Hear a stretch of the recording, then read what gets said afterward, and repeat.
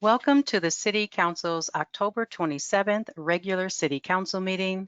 This is a teleconference meeting with the City Council, city staff, and members of the public participating remotely to ensure proper social distancing in this federal, state, and local emergency. I would like to introduce staff and City Council members present.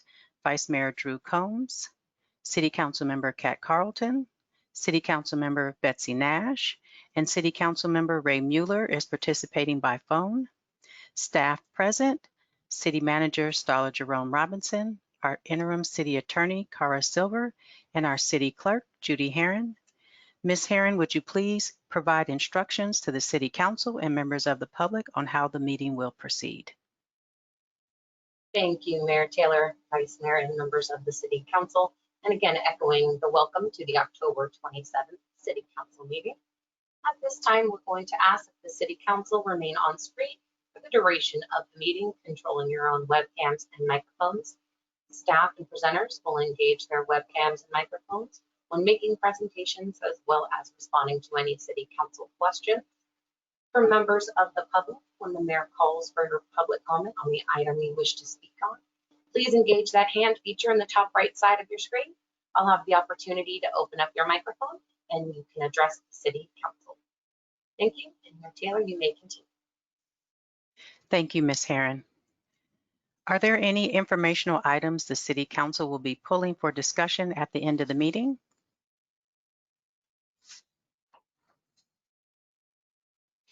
Okay, we'll move on to public comment. Under public comment, the public may address the City Council on any subject not listed on the agenda.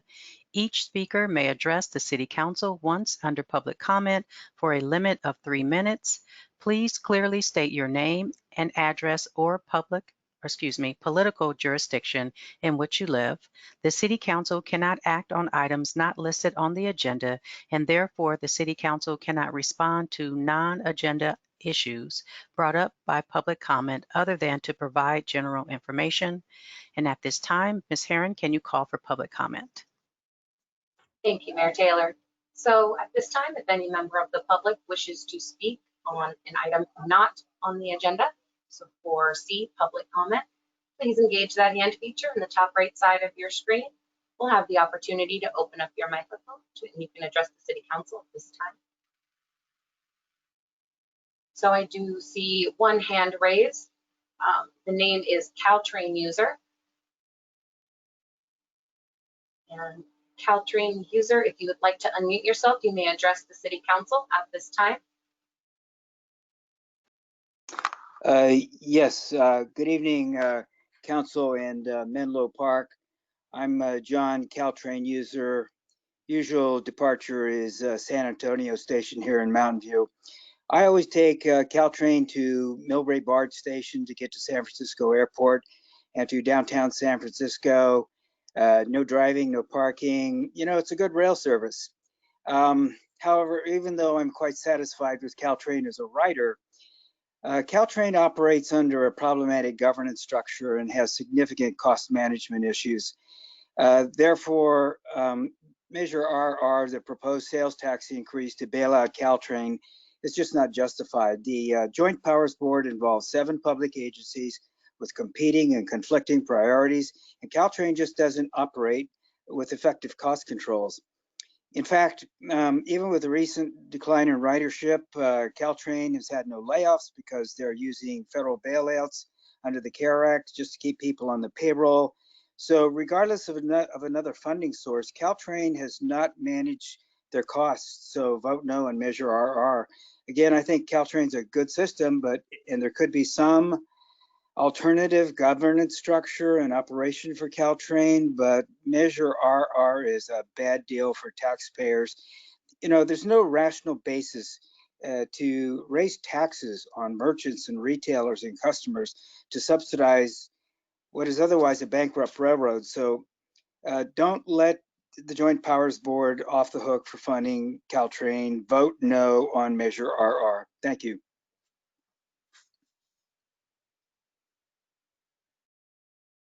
Thank you for your public comment. So this is a final call for public comment for items not on the agenda. please engage that hand feature. I'd like to provide general public comment at this time. Seeing no further hands raised, Mayor Taylor, you may continue. Thank you. Thank you, Ms. Herron, and thank you for the public comment. At this time, there will be a report from closed session. And I'll ask that our interim city attorney, Ms. Cara Silver, and our city manager, Starla Jerome Robinson, to report out. Thank you, Madam Mayor and members of the council. Cara Silver, interim city attorney. I have 3 items to report out on. The first relates to the October 5th closed session agenda relating to the city manager evaluation. There's no reportable action on this item. On October 15th, you conducted another closed session, and on October 21st, you also conducted another closed session, both of those related to labor negotiations and anticipated litigation, and there's no reportable action that was taken at those 2 meetings. I'll turn it over to the city manager for the remainder of the report outs. Good evening, City Council. Starla Robinson, City Manager here. So I'm also reporting out on 3 closed sessions. October 13th and October 16th were related to the city attorney recruitment, as was October 21st. And no action was taken by the City Council. And in addition, on October 21st, the council discussed anticipated litigation and labor negotiations, and there is no reportable action. Thank you. Thank you for the report out. And we'll move on to our consent calendar. Under the consent calendar, the City Council may take action to approve routine business items in one motion unless a City Council member, city staff member, or a member of the public requests that an item be discussed or continued to a later date. And Ms. Herron, do we have any public comment on the consent calendar? Thank you, Mayor Taylor. So for any member of the public who wishes to speak on either item E1 regarding city council minutes or E2 regarding the receive and file of the investment portfolio, please engage that hand feature on the top right side of your screen. We'll have the opportunity to open up your microphone and you can address the city council at this time.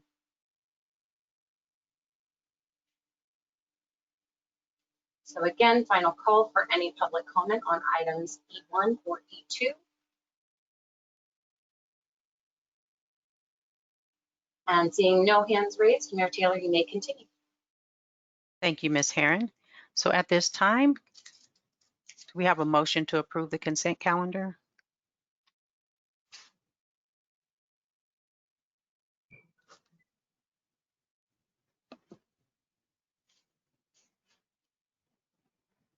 So Councilmember Nash, was that a hand raised for a motion or a question? A motion, thank you. Thank you for clarifying. So I have a motion by City Council Member Nash and a second by City Council Member Carlton. Is there any further City Council discussion before we approve the consent calendar? Seeing none, by roll call vote, City Council Member Carlton. Aye. City Council Member Mueller. Yes. City Council Member Nash. Yes. Vice Mayor Coates Yes. and Mayor Taylor. Yes. And the motion passes unanimously. Thank you. Thank you. The next item on the agenda is our public hearing. The public hearings are a formal proceeding held in order to receive testimony from all interested parties on a proposed issue or action. F1 is to consider the Planning Commission's recommendation to approve the initial study and mitigated negative declaration, architectural control, use permit, vesting tentative map, and abandonment of Alto Lane, and consider the Planning Commission and Housing Commission's recommendation to approve the below market rate housing agreement for the project at 201 through 211 El Camino Real and 612 Cambridge Avenue. To introduce this item is our Assistant Planner, Matt Pruder.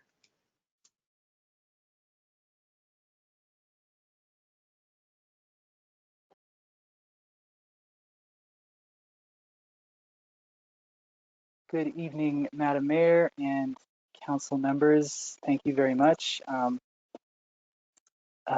name, of course, is Matt Pruder, and I'm the Associate Planner with the Community Development Department. And tonight I'll be providing a brief presentation for the project located at 201 to 211 El Camino Real and 612 Cambridge Avenue.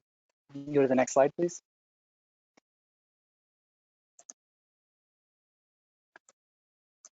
As a brief overview, you will be making a final decision on the following actions. First, an initial study and mitigated negative declaration. Second, the abandonment of Alto Lane, which is a public right-of-way adjacent to the 201 to 211 El Camino Real and 239 to 251 El Camino Real property that cuts through the project site. Next is an architectural control and determination of a public benefit. And to clarify, the proposed public benefit for this project would be 0.6 below market rate units. You'll also be making a final decision on a use permit, a vesting tentative map, and a below market rate housing agreement as well. Next slide, please.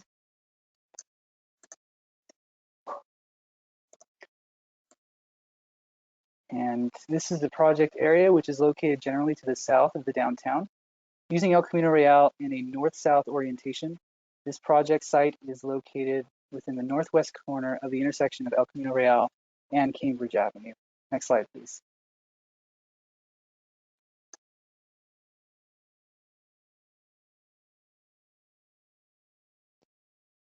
Sorry, we could go to the next slide, Judy. I'm sorry.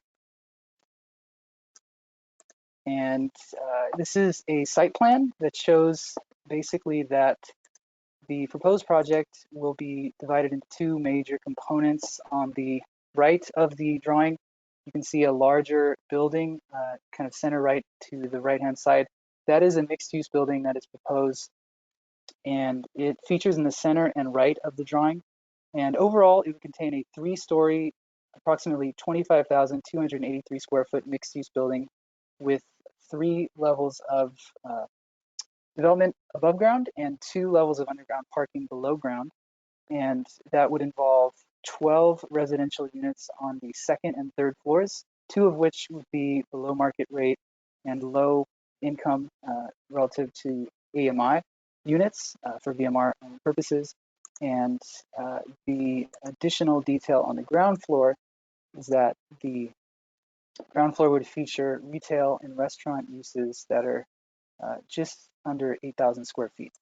And to the left of the drawing, you see 2 detached townhouses, and in total, those would be approximately 3,564 square feet together. And we can move on to the next slide, please. And, oh, sorry, go back one. These are just some renderings showing the elevations on site. This is a view taken from the El Camino Real and Cambridge Avenue intersection, looking across the street towards the El Camino frontage, which is kind of on the right-hand side, and then the Cambridge Avenue frontage on the left-hand side, diagonally going to the left. And as a quick overview for the components of the property, this was reviewed by varying bodies, Planning Commission included, and this project meets all zoning requirements for the downtown specific plan for the mixed-use building. The townhouses, which are not really featured in this drawing, are kind of behind the building. They meet the R3 zoning requirements because the zoning is different on the 2 properties that are going to be formed. And in addition, this project will feature more EV parking than is required. It will also feature required bicycle parking in the underground parking garage, and all parking will be located in the underground parking garage for the site as a whole. It also features a Spanish Monterey style architecture and meets all of our unique design standards and guidelines within the specific plan. You can go to the next slide, please. And just quickly, here's another view from the Cambridge side, looking toward the kind of northeast. And you can see the mixed-use building is the larger 3-story building. And to the immediate closer left, you can see one of the 2 townhouses. And they feature rather similar, nearly identical design. And again, the townhouses are in the R3 zoning district. In addition, you'll see a crosswalk that is cutting across Cambridge Avenue, and that is a new raised table crosswalk that's proposed as part of the project, which will benefit ADA compliant crossing on both sides of the street. Next slide, please.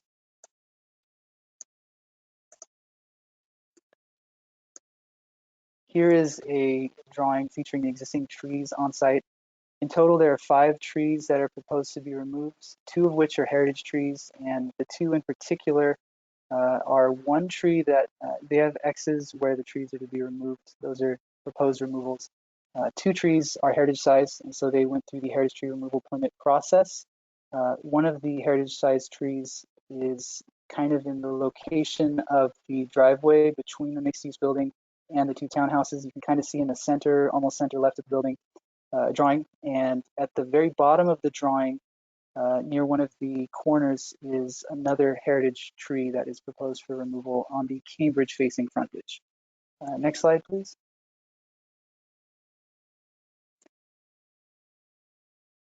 Next slide, please.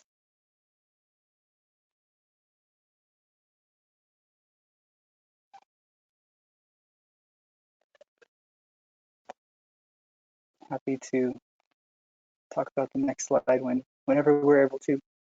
Sorry about this. Oh, okay. I think we have a little. If we go back one more, Judy, I'm sorry, but the colorful one is the one I wanted to show next. This is a landscape plan that shows the proposed trees to be added to the site. As you can see, many street trees are being provided on both the Cambridge and El Camino Real frontage portions of the property facing that. And these are street trees. All of the trees that are within basically the gray, as you can see there, those are all street trees to be planted, new street trees, with the exception of one on the El Camino side. That is a street tree that will remain. The 2 red X's in this drawing show the same 2 trees I had mentioned earlier in their relative location for removal. And I apologize, there is an error with one of the X's. The one in the center is actually meant to be the one that's in the yellow driveway that's closer to where the stairwell is. I apologize, there is a slight error in its location. But the one that is at the bottom of the 2 red X's is the location of one of the heritage trees that is proposed for removal. And we could move on to the next slide now. And so here's a quick overview of the proposed public benefit. And this is a quick overview. In the specific plan, the properties are allowed to have a bonus level of development if development can establish a public benefit bonus, which would allow for exceedance of maximum gross floor area and maximum density, which is happening in the case of this project. And in this case, the project is proposing 2 BMR units, which is 0.6 more BMR units than is required. And the BMR units would be reserved consistently for low-income households. And both the rental phase, when this project initiates, and then when it becomes mapped as a condominium subdivision map, it will also remain as low income per our BMR agreement, which is in one of the attachments to the staff report. You can go to the next slide, please.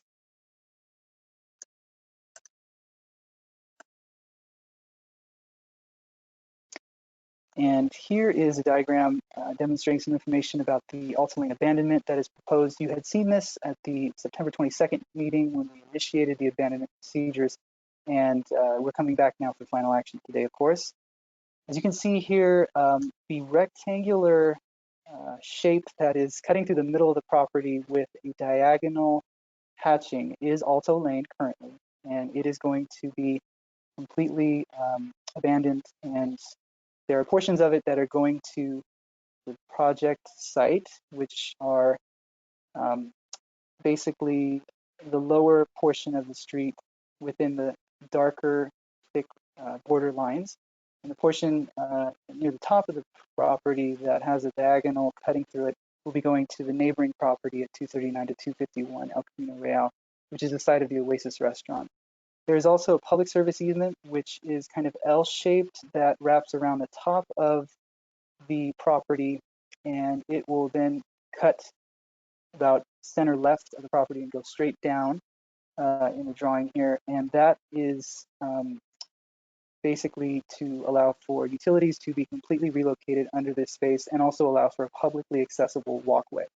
And then additionally, public access easement is, a public service easement is also being provided along El Camino Real's frontage, which is on the far right side, also hatched, and then a portion of the Cambridge Avenue frontage in front of the specific plan zoned portion of the property to allow for a minimum of 8 feet of sidewalk and up to 12 feet of sidewalk where trees are not located. So when there's a tree well and a tree located, a street tree, the width of the sidewalk is as short and narrow as 8 feet, and it expands to 12 feet with the provision of this public service easement on both frontages of the street. We can move to the next slide now. And here's a quick overview of the entitlement process from the inception of the project. We had quite a few meetings. As a quick overview, this had a study session earlier. We have gone to the Housing Commission twice. First, to recommend approval for the BMR term sheet that was later revised to include the for sale scenario and to enshrine a BMR agreement that would provide the units as low income in the rental and for sale phases. And that was at the later meeting on October 7th. We've been to the Planning Commission for the study session and also for the recommendation of approval and determination of general plan conformance for the Alta Lane abandonment on October 5th of this year. And we also had the CEQA document, which is an initial study on mitigated negative declaration that had a review period from September 3rd to October 2nd, which concluded before the October meetings. And we're at tonight's meeting where final action is to occur. Next slide, please. And lastly, just as an overview, these will be the actions that you are deciding on, and it is final action. So these items cannot be, these items cannot be appealed. This is a clarifying point, and these are the entitlements which we stated earlier, but these will be the actions that you'll need to take collectively for this project. And lastly, I will just also add that in closing, we provide a staff recommendation of approval overall based on the Planning Commission recommendation of approval and Housing Commission recommendation of approval as well. And the other important item to note is I'm available for any questions. We do not have any updates at this time, but please feel free to ask me any questions that you have. Thank you very much. Thank you, Mr. Pruder, for the presentation. And before I go to public comment, are there any clarifying questions from the council?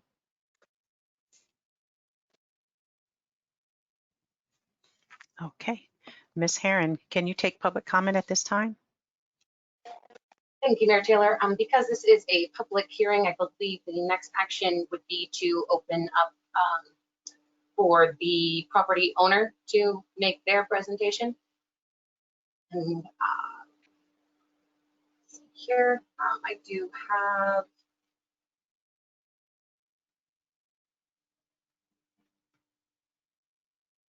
Yihan Hu. If you would like to engage your web phone or your webcam and microphone at this time, you can introduce your item and your architects to make the presentation.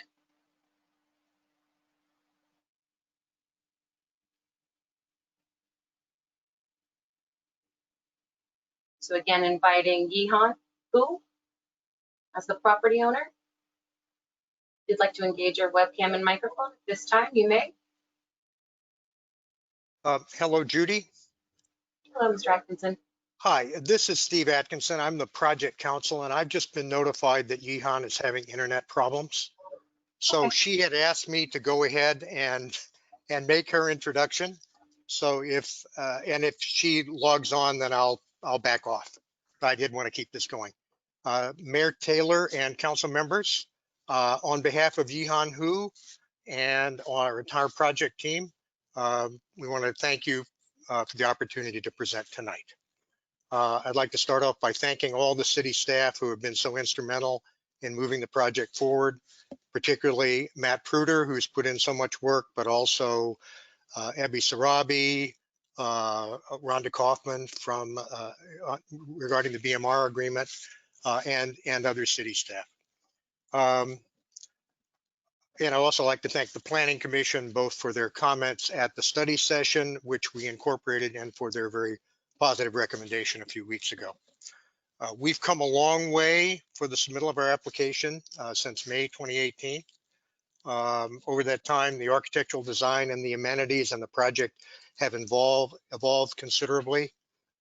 We have added, we've taken out the medical office component, which was not popular. We've, ended up retaining more trees than we were originally able to. We've added a Paseo to provide public access. And so in other words, we've done a number of things that I think are been and responsive to community concerns. The project, as will be explained, is a predominantly housing project that provides 10 additional units plus 2 BMRs compared to what's on the site. We'll leave it to our architecture team, which will follow up to explain the design approach for the challenging site. Any architectural questions, Steve Atkinson, will answer at the appropriate time. That was the end of Yehan's presentation. I just wanted to add briefly that there had been a story circulated today that the Koma Sushi restaurant has been asked to leave the property. That story, whatever its source, is not true. We anticipate that Koma Sushi will be staying in the property until the building is demolished for construction, and perhaps until the end of their current lease, which is August of 2022.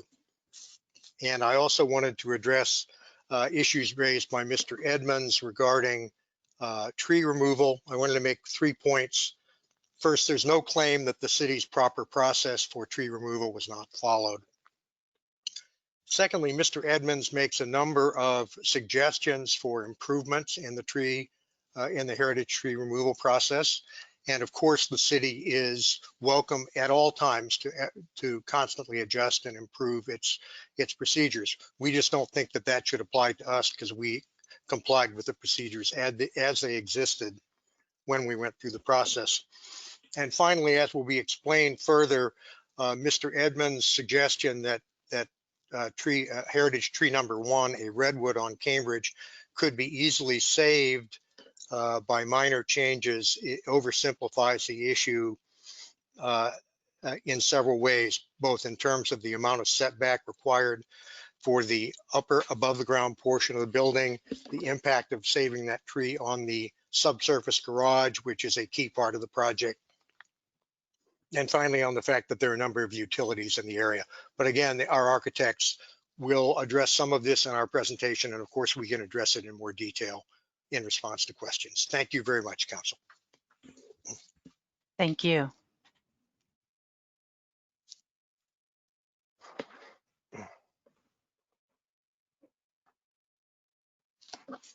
So at this time, if Stuart and Mark would like to come on screen, I've handed you over the keyboard and mouse controls, and you can continue the presentation. Okay, thank you very much.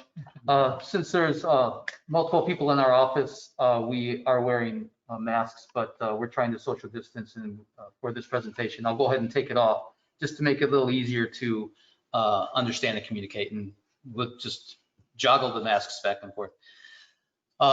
Good evening, Mayor Taylor and council members. My name is Stuart Welty, and I'm principal architect for EID Architects, located in Palo Alto, designing in the Bay Area for several decades.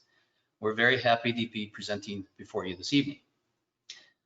Our overarching goal for the project is to complement the revitalization of southern end of El Camino Real by replacing the existing nondescript commercial building and adjacent surface parking lot with an attractive new building. Ground level commercial space will provide neighborhood serving retail, personal services, and restaurant uses. The provision of residential units, including 12 apartments on the second and third floors and 2 moderately sized townhouses along the Paseo to the west as the primary use, will facilitate the city's efforts to address its housing needs.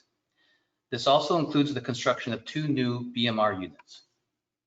We've accomplished this by replacing the existing outdated nondescript building and its tangle of sidewalk obstructing utilities, upgrading and undergrounding these existing utilities to allow the existing very narrow 4-foot sidewalks to be generously widened to 12 feet and greater, weaving new sustainably oriented architecture among the existing environment to allow for an unencumbered streetscape, and by configuring the new building to allow greatly widened, fully landscaped, tree-lined pedestrian shopping promenade, affording connectivity and ADA accessibility to and along El Camino Real and Cambridge Avenue. This corner will become much more welcoming and pedestrian friendly, encouraging folks to stroll comfortably and safely through the neighborhood. Collaborating with the city and project arborists, we focused on nestling the transitional design among significant trees, celebrating them at terraces and entrances. This portion here is intended to be, it's a video, and we're, with this system, the webinar system, sometimes it takes a second for it to get started for some reason. So I'm hoping that it will start. It started for the Planning Commission. Yeah. Or a version of it. What's it doing?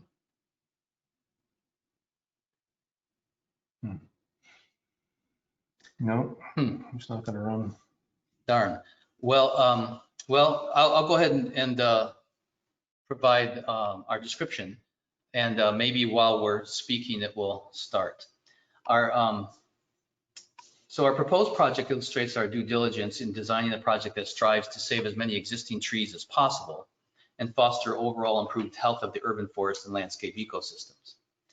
We had examined Mr. Edmonds' suggestion to reconfigure the two-story below grade parking garage as well as the superstructure above in an attempt to retain one more tree, tree number 1.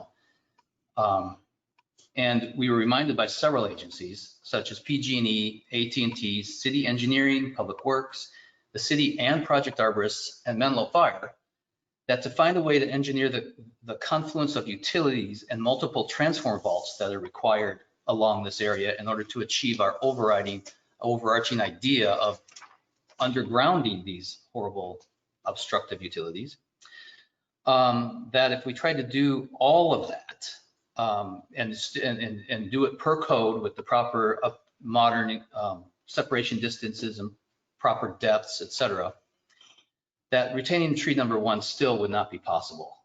It's in a position that just doesn't allow it. Now, that being said, we have saved most of the other trees on site, especially the significant trees, including 5 redwood trees.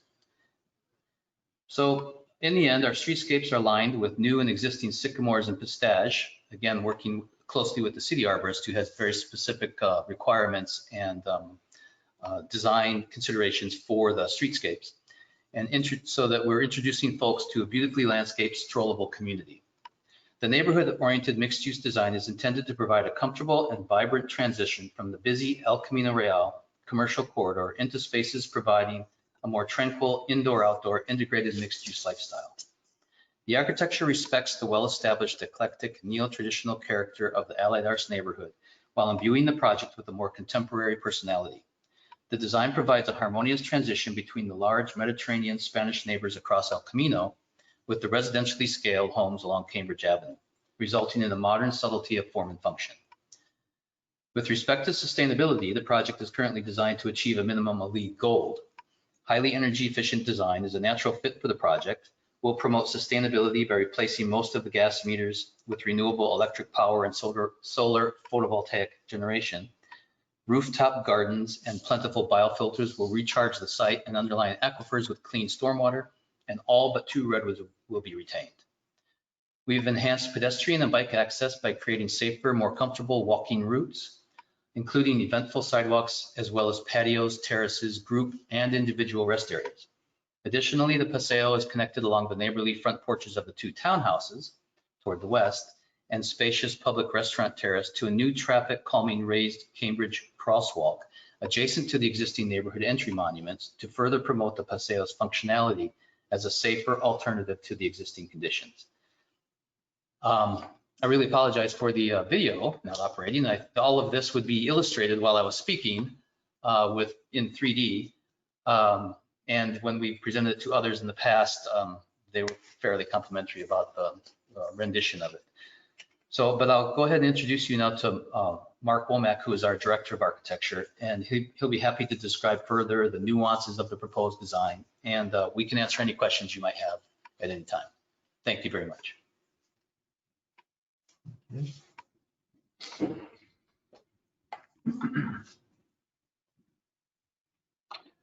see if we can get this to continue on. Seems to be stuck on. Oh, there we go. Until recently, the southern end of El Camino Real has not had much visual continuity. This is changing now with the construction of the Stanford project. From a streetscape that was very disjointed and eclectic at best, a new and more cohesive El Camino corridor is emerging. Due solely, and this unfortunately is another video that's not running.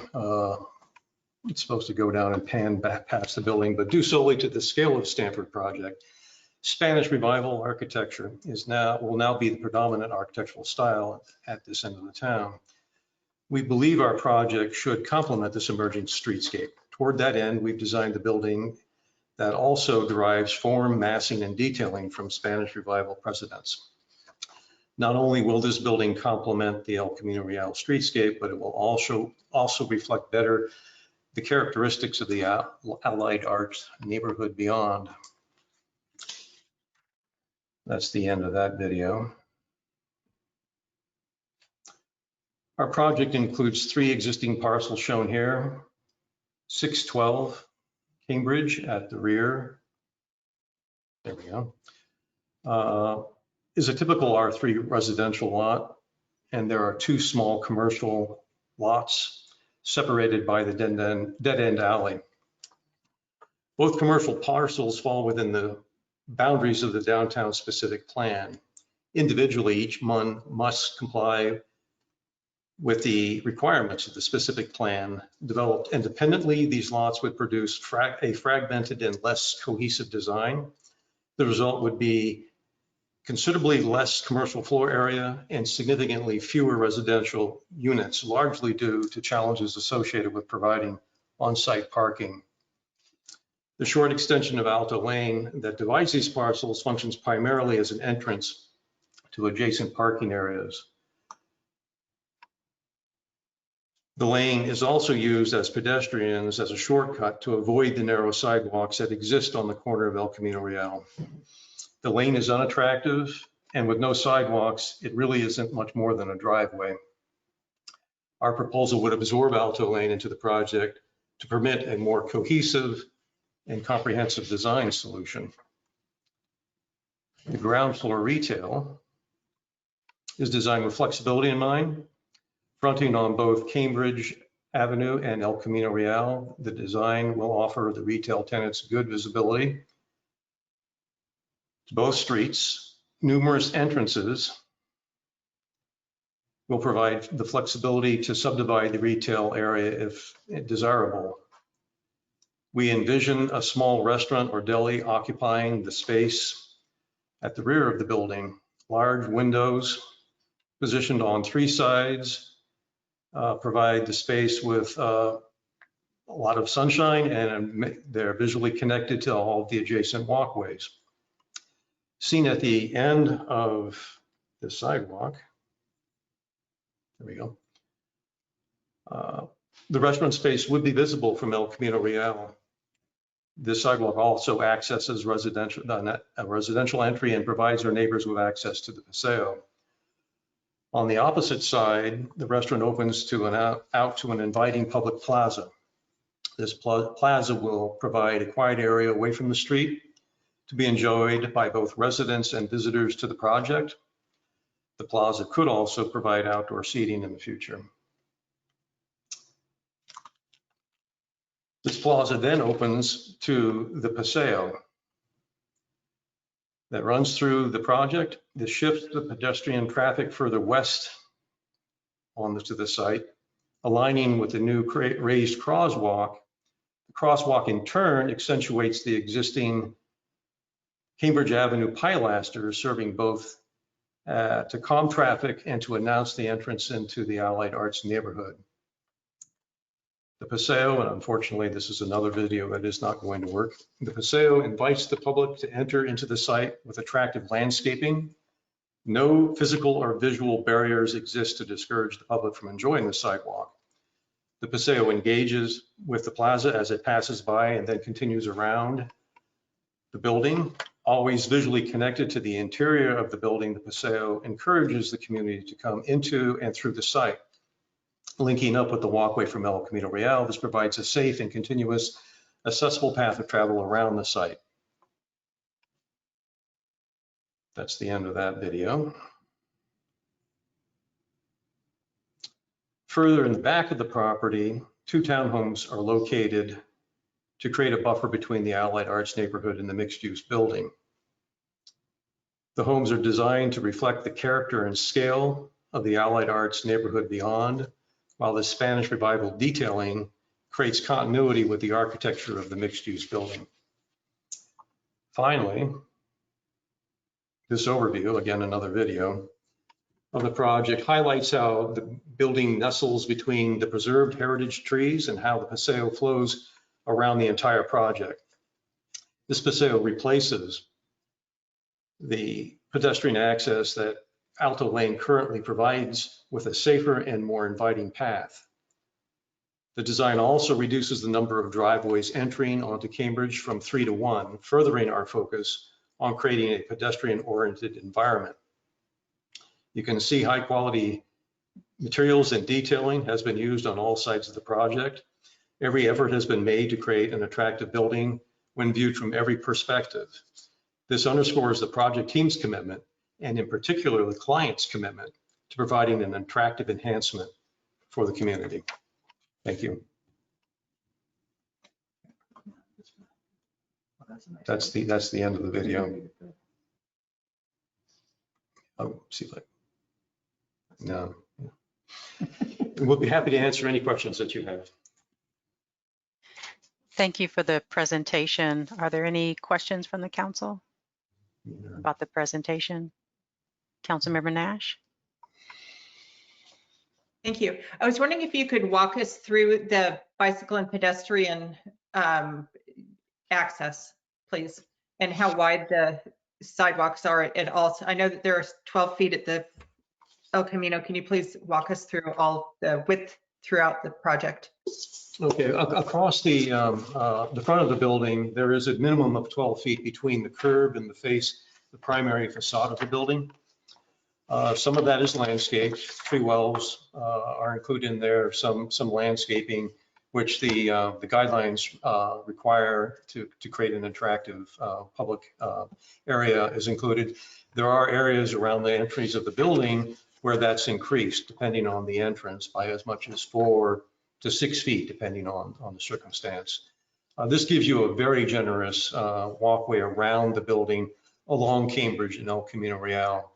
Up to 20 feet on the 2 sides. Yeah. 30 feet along here. Moving around to the back of the project, the Paseo, which is meant to replace the pedestrian access that Alto Lane currently provides. That right-of-way, the utility right-of-way in that area is a minimum of 15 feet.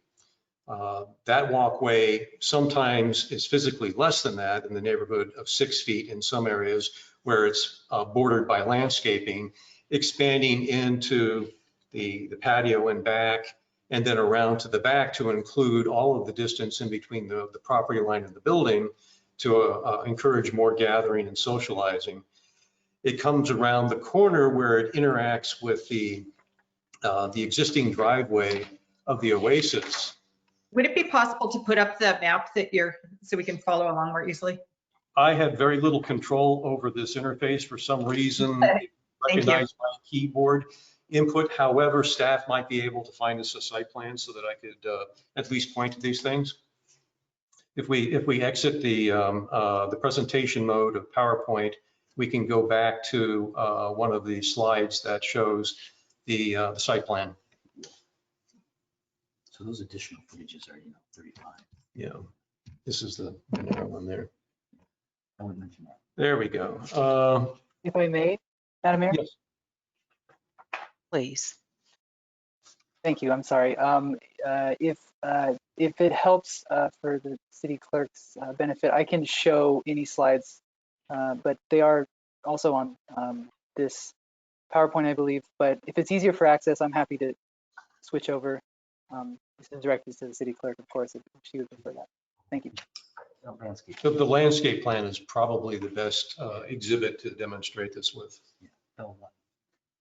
L10 would work very nicely. Perfect. And is my mouse still controlling the pointer? No, it needs to be routed back to me.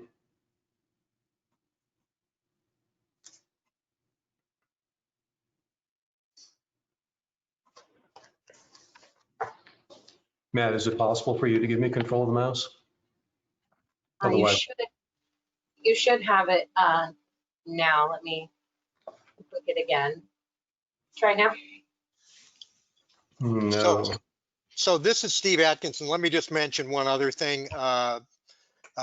Council Member Nash, I think you asked this, but just to confirm, the sidewalks on Cambridge are the same 12 feet. Thank you. Yes, that's true. And that's the minimum, because that's to the most forward portion of the facade, and that facade undulates quite a bit. So there's large setbacks from the 12 feet as well. So Matt, can you move your mouse and let's see if the cursor moves? It's not moving. Oh, there, I saw some movement there. I think just the site plan is very, very helpful. Okay, so if we look at this, you can see the 12-foot dimensions along Cambridge Avenue and El Camino Real. Moving back to the crosswalk, which aligns with the Paseo, you can see that we've narrowed the sidewalk in this area down to provide more landscaping to make it a greener and more inviting path. Temporary short-term bike parking is provided along the street in this location. As you move back and you get past the ramp into the garage, Just a moment. We have a clarifying question from Councilmember Carlton. I just wanted to make sure on all of these sidewalks, they are ADA compliant, Yes. which is at least an improvement because they weren't ADA compliant before with all the boxes and all that. All right, when you said you made it narrow, I just wanted to make sure that they were all still ADA compliant. Thank you very much. They are, and it's all the way around the building, not just along the streets. Yeah. Sorry, Madam Mayor, at all. Can I make a clarifying point? Yes. Sorry, we had worked with the applicant clearly on this matter, but just to be completely clear, from the extent of the crosswalk and to the left of that, there are some improvements still within that space. So it is not the same compliance there moving forward into the R3 neighborhood and the Allied Arts neighborhood. It's only up to that crosswalk where you would then have to, if you're using ADA access, you would need to use the crosswalk and cross over. And so it's the Cambridge frontage from that point to the right, and then along the El Camino Real frontage up until the end of the property. Thank you. And there are no sidewalks currently in the Allied Arts neighborhood.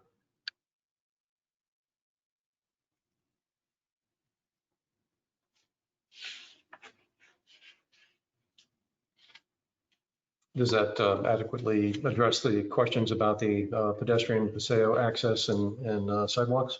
So actually, I have one last question, and that's, I think we got all the way up to where there's a diagonal near the big oak tree. And if you could walk us right back to El Camino. We're not proposing any fencing between our project and what was formerly the Oasis.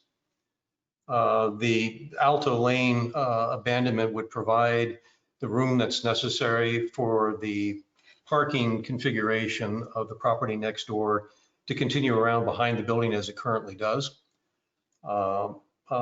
We have a point at that diagonal where the width of the access on our parcel narrows down to about a little over 6 feet. It quickly expands again into another plaza area in front of what we envision as the restaurant to a more generous, I think it's about 25 feet. The path then turns and parallels along the Oasis parking lot. That path is about 5 feet plus because that's the minimum setback that we're using on that parcel. So it really is an unencumbered access. The cars parking in the adjacent parking lot will not be blocking the sidewalk in any way, nor will there be, I mean, we are showing some screening for a brief period of time in between the cars and the building, but that's largely to hide utilities, not necessarily to prevent access back and forth between the parcels. We don't envision trying to separate this project from the adjacent project in any way. Thank you. So the minimum by the parking, diagonal parking is 5.5 feet? Well, the actual hardscape clear is probably about 5 feet. Thank you. Madam Mayor, can I ask a question? Yes. Sir, you just indicated this project from an adjacent project. What is the adjacent project that you're referring to? Well, I shouldn't call it a project. It's a property. The adjacent property is not part of this project, the formerly Oasis building.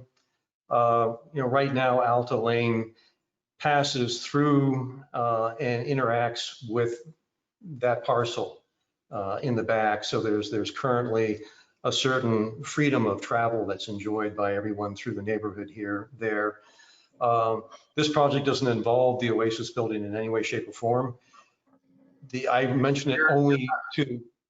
You're not working on a project for the Oasis project? We are not, no. We have no involvement in anything that's going on the Oasis building. Thank you. But just to clarify that last point, we don't anticipate any barriers between our property and the parking lot of that parcel.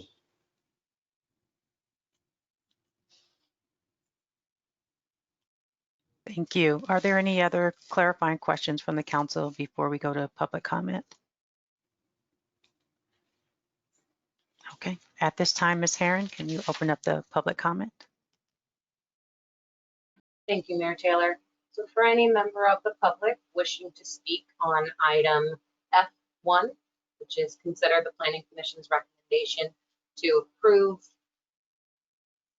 just bring it up on the screen, to approve the initial study and mitigated negative declaration, architectural control use permit, vesting tentative map and abandonment of Alta Lane, consider Planning Commission and Housing Commission's recommendation to approve the BMR housing agreement for project 201 to 211 El Camino and 612 Cambridge Avenue. I ask that you engage that hand feature in the top right side of your screen. You'll have the opportunity to open up your microphone and you can address the City Council at this time.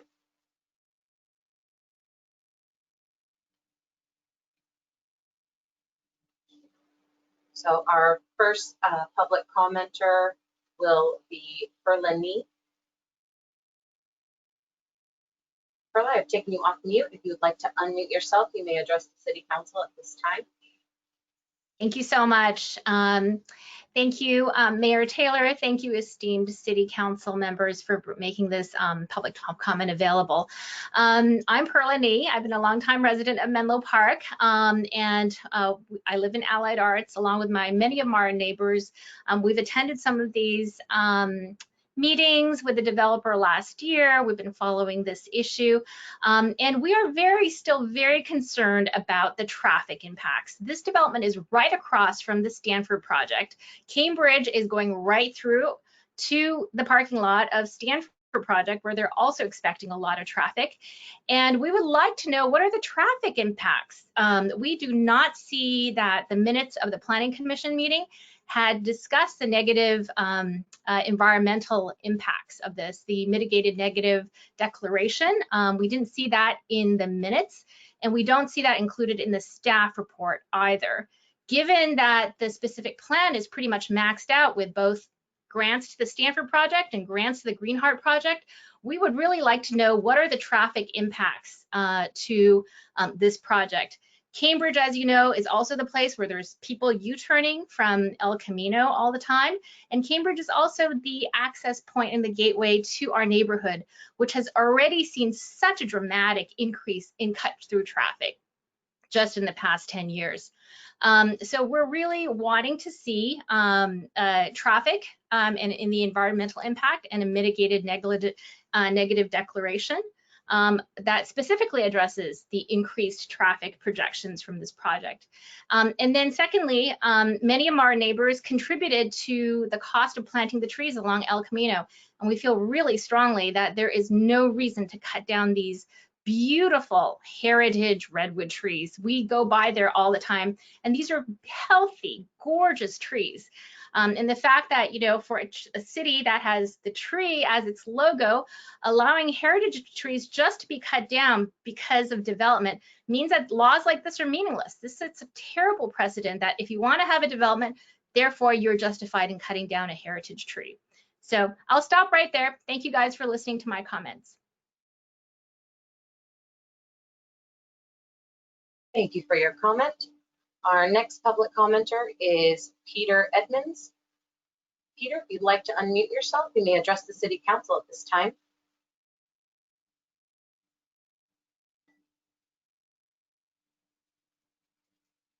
And again, this is a call for Peter Edmonds. You should see a microphone in your top right corner above your hand feature. If you'd like to unmute yourself, you may address the City Council at this time. Okay, I found the right icon. Thank you. Good evening, Mayor Taylor and City Councillors. I'm Peter Edmonds, a Menlo Park resident in District 3. The Planning and Housing Commissions are recommending that you allow applicants to proceed with their latest redevelopment plans.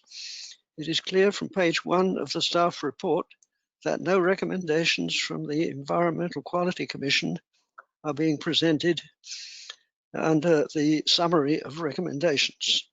Yet the applicant's plans call for removal of some heritage trees, as the first commenter has just so eloquently mentioned, which the newly revised Heritage Tree Ordinance declares, and I quote, are valued for their many contributions to the environment, public health, and quality of life of the Menlo Park community. This glaring omission of recommendations from the Environmental Quality Committee is due to a quirk of procedure introduced by the revised ordinance, whereby the EQC is bypassed if no appeals are submitted during the 15-day period following posting of public notices on trees scheduled for removal in a planned development project. Because of this omission, I submit the councillors would be well served by referring this project to the EQC for its review and a report with recommendations before proceeding to a final decision. Otherwise, it seems to me the duty to respect the intent and purpose of the Heritage Tree Ordinance evolves to the City Council itself and its liaison representative for the EQC. I share some of the blame for the bypassing because I and like-minded residents overlooked the notices presumably affixed to potentially doomed trees on Cambridge Avenue last June, July, and therefore did not appeal within 15 days. I would have done if I had seen them. I'm trying to remedy that oversight by recalling that I attended the Planning Commission's hearing on July 22nd, 2019, and urged revision of the plans presented then to preserve all of the healthy redwood heritage trees on the site. I also participated in the Planning Commission's virtual meeting on October 5th this year and offered outlines of 2 alternative designs. I see that my time is running out, and I would ask that if Judy Rocchio has signed on, she be allowed to continue to make comments coordinated with mine. Thank you.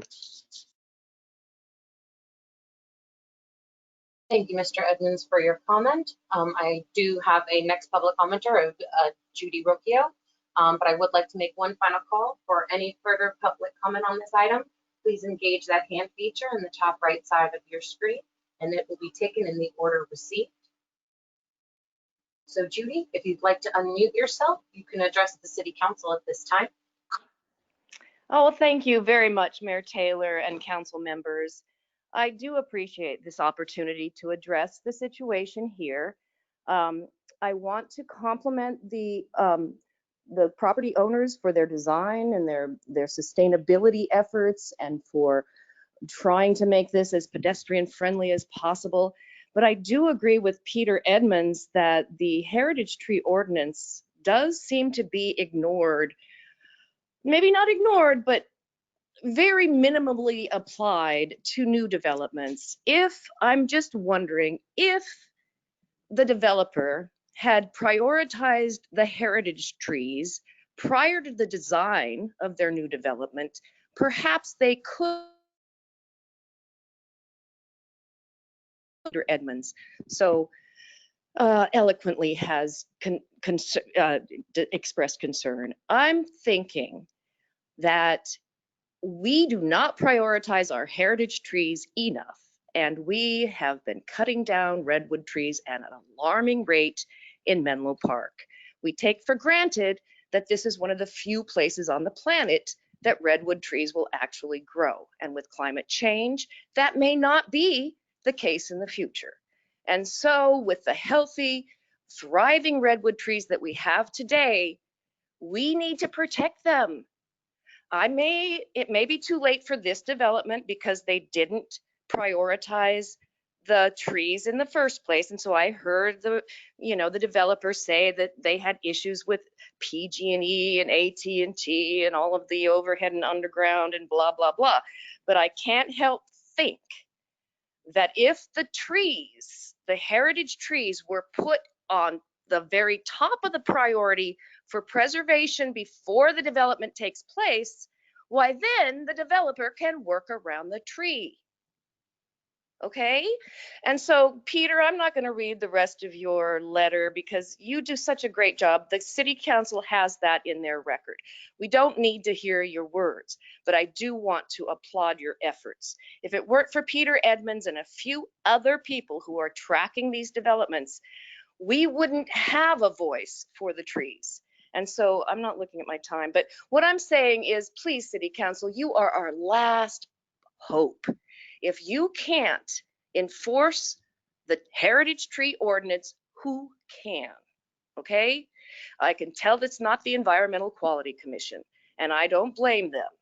It's the council that has to step up and protect the trees. You are the elected officials.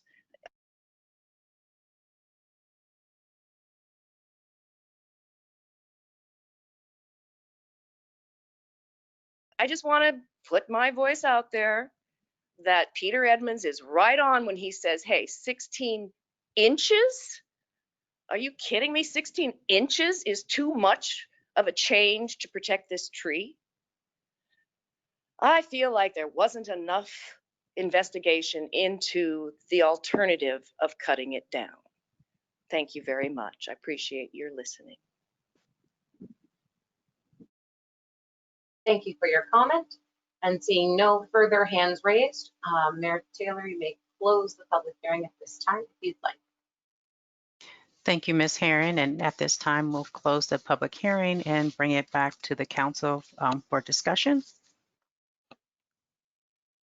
And are there any clarifying questions from the council by either the presenter of the project or our staff member, Mr. Pruder, that presented?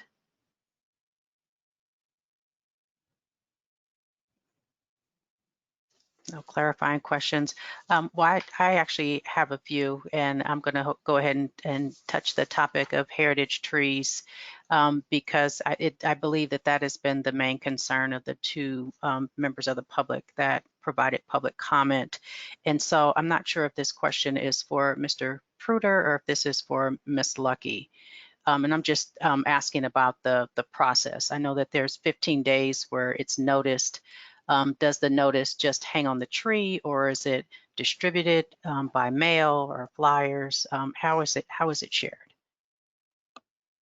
Absolutely. Thank you, Madam Mayor. To clarify that question, there is a physical posting on site for 15 days.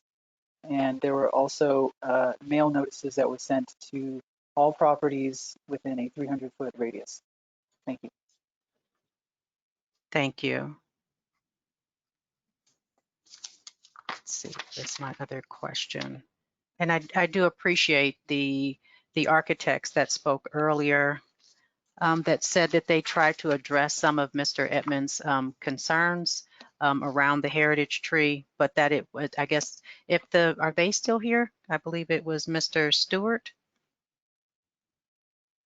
Yes, we're here. Okay. I don't know if you have the ability to come on screen. It helps in the communication. Thank you. So my question is, and you spoke about this earlier. So is it truly just 16 inches as Well, far as how much space was needed to not take down the tree, or is there more detail to that? there's much more detail. That was Mr. Edmonds' suggestion and hope that 16 inches would help that tree to be retained. But it would require much more than that. We do have a project arborist just to remind you, we have a project arborist on the project. We have the city arborist, and then there's a second city arborist. So there's 3 arborists discussing that through this process. This was over a period of many months. And then a landscape architect, then us trying to offer alternatives to reconfigure, like I say, not only the foundations, which are 2 stories deep, but also everything that goes with those, the shoring, the waterproofing, the irrigation, etc. Now, the big difference between tree 1 and tree 2, because tree 2, previously, before Mr. Edmonds and his group came to the study session, we were actually, because of this same conversation with all of these different agencies, we were also proposing to remove a couple of the other redwood trees toward the back of the site because and including tree number 2, which is up front near the driveway, because everyone was saying it's impossible to save them. So we pushed back, we tried really hard, we showed these alternatives, we cut, you notice this sort of the unusual configuration of the garage is sort of a hexagonal shape with the corners are truncated off. We offered that as a possibility. We found a way to get the circulation. We worked with the fire department and the traffic consultant to make sure that the vehicles can drive on these roadways, and we really crunched down the corners. So now all of a sudden with that, we went back to Joint Trench, who went to PG&E and AT&T, and we worked with them to minimize the amount of utilities and the configuration of the space. So we're using sort of a newish avant-garde configuration of their Joint Trench, which they haven't used that often. But the owner was willing to go to the extra expense to do these things. So we were able to narrow up the Joint Trench, not the easement size, but the joint, what's inside the easement, the Joint Trench, gave us a little bit. So we did a lot of things, and I can go into a tremendous amount of detail if you'd like. But we were able to save additional redwoods at the rear of the site and tree number 2. Tree number 2 is the most extensive research, and on site we drew with paint on the ground and did lots of measurements, took lots of photos, all the arborists weighed in, et cetera, utility folks. And we were able to propose to save tree number 2. Everyone feels confident that we can save tree number 2. Tree number 1, we tried the same effort, but everyone, professional opinion is, you're going to bend over backwards trying to save this tree, and it is not going to work. No matter what you do, there's the existing amount of utilities in that area. You can look, I listed the sheets. There's a survey, a civil sheet, a Joint Trench sheet, a landscape sheet. They show the existing and the proposed configuration of utilities. There's sewer line through there, water line, gas line, communications lines.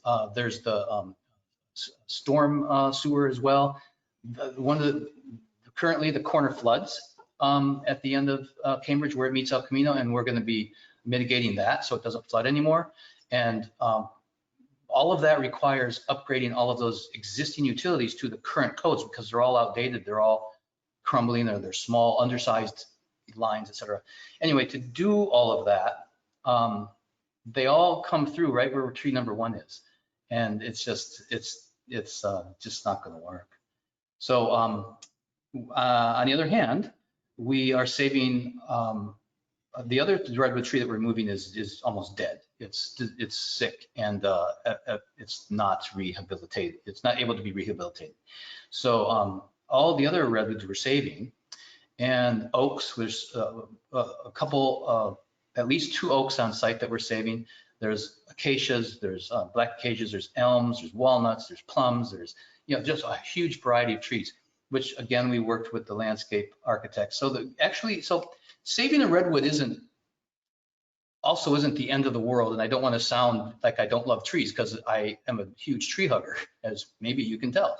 But it's also about the relationships and balance and ratio of trees in an urban setting like this. So you can have a whole entire grove of one species of tree, and you can have too large of a proportion of a various type of tree. We have you look at the landscape plan, we have a huge variety of trees, and those geared toward providing an ecosystem to really make a healthy addition to the urban forest. So that's part of it too. Thank you. I do have a follow-up question by Councilmember Carlton. I was trying to tell by looking at the drawings that you had, and I couldn't really count. It seemed like you're planting a lot of trees. Yes. How many trees are you planting in this project? We're adding, let's see, we have a tree count. I don't have that memorized, I apologize. But let's see, 6,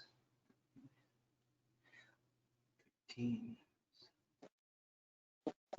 At least 21 new trees, plus 5, 21 plus 5 is 26.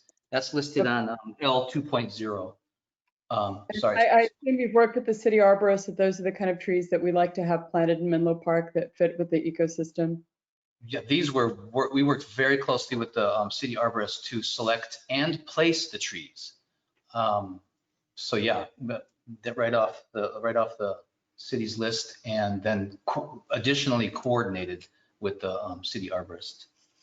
So, okay, good. Because I assume the city arborist, I have faith, is aware of what the roots might do to the streets, and making sure that the correct trees are in the correct location. Yeah, selection of street trees is a tricky thing these days. And for instance, you notice there's a different type of tree on El Camino than there is on Cambridge. Part of that has to do with the environment along El Camino is very different than that along Cambridge. And then so those are sycamores and pistache. And then additional trees throughout the site are, the catalpas, magnolias, the plum trees, the walnuts, etc. So we're also providing trees that produce food for the ecosystem, and encourage pollinators. We're always trying to do what we can to help the pollinators. Great. So as long as we're talking about where we're planting around the area, I had a follow-on question. It looked like a very nice seating area in the drawings. Is that going to be open to the public, or is that exclusively for the people that live there? So the public can come and have a place to socialize by the restaurant or cafe or whatever is going to be there? That's correct. Okay, I just wanted to make sure that that was going to be open to the public as well. Thank you. Yes, no gates.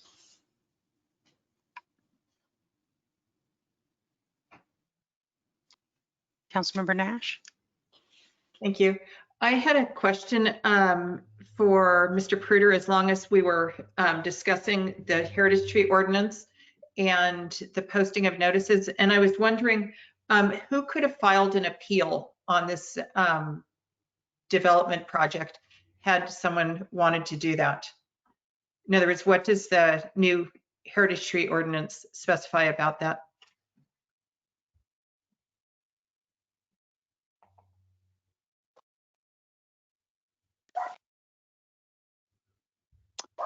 Thank you, Councilmember Nash, for your question. My understanding, and I can certainly defer to other members of staff that are present tonight, is that the procedure, and I'm trying to understand your question a bit. I think it's pretty clear, but I guess my question is, my understanding is that, well, I'm questioning whether or not a community member has an ability to file an appeal in this situation. I mean, there certainly is an ability to do that. Is this in light of the COVID closure you're asking this question, or is this just more a general procedural question? I was wondering, I know that the appeal process is slightly different with the new ordinance, and our community members, if Mr. Edmonds, for example, had seen the tree removal plaque at the right time, could he have filed an appeal, or is that permissible? I would like to defer to Might our, not be why. okay, I'd like to defer to our city attorney to clarify that particular question. Cara Silver, thank you. Sure, thank you. So under the new heritage tree ordinance, Councilmember Nash, you're correct that there are two different categories of appeals now, and there are certain categories that can only be appealed by the applicant. And then there are other categories that can be appealed by the applicant or by members of the public or by neighbors. And so this is a development related removal, and it under the new ordinance could have been appealed by any member, any resident of Menlo Park. Thank you. That's exactly what I wanted to clarify. Appreciate that. I actually have a follow-up question on that, Ms. Silver, and that is, so is that information on the website so it's easy for someone to find if they're interested in filing an appeal on the heritage tree ordinance? You're on mute, Ms. Silver. Thank you. So there certainly is some information on the website. I know that during COVID, there was a lack of resources to get the heritage tree ordinance up and running. However, there were some guidelines that were adopted, and I believe that there now is a specific website that talks about that. I'm not sure the status of the website in July during this period. Thank you.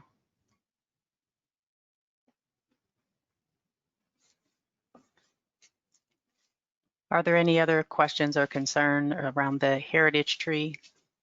Councilmember Carlton? No, not about the heritage tree. I had another topic. If you want to finish that, that's fine. Okay. Councilmember Mueller, did you have any questions for staff or for the presenters or comments for council? No, I'm fine right now. Thank you. I'm just listening. Okay, thank you. Don't know, but Councilmember Nash? Thank you. I just want to make a comment that I believe we all very much care for heritage trees, and I am troubled every time I see a redwood tree or oak tree or other heritage tree have to come down. But I want to thank, I believe that this applicant did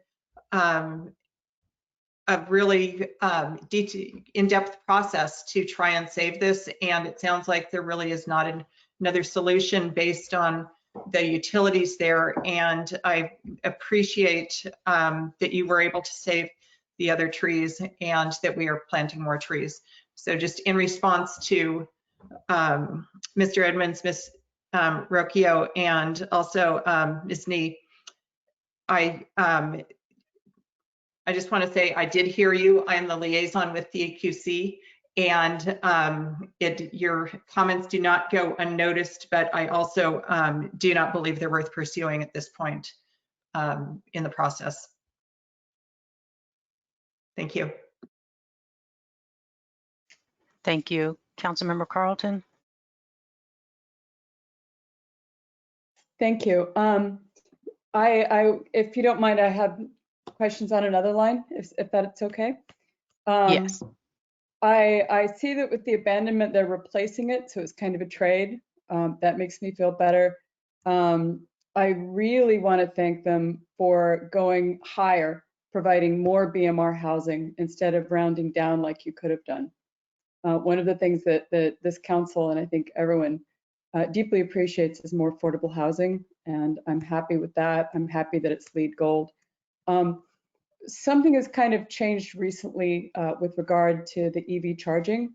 The governor has put forward the decree that in 15 years in California, only basically electric cars are going to be sold unless they're sold on the used car market or the collectible market. And so the pressure is going to be very high, both for the people that are working in the retail stores and the people living there. And this is one of the things that we're going to be discussing more later tonight. It's going to be pretty much a necessity that people can charge their cars when they come home at night. And one of the things that we saw when the city, many years ago, we were given through a grant that we applied for, we got free chargers, and we thought, yay, this is great. And then we realized how expensive it was to actually retrofit, to dig up the concrete, to install the chargers. So it was a little bit of a white elephant, but I'm really happy we have them.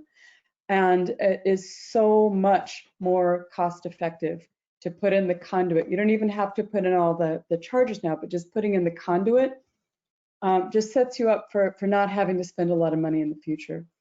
It's an investment in saving money, really for what's coming.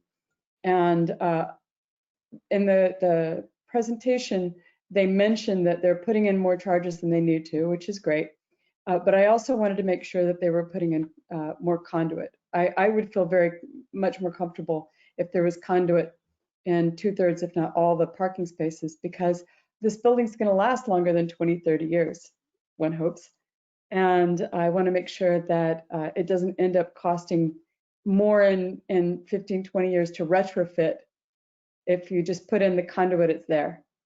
And I didn't know if the architect or anyone would like to speak to that point.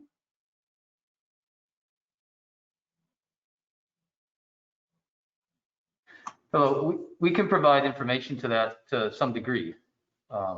Steve, with Aaron Fox and representing the owner, can help to make a final decision. But I can enlighten you with our current discussions with the owner. So the current discussions we've had have centered around Menlo Park's adoption of the REACH codes, which foster electric utilities and try to limit and hopefully someday eliminate fossil fuel as an energy source. But so what they've agreed to so far on paper is that we are only providing 3 gas meters, and 1 for each townhouse, and then 1 for the restaurant use at the ground floor. So all of the flats at the mixed-use building are all electric, and the whole commercial space only has 1 gas meter. So by virtue of that, in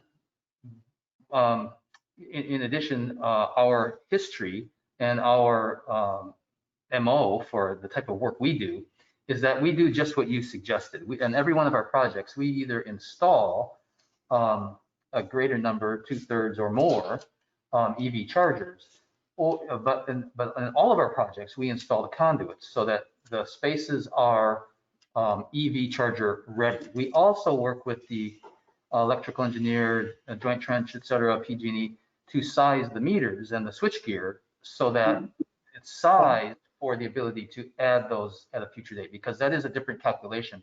And you have to, if you really want it to work, just as like you said, we don't want people to be surprised later on and say, oh, this is prohibitive. Why didn't you think of this? We are thinking about it, and we put in, and it's not that hard to put. And so when we save all of the infrastructure and the running of gas lines all over these buildings, and we apply that a portion of that savings to install the conduit ready, the infrastructure ready EV charging stations.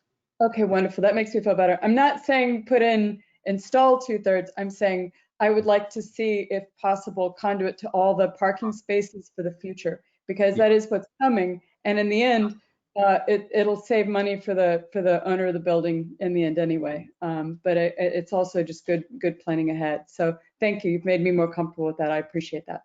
You bet. Thank you. Councilmember Nash? Thank you. And thank you, Councilmember Carlton, for raising that. I have the same concern. And I was looking at the drawings of the garage on page F1.123 and F1.124. It looks like there's a lot of EV chargers installed for residents for the commercial. Several of them don't have any, actually over 15 of them don't have any indication that they will be EV space ready. Is there a difference between installing the conduit and EV space ready?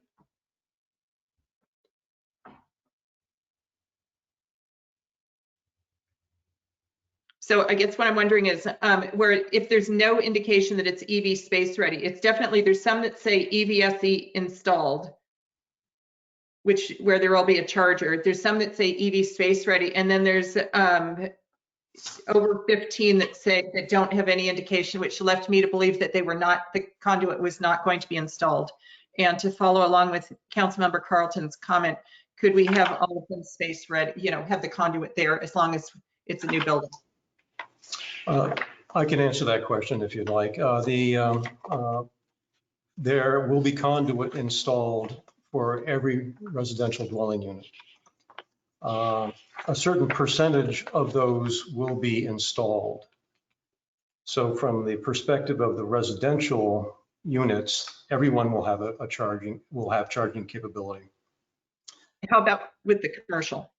Commercial, it's usually dealt with differently because you can't necessarily count the number of tenants that you have. Usually what you do is you install a certain amount based on the overall commercial parking that's provided. And that again too is split between some which are installed versus some that are ready. Additionally, there are requirements for some of these EV charging spaces to be provided with accessible aisles and the same sort of parking configuration standard that is required for an ADA van parking space. So it's a complicated an equation to balance. And we are putting all of that in. As Stuart has said, all of the calculations for sizing the electrical service are taken into consideration from day one, so that it is very easy to pull wires through the conduits, install the equipment, and be up and running with very little additional work. So on the commercial parking spaces where it does not say EV space ready, will there be conduit? I'm looking at page F123. Will there be conduit in those other spaces or only in the ones that say EV space ready? We had, I'm not sure if the drawing that I'm looking at is our most current, but yeah, it might be. We were not planning on running conduits to every commercial space. We just haven't encountered that yet in any project. I can imagine the nightmare of how you would meter that and who would end up connecting each one of those to which service. I mean, putting the conduit in is a fairly simple thing and a fairly inexpensive thing. The challenge is to figure out how to incorporate that into the systems, which include the sizing of the equipment, but also in the function of how you connect a certain charging station to a certain associated with a certain bill. It's also largely assumed that if you're driving an electric vehicle, that you're going to be charging that at home for the most part, and that not everyone who drives an EV to an office is going to need to charge it at that office that day. So that's essentially why we haven't been putting that much conduit in for commercial uses. So what I'm thinking of is, as was mentioned, Governor Gavin Newsom, I believe this month, it was anyway, within the past month, has mandated that, well, okay, by 2035. So this is just a matter of looking to the future and making sure that it's ready. I certainly can appreciate that there's a concern about how to actually meter that. But I wonder if it wouldn't be prudent to put in the conduit now, since that would be simple. And then, yeah, it's really the conduit really is not an issue at all. It's so cheap. The big considerations are the switchgear, and as I explained before, we size the switchgear for the 100%, the hopeful eventuality of 100% charging. Then so that we have the capacity to offer that if it ever happens. And the reason we're always safe to do that is because that also gives us the backup that we need to have a sizable system for other reasons as well in the interim. So if they don't go 100% ever for whatever reason, they have the switchgear that can handle the project in many ways. But as adding the conduits, no problem at all. It's just that little intricacy that Mark was explaining about how the commercial EV charging actually gets metered. And there are lots of programs. There's third-party folks who have like ChargePoint, et cetera, who can help to monitor that. But often those aren't cost effective for the owner. And so it is a big discussion. We've tried a lot of those systems. And in the end, honestly, what we've been doing is we've been putting in the conduit, and then we've been putting in a percentage of the actual chargers, but we've been sizing the switchgear. And to me, that's the key. Size the switchgear, get the infrastructure in. And if you install the actual charger or not, that's neither here nor there. That's, like you say, that's market demand. If the market needs it or wants it, or it's mandated eventually, it's not a problem. So Councilmember Nash, I wonder if I could expand a little bit on this. Let me first begin by, in case it's not obvious, this is not an issue that we had discussed with the owner. So that's why you're getting a little bit of an unformed response on this. As as Stuart indicates, apparently the costs of adding the conduit are not enormous.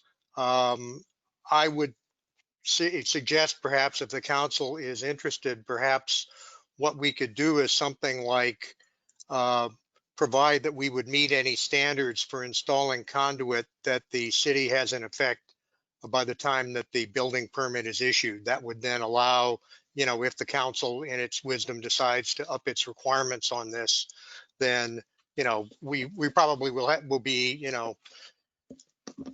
6 months to a year before we actually pull the building permits. And that might be a way of integrating this. But that's just one possibility. But we do hear you. I'm just sorry we don't have a crisp answer on this because it's not something we've discussed. Thank you. I'm comfortable with that. It's 2 or 3 items down tonight that we're going to review. So thank you. And I appreciate the sentiment.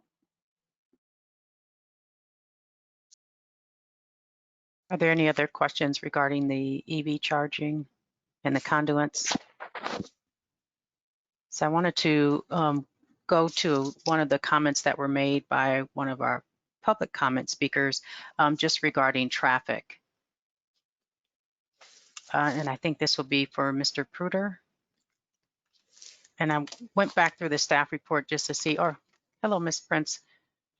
So there's a question for you. I just went back through the staff report to see if there was anything regarding traffic, and maybe I missed it in the staff report, but was there anything regarding traffic provided?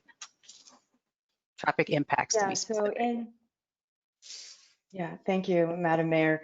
Lee Prince, Assistant City Attorney. There is a discussion in the mitigated negative declaration regarding traffic. It starts at about page 41. The traffic study in the M&D found that there would be 2 additional AM peak hour trips and 17 additional PM peak hour trips. As a result, the M&D concludes there's a less than significant impact with mitigation. So the project is paying a fee as well as implementing certain TDM measures. So there was a discussion and analysis of traffic impacts. There were no comments on the M&D about the adequacy of the analysis. Thank you.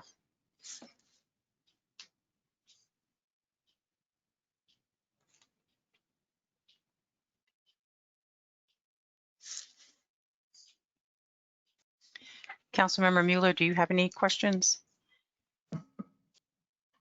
Before we vote, wanted to make sure, since this is Councilmember Nash's district, that she's comfortable with the project. So thank you, Councilmember Mueller. I appreciate that.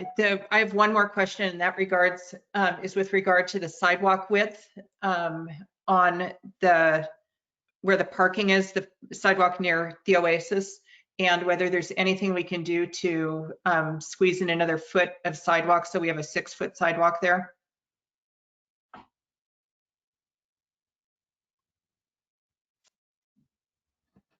Right now. That's a challenging question. First thing I need to do is I need to look at the implications of what's going on downstairs because that affects the stairwell down into the basement, which is the required second exit. And Actually, rather than asking you to do that on the fly right now, I would like to say that I would be interested if we can possibly get another foot out of that sidewalk there, because I think it will be a access point from El Camino to the restaurant that's there. So there's a benefit there, and also just. Well, I would like to clarify also that the narrowest part of that walkway is 5 feet 2 inches right now, but it's not even half the distance. You know, it's intermittent. And so would you be willing to accept, for instance, where the stairs, like this, the exit stair that Mark is speaking of, if that portion, which is approximately, you know, there's 2 of those stairs, they're each approximately 20 feet long. If the stairs were at 5 feet 2 inches and the other portions of the walkway were larger. Now, currently, the walkway. Could I stop you for 1 second? Could you please put up the site plan again? Thank you. Mm-hmm. We're gonna need somebody's help on that. L 1.0, Matt, or A 3.1. Yeah, or A 3.1.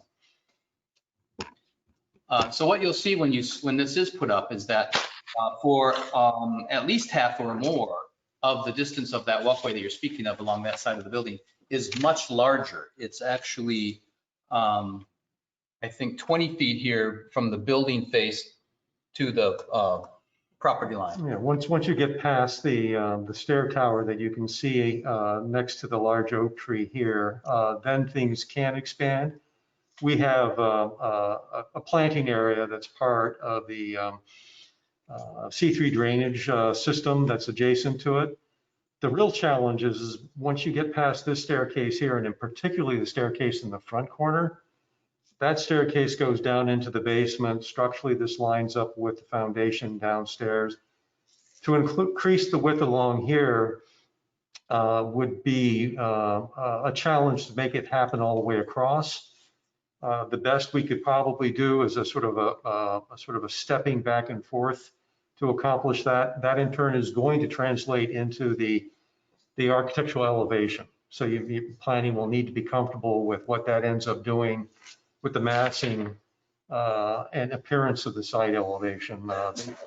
They were very attentive to the process, making sure that they were comfortable with the way this was building was designed.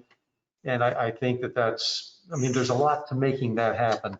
The flip side of that coin, I would add, is that because this is adjacent to an open parking area, this will not feel like a narrow 5-foot wide court.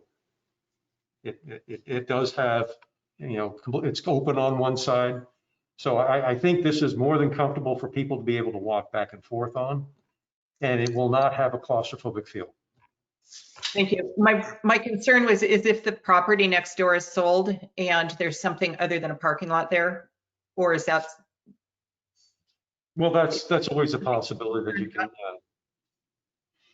The problem that you have with that, of course, is you have a historic building on that site. Yes. I may be wrong about that. I don't know what its status is. I'm speaking out of turn on that. Well, let me just say, Councilmember Nash, I wonder if I could add to that, perhaps. One cannot certainly say what might happen to that building in the more distant future, but there's currently a permit being processed for use in that building, which contemplates retaining the parking. So at least for the term of that new user, which I don't know offhand, you know, the parking lot would remain. And as Mark says, it's a building with some historic status. Tearing it down is going to be a big issue at some point in the future, but not now. So we love that building.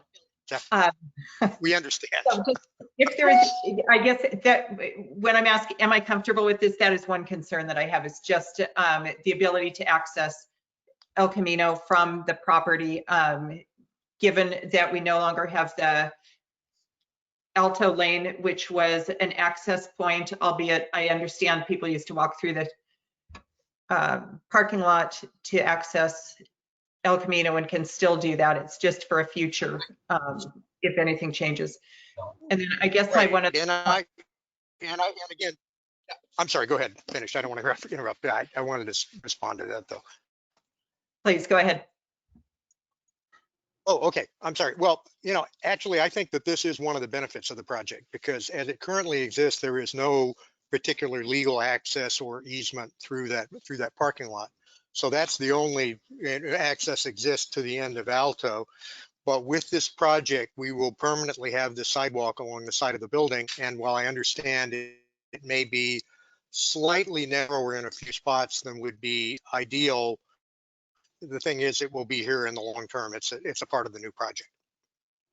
Okay. And therefore, our intent is that there will always be access from El Camino back to the restaurant, because that's frankly important for the success of that restaurant. And then from there, you just connect automatically around the Paseo. Okay. So yes, as you were saying, it is important for the restaurant. If there's anything that can be done to increase it without throwing everything crazy, then that's great. I will leave it at that. And then one other comment is, I've had numerous people reach out about how special the oak tree is that's actually on the Oasis property, and just please, I'm sure there's lots of attention being paid to taking excellent care of the tree, but that's a very special tree to the community. Yeah, you'll notice that we pulled the building back at that point to give it more room. Mhm. Oh, I had not, yes, I see it now. Thank you. Yeah, that's one of the reasons why the building is has such greater, I mean, that's 30 feet of setback in some of those locations. And that's important to it. That's important to the perception of how that access is as well, that it's not a consistent width. Because you can actually have a consistent width that is wide but consistent the entire time, and actually feel narrower than a passage or a paseo that undulates a bit. So sometimes the undulation really does help to provide that evocative feeling and that sort of sense of place, that sense of arrival, that sense of being able to sit and be nestled in.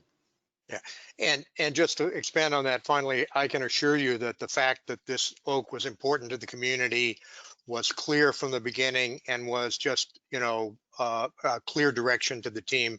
Thou shall do what is necessary to preserve the oak. Sounds great. Thank you. I don't know if it's a motion or what to approve, but I am comfortable with this. I appreciate all the time that Mr. Atkinson and the team has spent making sure that this is, all questions were answered. And I have had some outreach from the community, and people, while I think change is hard, I've had some positive comments about the property and about the architecture, and some excitement about getting more housing for the city. So thank you. Vice Mayor Combs? Yeah, I just want to add that. So when this project first came to us some weeks ago, specifically the public right-of-way of abandonment, I abstained, and that was in connection with my concern about whether we were approaching public right-of-way abandonments in a systematic way, not necessarily at the staff level, but at the council review level. Those concerns stand. That being said, I am supportive of this project. So if that was a motion from Council Member Nash, then I will second it.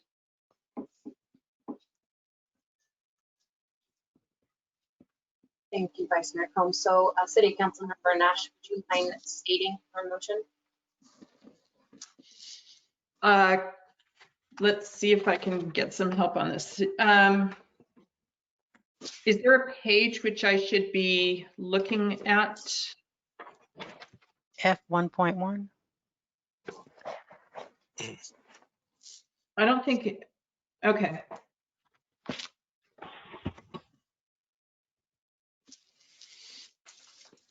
Ms. Silver is here. Do you have a suggestion? Actually, could you help with Yes. this? Thank you. So, yes, this is a very long motion, and as is common with development projects, there are several different actions you must take. So what I would do is have you make a motion to adopt staff's recommendation that appears on page F-1.1 of the staff report for this item. Have we closed the public hearing? I just can't recall. Yes.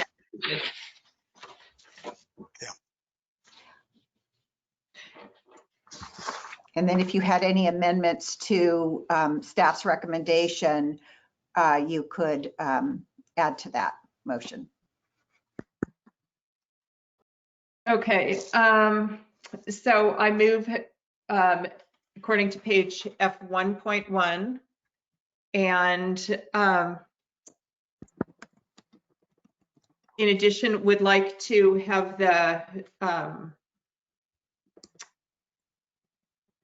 the EV charging conduits open until a time when the building permit is issued, and that the conduits will be placed according to whatever the city policy is at that time,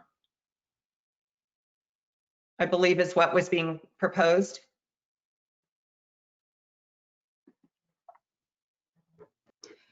So that amendment would be to install EV conduit according to the policy in effect at the time the building permit is pulled.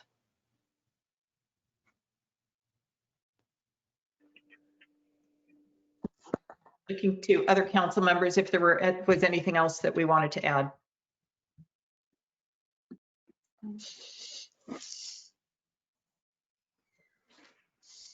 So for the record, I have a motion by City Council Member Nash, a second by Vice Mayor Combs to adopt staff recommendations found on page F1-1 of the staff report and install EV conduits in accordance with city policy at the time of building permit issuance. Is there any further City Council discussion or question?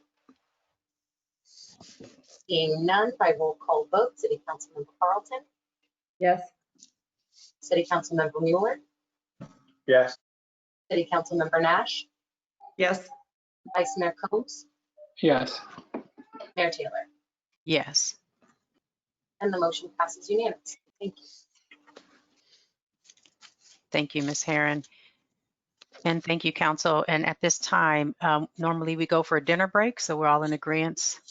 Or do we want to wait and take the next item?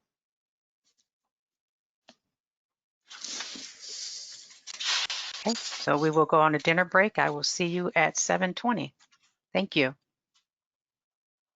As a reminder, please disengage your webcams and microphones and only engage your webcams when you return. Thank you. Well, approved.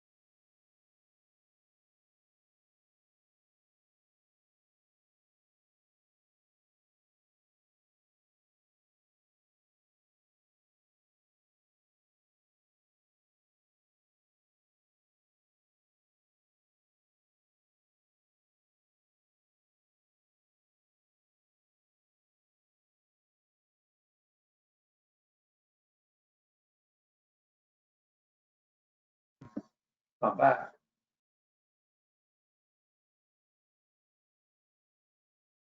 Thank you, Councilmember Miller.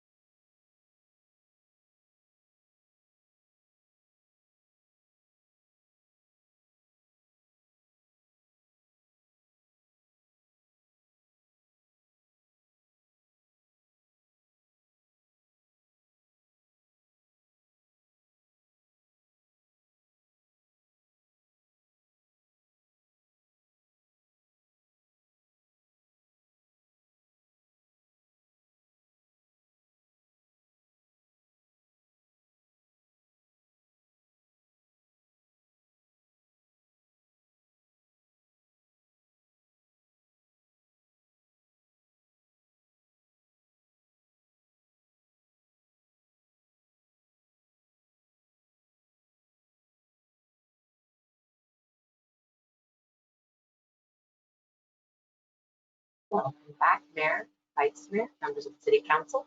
I do also know that City Council Member Mueller is still with us via audio only. So at this time, Mayor Taylor, you may reconvene the meeting. Thank you. Thank you, Ms. Herron, and welcome back. We are now on our regular business items. Item G, under regular business, the City Council considers recommendations from city staff on policy matters or administrative actions that require City Council approval. And at this time, we will be taking items G1 and G2 together. To introduce this item is our Assistant Public Works Director, Chris Lamb. Cecilia? Mayor Taylor, before we begin, Yes. I just wanted to point out before it got too late that we're wearing orange and a touch of purple because it is, this month is Domestic Violence Awareness and Bullying Awareness Month. And I wanted to shout out to our City Clerk, Judy LaHerron, started this last year. I think it was her idea. And thank you so much, Judy. I think it's a great tradition to start to have an anti-violence month. So I just wanted to say thank you to Judy before we went any further. Thank you, Councilmember Carlton.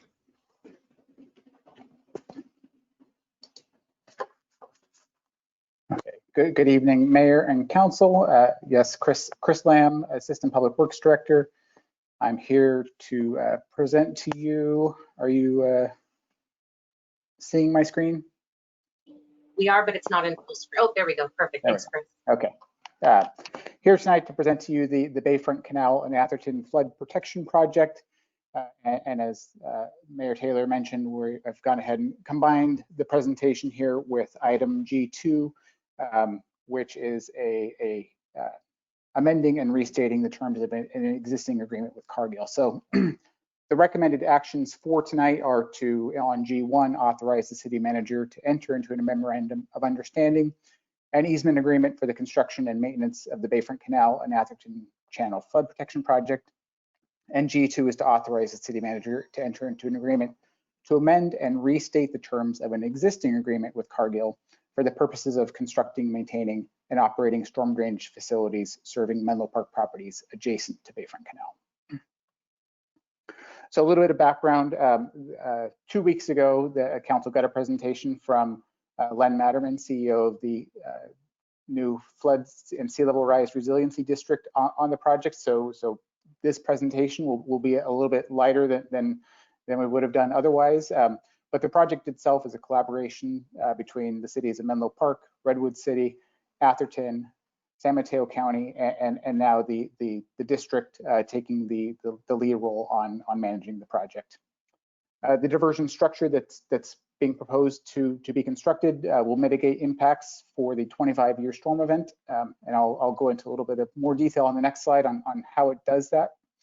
Our estimated project total cost is $8.59 million. And the city of Menlo Park, as part of its CIP adoption this past fiscal year, authorized $1.2 million in the capital improvement program budget for its share of the construction, maintenance, and mitigation. The city also passed a resolution earlier this summer committing to construct the project by December 2021 in an effort to preserve a $1.135 million grant that the city of Redwood City was awarded, but is for all intents and purposes past due. So the granting agency asked that the various agencies associated with this project pass a grant or pass a resolution that essentially promised to have this project done by next year. In regards to the easement, Cargill, formerly Leslie Salt, granted a drainage easement to Redwood City and San Mateo County in 1952 for the Bayfront Canal. And in 1959, as part of an annexation of portions of San Mateo County, the city of Menlo Park became a party to the easement, although we're not explicitly listed in the easement. So the actual project itself will construct items, the bullet number 2 on the left at the top of the screen. So this will divert water when the Bayfront Canal achieves a certain elevation, water will spill over into this trash capture device. Debris will be filtered out from whatever's coming into the underground structure before it enters the two long yellow underground concrete culverts. Those will help convey water from the canal over to the South Bay Salt Pond restoration project over to the right. And so what we're accomplishing here, the source of the flooding in the area is really, it's a combination of high tides and storm events. So when we have the two at the same time, essentially the Bayfront Canal water has nowhere to go. It's pushing up against a high tide, or if the tide is high enough and the tide gate structures have been closed, there's really nowhere for that water to go. And so it's rainfall stormwater runoff that ends up flooding properties adjacent to the Bayfront Canal. So these underground structures will allow water to pass under Marsh Road and over to the South Bay Salt Pond to the right. That's providing some relief to the canal, and then that water can be emptied out at a later time once the tide has recessed. So some of the key details of the MOU, it establishes the terms and responsibilities for cost sharing related to the construction, operations, and maintenance, and mitigation and monitoring. It expires 5 years after the completion of construction. Fissler, the district, will serve as the contracting and managing agency for all the work funded by the MOU, except operations and maintenance. And Redwood City has agreed to take on the operations and maintenance for the first 5 years after completion of the project. The MOU also establishes each jurisdiction's financial contributions. So the way that the MOU in 2017, which funded the design of this project, was based on flow contribution by each participating agency, and so that was the basis for how the construction costs were going to be split as well. Atherton, although identified that they were going to cap their contribution at $1.35 million, that obviously meant that the rest of the participating agencies had to make up the excess amount associated with what would have been their share. On the easement item, the update of the easement was required by Cargill as a condition for obtaining construction and permanent drainage easements for the canal project. It substantially is the same easement as the original 1952 easement, with the addition of now Menlo Park being explicitly named as a party to the easement. It provides a new defined point of access to the easement from Bedwell Bayfront Park near the entry. And it also clarifies the responsibilities of all the parties and establishes a clear communication process with Cargill for the any access or emergency work that needs to be done. So that's it. I promised a short presentation. I'm happy to take any questions. I believe that Len Matterman may be online as well if there's very specific project questions that I can't handle. Thank you, Mr. Lamb, for the presentation. Are there any clarifying questions from the council before we go to public comment?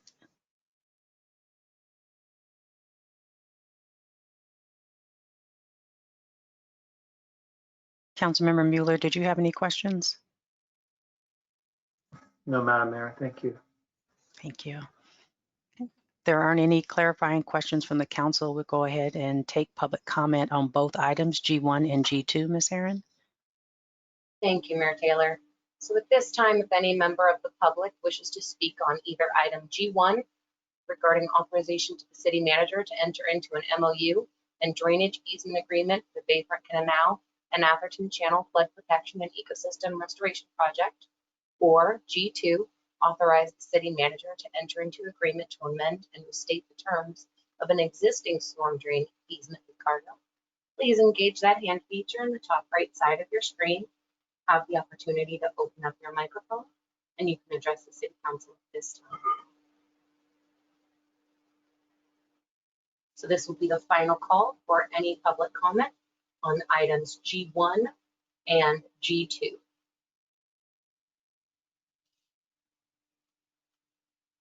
Seeing no hands raised, Mayor Taylor, you may continue. Thank you, Ms. Herron. Vice Mayor Combs? Yeah, one question for Mr. Lamb. Do we know, and maybe it's in the staff report and I didn't see it, the difference between our contribution currently and what it would have been if Atherton had not sort of artificially capped what their contribution was going to be?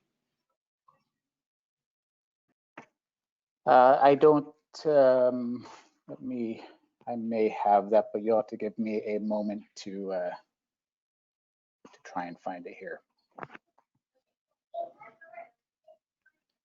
I believe that the Atherton had that kind of call it stance for quite some time. So we've most of the various financial modeling that we've done already took that into consideration. So then a reverse of that question, what would Atherton's contribution had been had they not? And I mean, so our modeling took into, there is a modeling that exists, right, pre their decision to cap. It is, you know, again, I do think it is, again, I'm supportive of this project, supportive of our contribution, but I do think it is worth it. And I know that like our contribution still remains relatively small, as reflects the formula that was created to determine contributions. But I do think it's worth making note, you know, of this instance where a neighboring community made a decision to artificially cap to some degree, to not follow the formula what they were going to be contributing. And I remember that there was, and I also want to point out, I remember there was a meeting where stakeholders related to this project got together, and Atherton community leaders, city council members stated that they couldn't contribute anymore because they were engaged in a project to construct a new civic center. And that was a reason. I didn't think it was odd, because it's sort of like, you know, a neighbor saying that like, I'm not going to contribute half to build a fence because I'm remodeling my kitchen. I'm like, well, that's great that you're remodeling your kitchen.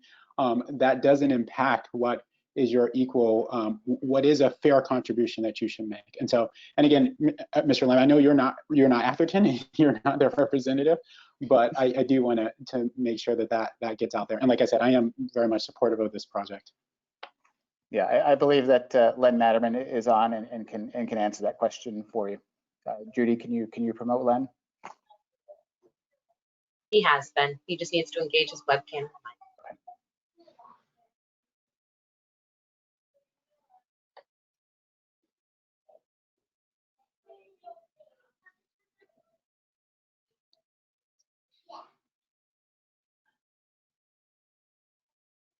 And Len, Good it looks evening, like you Mr. still might be Latterman. on mute. Yes, you're still on mute, Mr. Matterman.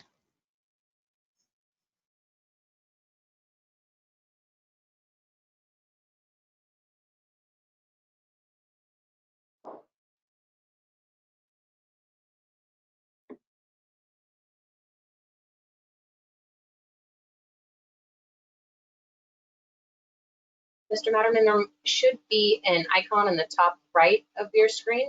Looks like it should be red right now. It's a microphone icon. Are you able to click that and engage?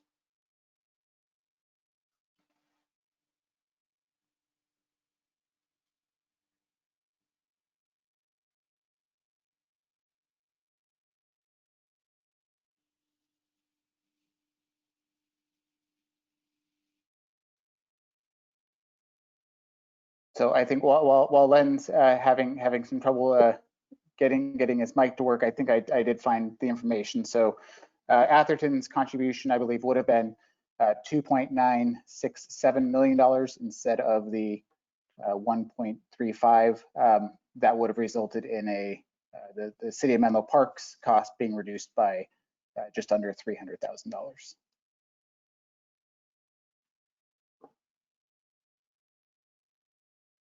So I'll just, I don't want to belabor the point, but the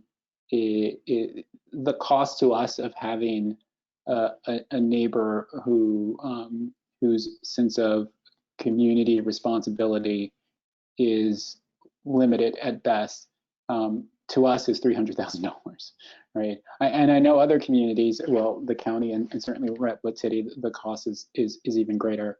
But I do think that is, that is worth pointing out, that I think this is, being being nice is not what you would consider neighborly behavior. And I think that's the nicest way I can describe it. I could describe it in other terms, which I think might be more accurate. Thank you, Vice Mayor Combs.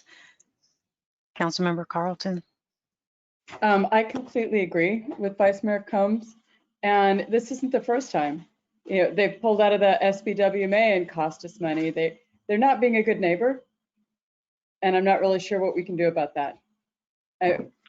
It's a good project. I don't want to say no because of Atherton, and I kind of feel like I don't have a choice. So, Lynn, we've worked together on the other creek thing before. Is there anything we can do about this, or is this something that we pick up at another time? Can you hear me now? Okay, sorry about that. So I wanted to add some context to this conversation because I don't think it's accurate to just say Atherton is capped, therefore their share has gone down.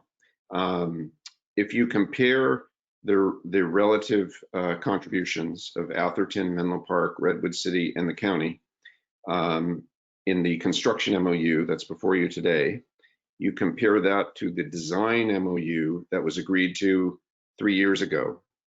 Atherton's contribution is going up from that MOU by 1.6%. And the increase from Atherton's percentage from the previous MOU to this MOU is being shared equally by Menlo Park, Redwood City, and the county.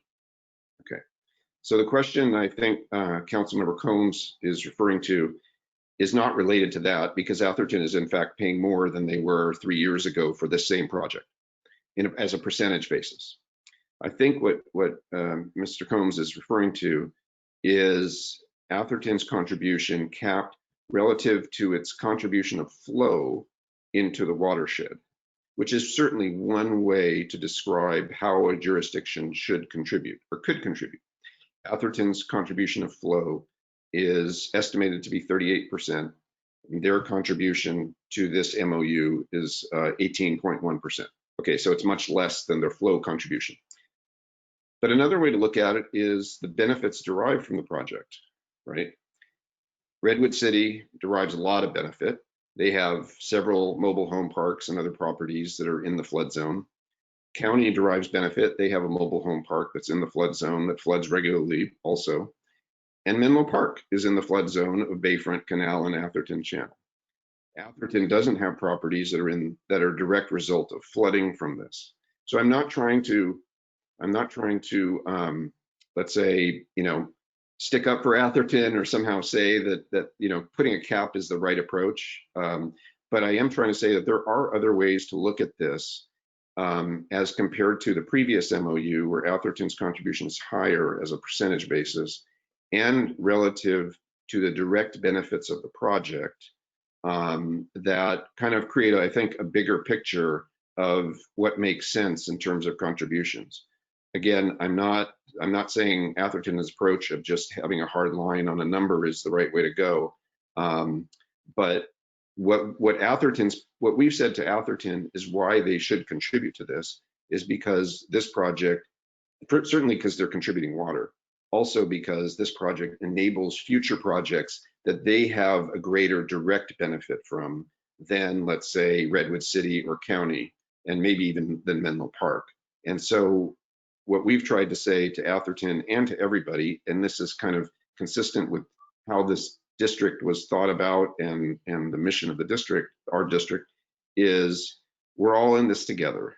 And you know, on one particular project, there may be a feeling of unfairness about somebody's contribution relative to somebody else's, but this is such a big transformative problem that we're having to deal with that having Atherton at the table, I think, is a positive, and having Menlo Park at the table is a great positive, as well as Redwood City, County, and District.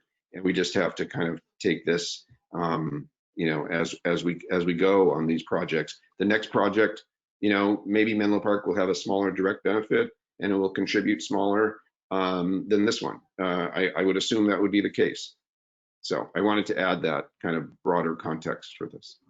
Thank you. You mentioned lightly that there are very strong secondary benefits, and I'm wondering if you could tell us a little bit about the secondary benefits to Atherton in doing this. Does it help them with development, or?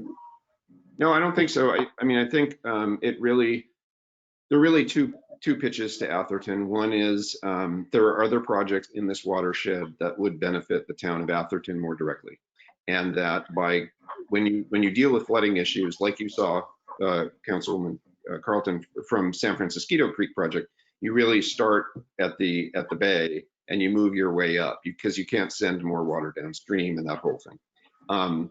And so the other projects that would benefit Atherton, one of which actually we're putting in right now, is related to an early warning system stream gauge on Atherton Channel farther upstream. And that benefits everybody. It benefits anybody who has potential flooding issues, Atherton included. Other projects that we would look at later are water detention basins within different sites on Atherton that have been identified. So, you know, no commitments were made to Atherton, like we're definitely going to fund this next project, but it was just, okay, let's get through this first one, deals with the most immediate flooding issue for the most, let's say, vulnerable and underserved population within the whole watershed.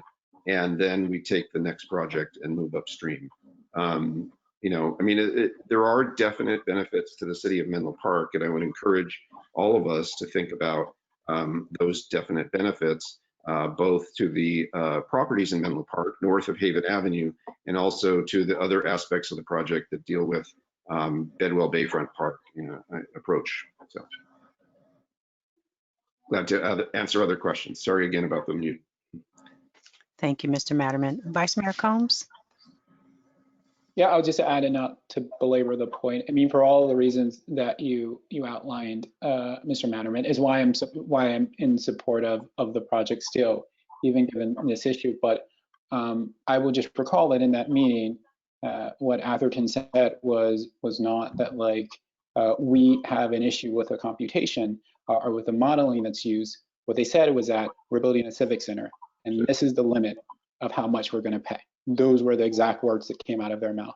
And so, and that is worth, for the people in my community, that is worth noting.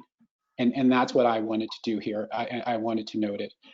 Again, the benefits to Menlo Park are clear. The benefits to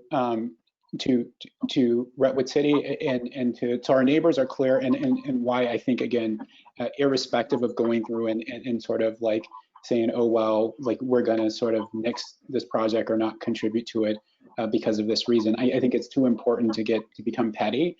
But for those very reasons, I think that we do need to highlight, in case, again, members of my community come and say, hey, why are we contributing more? Why does Atherton just get to cap their contribution, again, based on a model that was agreed to. So yeah, but all that being said, like I said, you know, the importance of the project is not lost on me. And so with that, I'm fine with making a motion. Okay, I won't make a motion because Councilmember Nash has something to say. Councilmember Nash. Thank you. And you can make a motion in just 1 second. I have one question. Although I first want to totally agree with the frustration, and I think you said it beautifully, Vice Mayor Combs. I do think that it feels very much like Atherton is not paying their full share. We have no There's no reason to believe that they will in the future. I hope they will. But I do think it sticks the other communities with a greater share, which is not fair. Having said that, I was wondering, what is the plan after 5 years? Maybe I missed it in the report, but everything seems like it works up to 5 years after construction, and I'm wondering, what is the plan after that?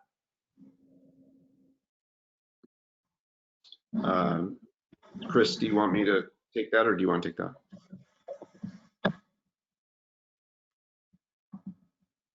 Hey, good evening, council members. I think the plan would be to within those first 5 years of post construction and maintenance is to essentially figure out what the long-term plan is.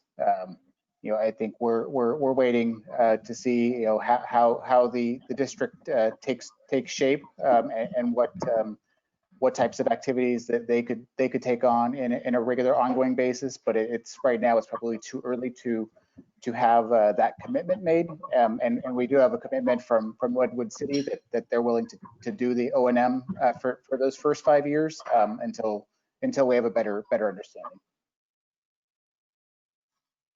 Thank you. Councilmember Mueller? Yeah, I do actually have some questions. So the first question I have for Mr. Latterman, there's been a lot of discussion here about Atherton, but when I was reading the staff report, I noticed that Woodside had decided to make no contribution at all. Is it the same logic that they're using? Because according to the report that I read, it said that Woodside also has storm runoff coming that actually goes down into this area, but had opted not to make a contribution. Is that true, or am I missing that? No, that's true. The Woodside's contribution of flow into the system, it's a different situation than Atherton because Woodside's contribution of flow into the system, the watershed, is 3.5%, which is about 1/10 of what Atherton's contribution is. But I mean, you're right, and the staff report is right. On principle, Woodside said no.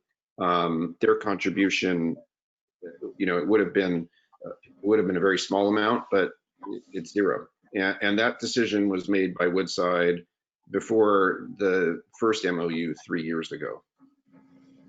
So, and then the question I also have is, so my memory of the law in this area may be inaccurate, but if I'm an upper property owner to a lower property owner, and there is a storm and there's consistently runoff from my property that damages the lower property, I'm liable to that lower property owner, aren't I? Is the city attorney on, or does someone, or do you know that, Mr. Latterman? I'll ask Cara Silver to weigh in. Thank you. Yes, Cara Silver, interim city attorney. That is correct. And because the upper property contributor is a public agency, they would be liable in inverse condemnation for any flooding that occurred on the lower properties. And that certainly was a discussion that we had with Atherton in terms of their contribution. And I think that they ultimately saw that point. We did not have any discussions with Woodside because they were just not even at the table for this phase. And at the time that the agreement was made for the figure that Atherton agreed to, was it known to all the parties what the excess contribution would need to be made from the other parties to make up for what Atherton was not contributing? Or was that a number that was later reached? A calculation that was later reached. That's probably a question for Mr. Matterman, but I'm always really careful about, when you have a discussion with your neighbor about making a fence, for instance, and your neighbor says, I'll give you this much. If you don't go back and tell them that, well, wait, it was a significant degree more than that much. Sometimes it's not always fair to be mad at your neighbor. So I'm curious if you ever gone back to Atherton and said, hey, you know what, like there's this is significantly more money than perhaps you expected, what all of your neighbors would have to pitch in to make up for what you weren't. So I'm curious, have they ever been advised how much money each of the other cities is having to pitch in because of the limit on their contribution? Well, I guess what I could say is they're aware of the percentages that every jurisdiction contributed in the first MOU, and they're certainly aware of the percentages in this MOU.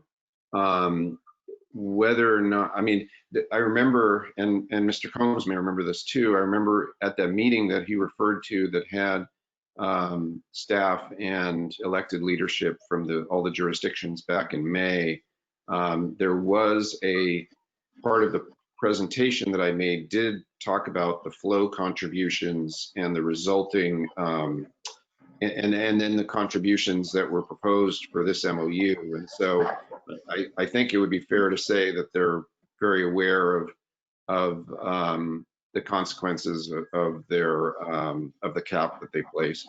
But I can't speak for them, honestly. And what I need to know, Mr. Matterman, is would it be prejudicial to the project for us to pause and send a letter to Atherton and asking them to pay their full contribution with the amount calculated at what it would be, not to vote no on this evening, but just to pause the process to actually send them a letter and ask them for the full contribution? Well, I'm not in a position to weigh in on what would be prejudicial. What I can say is that we're in a very tight, and Mr. Lamb and his staff are aware of this, we're in a very tight timeline to keep the $1.135 million grant from the state for this project. That the flood protection features have to be completed in 2021. And we also have a window of a listed species, the clapper rail, what's now called Ridgeway rail, right adjacent to the project. And that makes us all nervous about that timeline. And so, you know, I can't make a recommendation to the council as to what it should do. I would just advise the council that there is a tight timeline. Otherwise, the costs, if we lose that timeline, if we miss the timeline, the cost for everybody will grow significantly. That we can say. So we're going to lose the funding, right? Is what you're saying? What, Mr. Lamb? How quickly do we need to approve this before we lose that funding?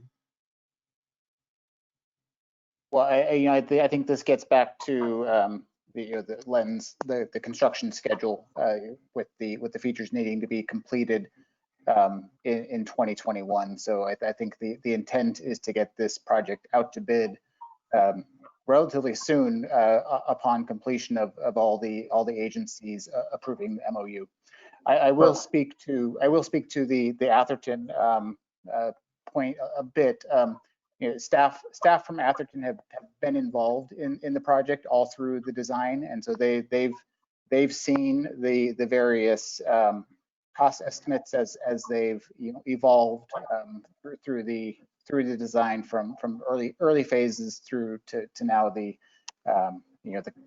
engineer's construction estimate. So they're very they're aware of what the contributions have would have evolved into over the course of design.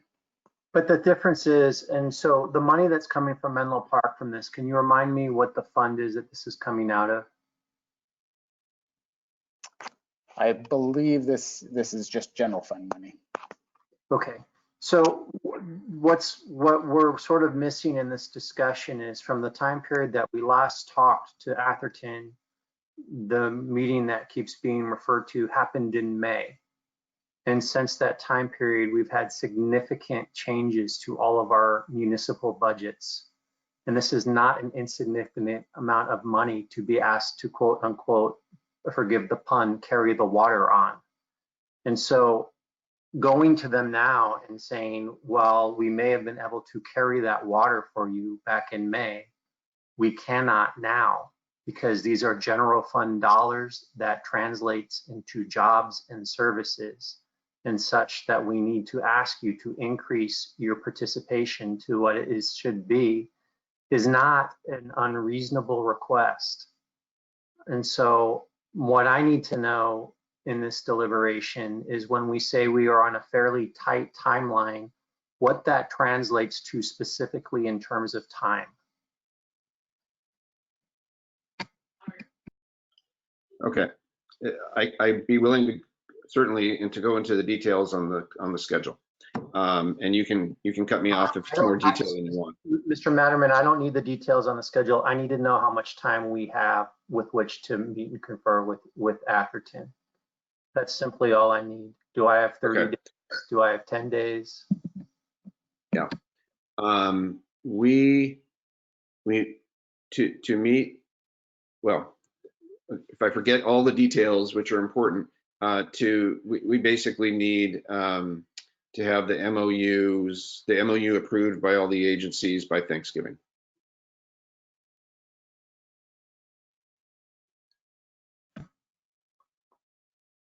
So that's so when's our next council meeting after this? November 10th. So between now and November 10th, I assume we could send a letter showing what the amount of money is. Or at least have a city manager. Ms. Robinson, are you with us? Yes, Councilmember Mueller, I'm here. So do you believe between now and our next city council meeting that you could have a meeting with the mayor and staff from Atherton explaining the situation and talking about the change in our fiscal circumstance from May to present? I would be glad to request such a meeting. Well, to my colleagues, I'm perfectly comfortable with putting this over till the 10th, because the reason being, especially that I think, and as was touched on before, is if the flow of water is coming from Atherton and there was actual damage caused to them, they would be legally at fault. And so given the change in fiscal circumstance between where we were in May and present, I don't think it's, I think it's worth just having a conversation with them about as neighbors, because I'm not sure that they've had a chance to actually sit down at the council and think about what the impact and import on these neighboring jurisdictions are in light of everything that's happened since then. Madam Mayor, if I may, one alternative would be to go ahead and approve the MOU tonight, but for me to also reach out to Atherton and ask for the meeting to ask them to reconsider their position. I think this, of course, construction can be difficult, and there is some opportunity that we would not complete the work in time to get the full amount of the grant. And I think that's the key concern here. I have a follow-up question about the grant. So are we being reimbursed once the project is completed? No. Okay. So if I could chime in, I don't think, Councilmember Mueller, that a letter or a meeting will change Atherton's stance on this. Now, I don't know about sort of the legal argument specifically about their liability, but they have complete visibility into what's happening here. They have complete visibility into their actions, and so again, like I would like I said, I wanted to call this out, but I also wouldn't want to hamper or slow this process in any way, because I have no doubt in my mind, there are a few things that I'm sure of. I'm sure that they are not going to change their position.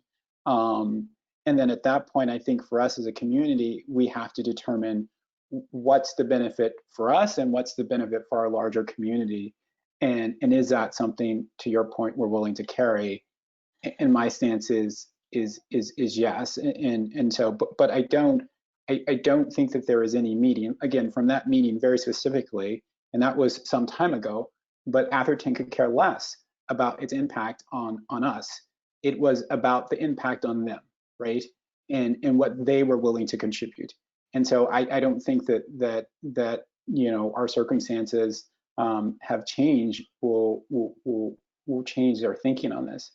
And I'm certainly not willing to slow, at least for me, to slow this process based on an outreach that I don't think is going to be fruitful.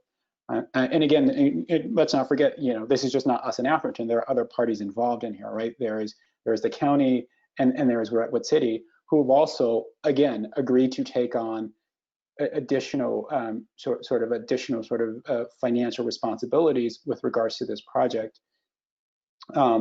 In you know, acknowledging again the artificial cap that Atherton put on. So again, it's not that they just don't know. They know that it has like had an impact on us, but obviously they know that.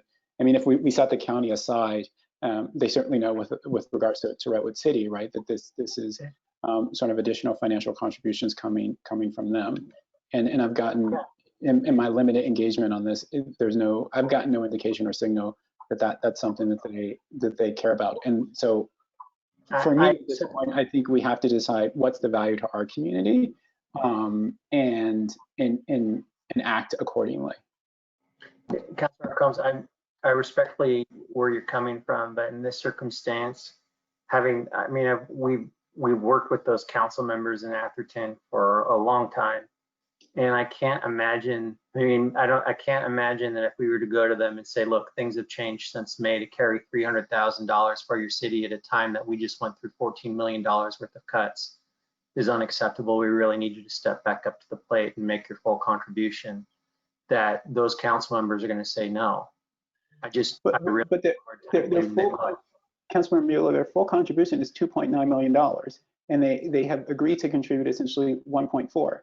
If you think that you can convince them to come up with another $1.5 million, then I'd be asking them for their contribution to Menlo Park. So the other jurisdictions can determine what they want, but for us, for Menlo Park, which is who we are, I'd like their full contribution. The $300,000 is a tremendous amount of money considering the budget cuts that we just went through in the city. Well, so then if we're going to them and saying, give us an extra 300, I think this becomes a house of cards. Then what is, again, like setting aside the county, but then is Redwood City going to be like, okay, yeah, well, that's, you know, Menlo Park has been made whole. We're going to sit here and continue to sort of subsidize Atherton. I think if we're going back and sort of opening it all up, then it all gets opened up very quickly. And I think, you know, if we want to go, if there's a majority support on the council for going that path, then we certainly can go down that path. But I think that what I quickly see is a project that gets pushed back, a grant that you know, we are no longer able to get, and then, you know, again, and still having no actual forcing mechanism to make Atherton do the contribution. And so at the end of the day, we're back at sort of analysis about like, well, what's the benefit to our community? And now without the additional sort of grant money. And so that's where I am. I respect where, and maybe it's just because I've had a little bit longer time to sit with this unfairness. And so maybe I've become a little bit more comfortable with it. I don't know. But that's where I am. But I see that the city attorney has come on, so maybe she has something to add. Thank you. So yes, the attorney group did have a lot of discussions on this issue, and so some of Atherton's financial picture was left out of the staff report. So I thought I would just share it with you in case it makes a difference.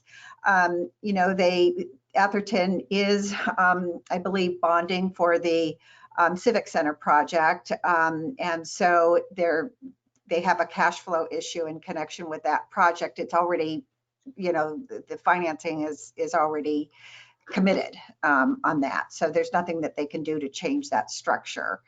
And then in terms of their particular share, even for this project of 1 point plus, they actually don't have the cash. And so they are borrowing it from the county.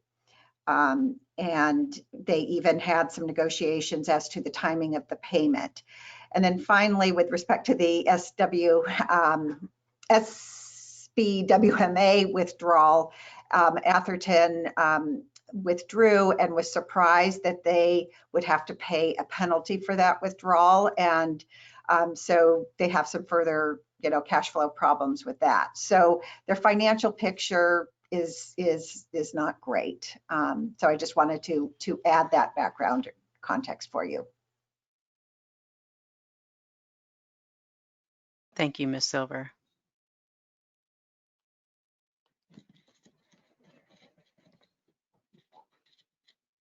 That information kind of left me a little speechless. Take a deep breath.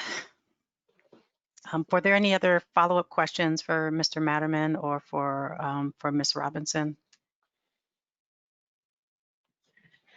Okay, well, I would like to, Ms. Robinson, did you have something? No, just okay. I'll jump off. Okay, I have a follow-up question for Mr. Matterman, and it was something that Councilmember Nash touched on for a moment, and that is, and this is kind of a follow-up, Mr. Matterman, of what I asked at your last presentation, but I didn't ask this question, but it's along those lines, because my concern is that we have all these individual projects that are addressing basically flooding in the flood zone. And so just thinking about long-term planning, what is your perspective on what we can do to be more, I guess, instructive? Like, what should we be doing for our long-term planning in Menlo Park to look at all these issues around flooding, sea level rise? I know that there are short-term projects, and you're on mute, Mr. Matterman. But just to get some ideas, just thinking about moving forward. I've shared my concerns with you already, and I've shared them with the council. Just wanted to find out if you had any recommendations, suggestions about how we need to be looking at flooding in Menlo Park. Yeah, thank you for that question. So flooding is a broad issue, and I want to distinguish in the way I answer that between really three types of flooding. One is storm drain issues, and that's the kind of flooding that you see on El Camino Real, kind of close to San Francisco Creek. You certainly see that in Atherton as you're driving down El Camino, and that's just the capacity of the drains, especially during rain events. And that's something that I think Chris Lamb and others at the city are probably better equipped to answer. So there's that type of flooding. There's also, of course, San Francisco Creek flooding, and the JPA's next project, which we've discussed before, and I imagine I'm not familiar with the latest conversations between the council and the JPA, but I imagine that if there haven't been recent discussions, there probably will be. That project replace the Pope Chaucer Bridge and do some widening and look for upstream detention on Stanford lands, that kind of thing. And that's San Francisco flooding. That's probably the largest threat from a major storm event, other than the storm drain issues. And then there's flooding also, again, from what we're talking about today, which is Bayfront Canal, Atherton Channel, in that location of Menlo Park, closest to Marsh Road and Highway 101. Last time I was with you 2 weeks ago, I showed the picture of the FEMA floodplain that in Menlo Park is on both sides of Marsh Road, and essentially from 101 to the bay throughout Menlo Park on both sides of Marsh Road. And then finally, there's sea level rise considerations. And one of the things that we're thinking about right now at this flood and sea level rise resiliency district is, as developments are being considered very early in the process, a good question would be, and this is getting to your specific question, Mayor Taylor, about kind of what could we all be thinking about to kind of take on this issue in a broad way. as developments are being considered in specific parcels within cities, and I'm not going to say just Menlo Park, it's everywhere, or unincorporated county for sure. It's important to think about those developments, not just in terms of will that development protect itself from flooding, but I think it's also important to think about how does that development fit in with the broader context of what we want out of that part of the city or the unincorporated county. And again, I'm talking, we're dealing with at our district all 20 cities, and so it's kind of a broader answer, and it's just as we think about kind of what this city or what another city or what the county areas are going to look like that are affected by sea level rise, we really should be thinking about not just what's before us, but how what's before us fits in to their neighbors, to the areas behind them, if they're between the bay and other properties, which undoubtedly they will be, and whether a broader protection program along the shoreline can be part of the development project. So what I mean by that is, if there's a development, don't just say to the developer, hey, raise your building by 3 feet and you're out of the FEMA flood zone and it's all good. Say to the developer, how can your development contribute to both the protection of your development, but also to the protection of your neighbors in that part of the city, whatever city it is. And I think we all collectively, this is such a transformative issue for our county, for our state, for the world, for the earth, that I think we all should be thinking about kind of how we plan and develop our area in a different way. And a different way means thinking more broadly than specific proposals that come before us. So that's a long answer, but I think it's an important consideration that goes beyond this council meeting, and it's maybe something to be continued as a discussion. Thank you. I appreciate your response, and I really respect your perspective. So thank you. Sure. And are there any other questions for Mr. Matterman? Madam Mayor? Yes. Councilmember Mueller? Yeah, so I'll just say I will go ahead and support the motion this evening. But I do, as our city manager has offered, would like our professional staff to go back and talk with Atherton, and even if it's in the discussion of us fashioning repayment of the difference as a loan as well, or whatever creative way that we can look at repayment. But this is, I candidly really believe that our colleagues in Atherton will understand just how different of a situation we are between May and where we are today, and the amount of sacrifice that our city's had to make through our budget process and what we're still looking at. It's very difficult to be carrying that water for one of the most affluent cities in the country, candidly.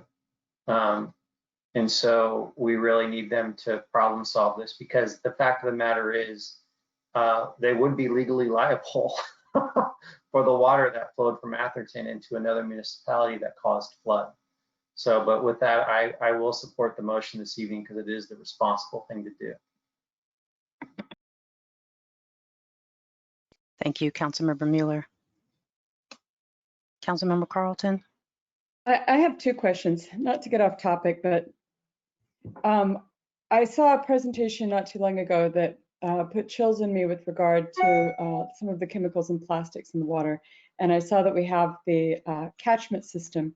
In the meeting I attended, they said there were new next-gen catchment systems that did a better job. I don't know if people are that aware. There's actually a warning out not to eat the fish from the bay, because there's so many of these that the fish have ingested. And it just bothers me to no end that we have to have a warning out that our fish aren't safe to eat because of the plastics and the chemicals. And I wanted to make sure that the catchment system that's going in there is the top of the line next gen. And I apologize, I don't remember specifically what that was called, but I want to make sure that we're doing everything possible to capture that before it goes into the bay, because every little bit helps in not making it worse. Do you know, Mr. Matterman? You know, I'm sorry, I don't know. I know that the trash cap, we call it trash capture device. It may not get to the level of specificity or the small, you know, particles, whatnot, that you're speaking of, but I will find out and I will get back to you. If Chris Lamb or anybody from the city knows, you know, please chime in. Unfortunately, I don't know the answer to that question. No, I'm not aware of the specific details on the trash capture device, but I believe it's probably more directly to keep larger debris out of the actual underground structures, because it would be really difficult to clean those out if something got lodged in there. But we can definitely double check. Okay, it's just a great concern to me. I hope that the fisheye meeting isn't caught directly right there. I hope that we're not eating fish that has actually been red tagged as being potentially dangerous to consume, but fish are fish. They might swim out, they might get eaten by larger fish, just as we end up with mercury in swordfish. And as we're having this discussion, I just wanted to bring that up as a level of concern that I think we all share in addressing that. Saying that, you know, I guess it goes back to years of working in sales. You always ask. If you don't ask, you don't know, and you can't take the answer personally. And so I am kind of leaning towards supporting Councilmember Mueller's idea of coming and discussing, bringing it to their attention. Maybe they're not aware. They weren't aware that it was going to cost them so much money when they pulled out of the SBWMA. They thought that was going to save them money. They're making these choices that end up costing them money. Possibly it could be brought to their attention that they are legally liable. And I appreciate that they might be having a cash flow issue. They spent too much money on their facilities. They're making interesting choices. But that's something that they need to work out. That's part of your fiduciary responsibility of being in a city council. And I agree with Councilmember Mueller. They're good people. I mean, we also have worked with them through the years, and we're all struggling with this. We are, and it's difficult. And we all make choices that we think are the best for the residents that we represent. But I don't think that it harms us, and please correct me if I'm wrong, to say, let's make this vote on the 10th of November. If we do it on the 10th of November, we don't punt it any further, but we at least try and sit down and have a discussion with them about this. Because after we vote on it, you know, it's done. There's going to be no discussion afterwards. So I'm actually happy, unless Mr. Lamb, and please be honest with us. You know, if you say that, no, really, this has to be done tonight, that's fine. I will take your professional opinion. But if we could have a discussion with Atherton, and you know, and we can work out the details with Councilmember Mueller on legal suggestions. He's a lawyer, but I feel comfortable supporting the idea of having a conversation and then having a vote. I think you know, my recommendation would be to go ahead and approve the MOU this evening. You know, the MOU, if we continue to have the discussions with Atherton and there is willingness to increase their participation level, you know, the MOU can be amended down the road, and I think all, like Councilmember Combs mentioned, I think all parties to the MOU would probably be interested in revisiting Atherton's contribution if they were willing to do so. And if they don't, frankly, mental note on our side or physical note on our side as we move forward on future projects. If I may just speak to this, I was in the meeting with Vice Mayor Combs and Mayor Taylor last May, and to me, there is no doubt they understood the financial significance of what they were committing to. No doubt. I'm talking about the legal liability aspect as well. I'll let the city attorney answer that.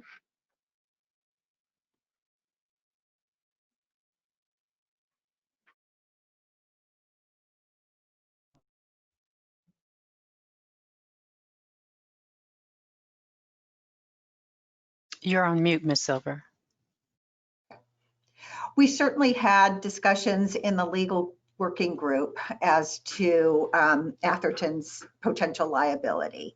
They wouldn't be 100% liable because there are other contributors to that flow, that water flow. But my understanding was that at least their counsel or their city attorney was aware of the potential liability. Vice Mayor Combs? So I'm gonna officially again make my motion again for G1 and G2 to authorize the city manager to enter into the memorandum of understanding and drainage easement agreement for the Bayfront Canal and Atherton Channel Flood Protection and Ecosystem Restoration Project, and authorize the city manager to enter into an agreement to amend and restate the terms of an existing storm drain easement with Cargill. And then I will add Council Member Mueller's suggestion that to instruct the city manager or city staff to engage with the city of Atherton in connection to again sort of in order to make it clear to them that their decision to artificially cap their contributions to this project puts a financial strain on Menlo Park at a time when you know all of us are suffering with declines in our revenue, and so that is my motion. Thank you, Vice Mayor Combs. So I have a first by Vice Mayor Combs and a second by City Council Member Nash to authorize the city manager to enter into a memorandum of understanding and drainage easement agreement with the Bayfront Canal and Atherton Channel Flood Protection and Ecosystem Restoration Project, and authorize the city manager to enter into agreement to amend and restate the terms of the existing storm drain easement with Parkville, and direct the city manager to meet with the town of Atherton to discuss their contribution limit impact to Menlo Park and their legal liability. Is there any further discussion or questions? Seeing none, by roll call vote, City Council Member Carlton. Aye. City Council Member Mueller. Yes. City Council Member Nash. Yes. Vice Mayor Combs. Yes. And Mayor Taylor. Yes. The motion passes unanimously. Thank you. Thank you. The next item on our agenda is G3. Receive and file the preliminary year-end close for the fiscal year in June 30, 2020, the budgetary update for the quarter in September 30th, 2020, the quarterly update of the City Council priorities and work plan and service adaptation update for the library and community services. To introduce this item is our Assistant City Manager, Nick Pigueros.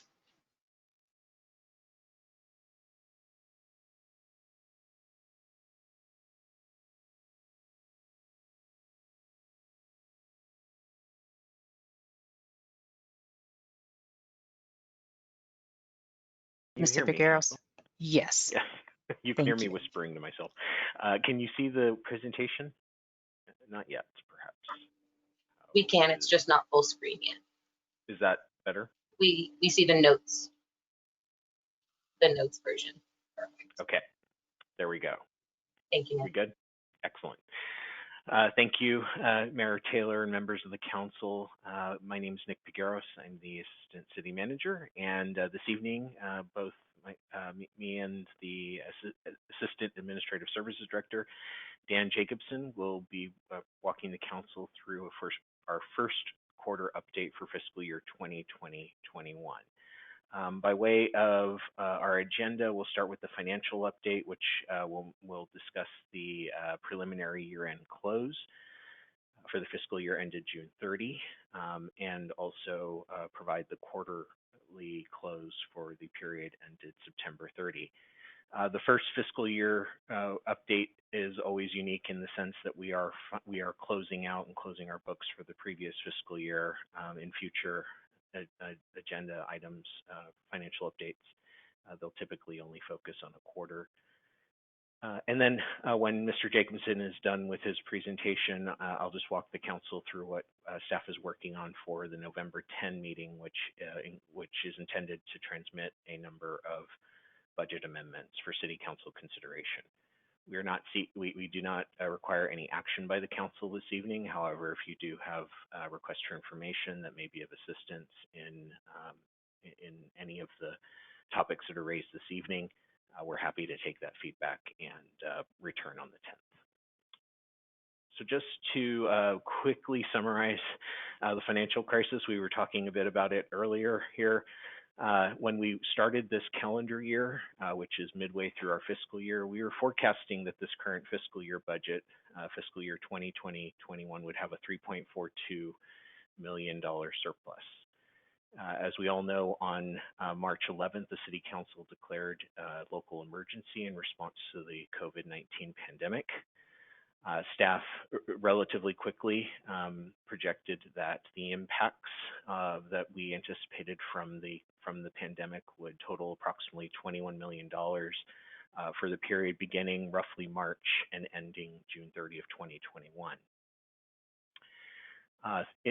Between the time frame of March 11th and actual budget adoption, the City Council held 7 open meetings as well as 15 closed sessions to provide direction to staff on discussions with labor units. As personnel, as a service organization, personnel is our single largest expense, and so if we were looking to reduce our budget, we would need to work very closely with our labor units, and I'm very pleased to say that we partnered on this challenge. On May 12, staff transmitted to the City Council about $18.25 million of budget balancing measures, a combination of revenue reductions, expenditure reductions, revenue increases, and use of reserve monies that the City Council in previous years had set aside for emergencies. On June 23rd, Council adopted a budget with about $14 million in reductions, and we started our new fiscal year on July 1. So now I'm going to hand it off to Mr. Jacobson to walk us through the fiscal year ended June 30. Thank you, Mr. Figueros, and good evening, Madam Mayor and members of the City Council.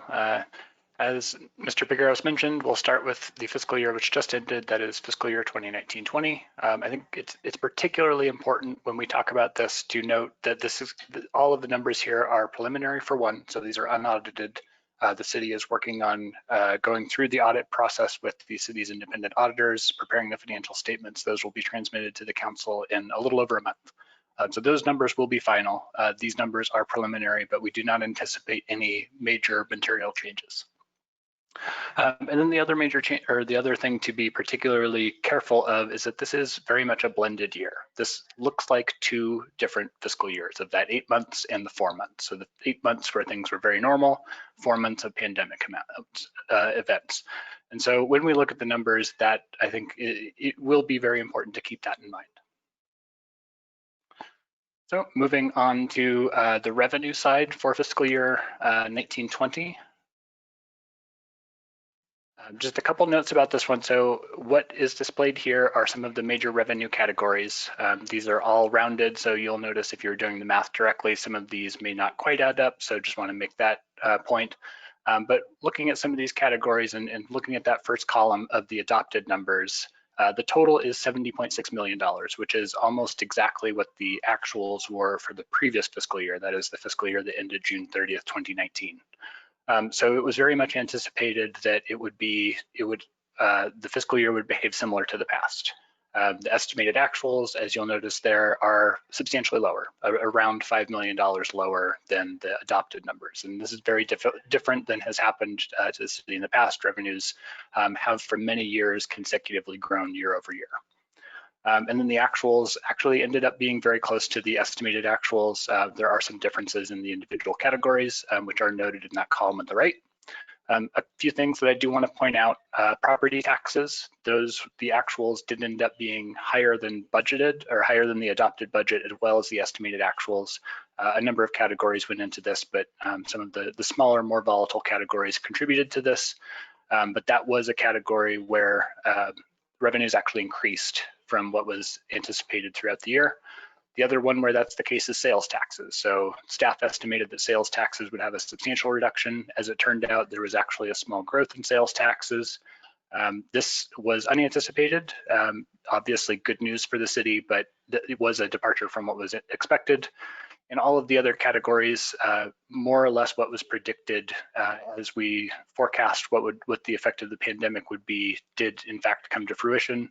Hotel taxes, the transient occupancy tax is one category where I'd point out did have a huge impact. And again, thinking of this in terms of the first 2/3 of the year and the last third of the year, this magnitude of change is substantial. Moving on to the expenditures. So similar setup here, adopted estimated actuals. These estimated actuals were in the April or May timeframe, and then the actuals, again, as of now, preliminary numbers, they may change slightly, but do not anticipate them to change substantially. Mr. Pegueros mentioned that personnel is the largest single category, as seen here, makes up a pretty substantial portion of it. Actually came in slightly under, so again, good news for the city, but not so low that it completely changed the picture. One area that is a change here is in the other category. This includes transfers. So that was one of the major changes. There was a substantial transfer for the purchase of 1283 Willow. So that was one of the major differences there. But overall, not extraordinarily different than anticipated. As a result, there was a slight surplus in the adopted budget, so 70.6 on the revenue side, 70.5 on the expenditure side would have been a surplus of just $100,000. The actuals on the expenditure side are in fact larger than the revenues. So this does result in a deficit. As the City Council no doubt recalls, there was a budget amendment which used the Economic Stabilization Reserve to match that difference between revenues and expenditures. It was no greater than $2.9 million and anticipated as $2.3 million. As it turns out, it ended up being right around $1 million.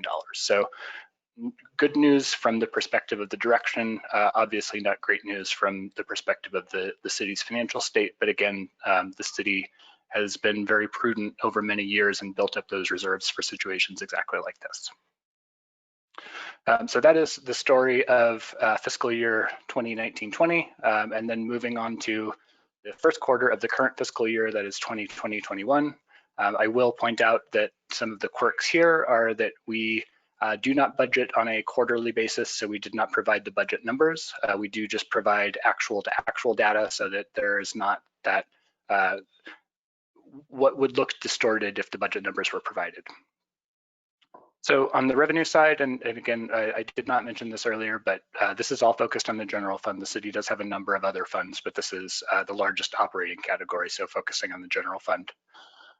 As the council can see, there was a slight reduction in revenues from 2019-20 as compared to 2018-19. This is not nearly the magnitude of the full year previously, but is indicative of some of the volatility that are in some of these revenue sources. So the major categories here are charges for services. Many of these are fee-for-service categories, things like recreation classes. You'll notice a fair amount of volatility there, both in previous years and in the current year, but also included in that category is development agreements. So to the extent that there are several large development agreements that are paid in the beginning of the year, that will distort what it looks like on a quarterly basis as these even out over the remainder of the year. The second category on the bar there is taxes. You'll notice some substantial volatility in that category as well. This is largely due to the way the county remits excess ERAF, or Educational Revenue Augmentation Fund monies. It has changed the way it's done that in the previous 2 fiscal years. So in 2018-19 and before, that was not remitted in the first quarter, so that's why there is a major difference there. And then the last category there, or the last major category, licenses and permits. This is driven almost exclusively at this level by building permits. That is a very volatile category, and it's not atypical for the years to look different year to year. So this is actually a point of good news in the current fiscal year. And then the other category is everything else. And again, looking at just the first quarter does not give nearly the same complete picture that looking at the full year will give, but did want to provide these as a point of reference. So moving on to expenditures, again, personnel is the largest category. It is the one there on the bottom. Compared to the prior fiscal year, there is a fairly substantial decrease in personnel. This is the result of a number of factors, but the largest one is the very difficult process the city went through, laying off a number of staff. And so as the workforce is smaller in the current fiscal year, the personnel expenditures are also smaller. One other major thing to note here is that in the prior fiscal year, the city did make additional contributions to CalPERS, which would show up in the personnel category. They do not in this current fiscal year, as those additional payments have not been made. The other categories all look substantially similar. So operating expenditures, there is some volatility in there. They look fairly similar. Services are fairly similar. Transfers, I will point out, as being slightly more volatile, particularly in 2018-19. The city made substantial pre-funding transfers to the general capital fund in that year. So that amount shows up in the transfer. And then in the prior fiscal year, the major transfer for 1283 Willow was later in the year, so wouldn't show up as even across the year, but will show up as a fairly substantial transfer later on in the year.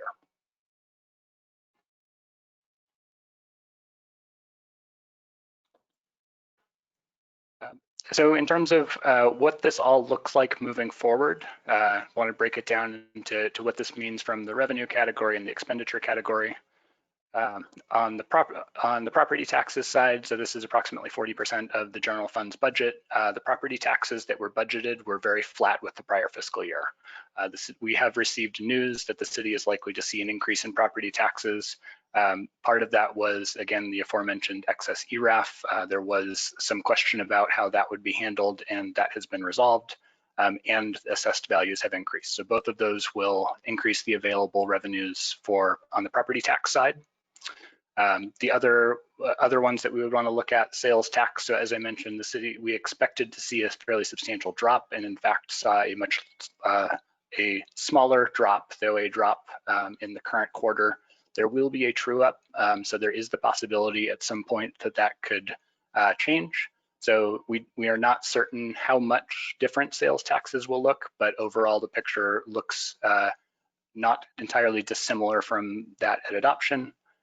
However, on the transient occupancy tax or hotel taxes side, we are still getting information from the major hotel operators in the area, though the picture does not look great, as could be expected from all of the situation with various stay-at-home orders and the extent to which people are social distancing and no longer doing business or leisure travel.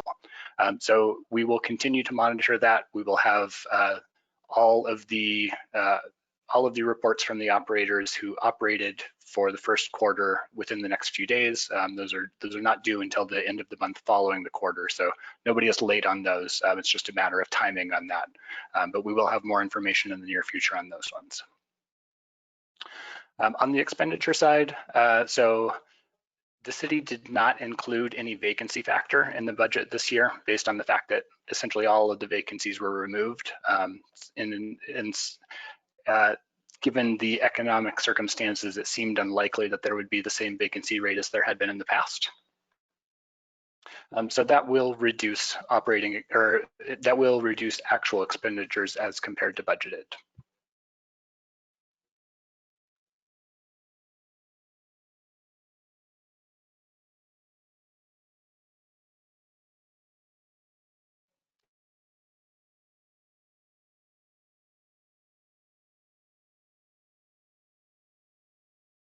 we lose you, Dan?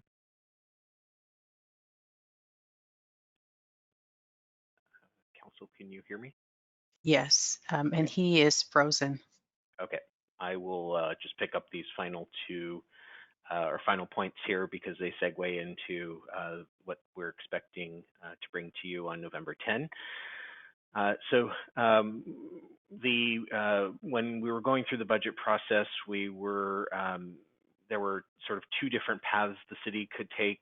There were several agencies locally that made the decision to just carry over their budget and then pursue adopting a budget based on information that would be available in the August timeframe.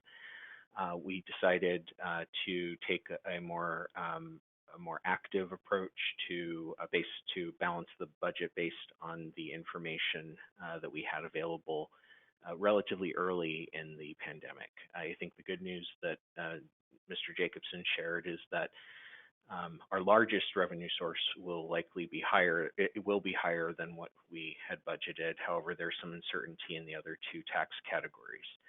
But one of the key elements used to balance this year's budget was to defer sort of action on new projects, funding new projects. And so what we anticipate bringing to the council on the 10th is our recommendations for any fundings of city council priorities, so new priorities that were not in previous year work plan or priorities, specifically to 2020.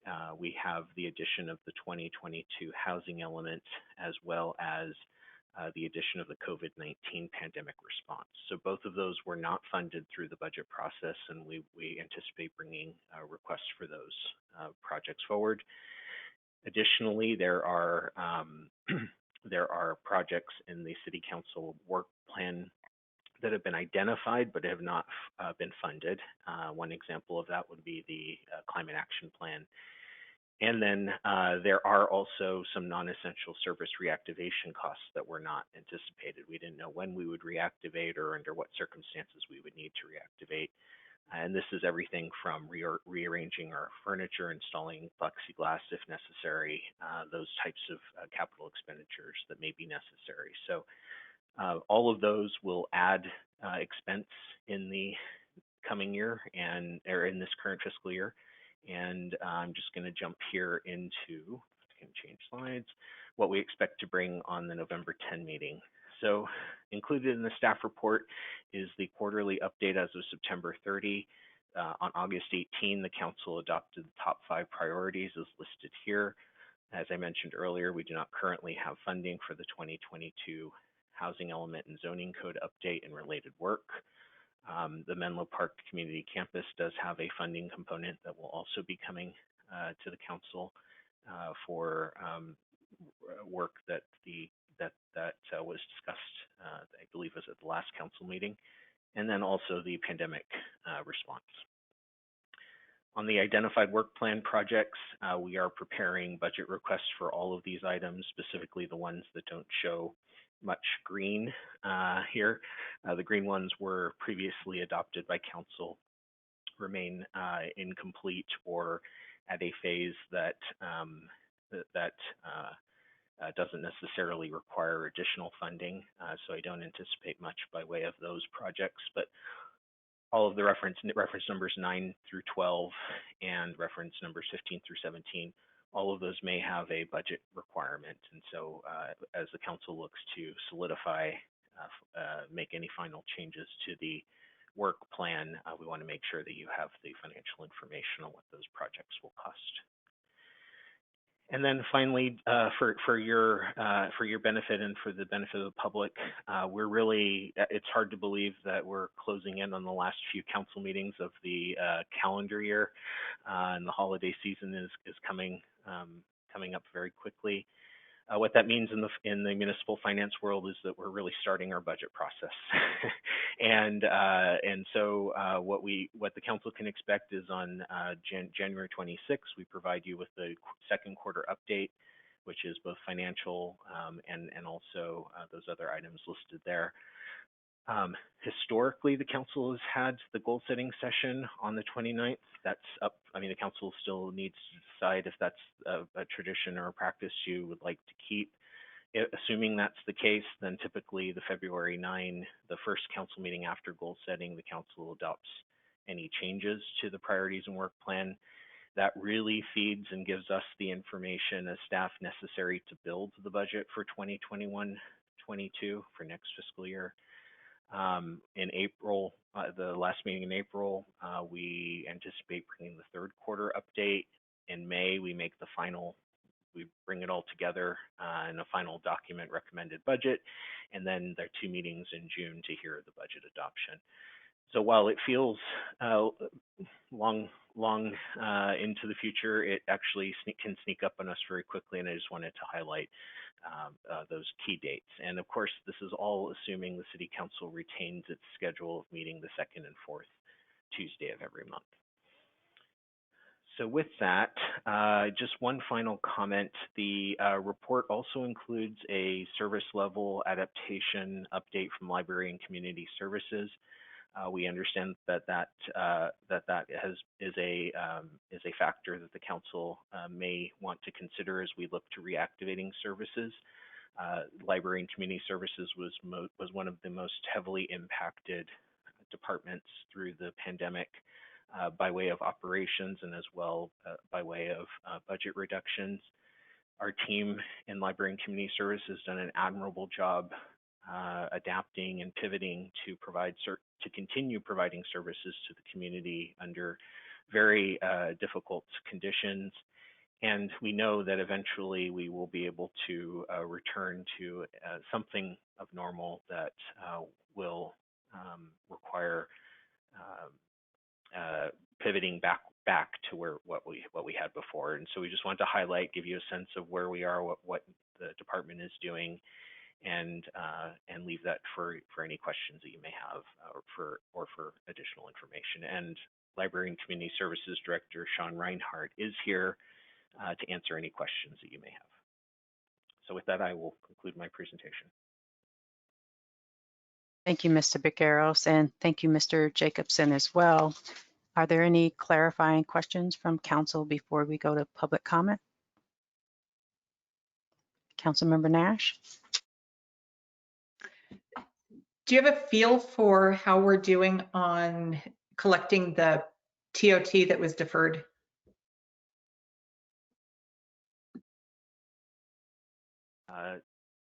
Yes, Councilmember Nash, the deferred revenue. Oh, I see Mr. Jacobson there. Go ahead, Dan. Yes, sorry for my my lapse there, but yes, Councilmember Nash, we are working on it. We have received a fair amount of it, so it is ahead of schedule. As I mentioned before, it's not actually due until the 31st, which I believe is actually the weekend. So presumably it would be due the Friday before, but a number of operators have remitted that and in full as expected. So while we haven't received all of it, there is no indication that it will not be received. Thank you. Are there any other questions before we go to public comment? Councilmember Mueller?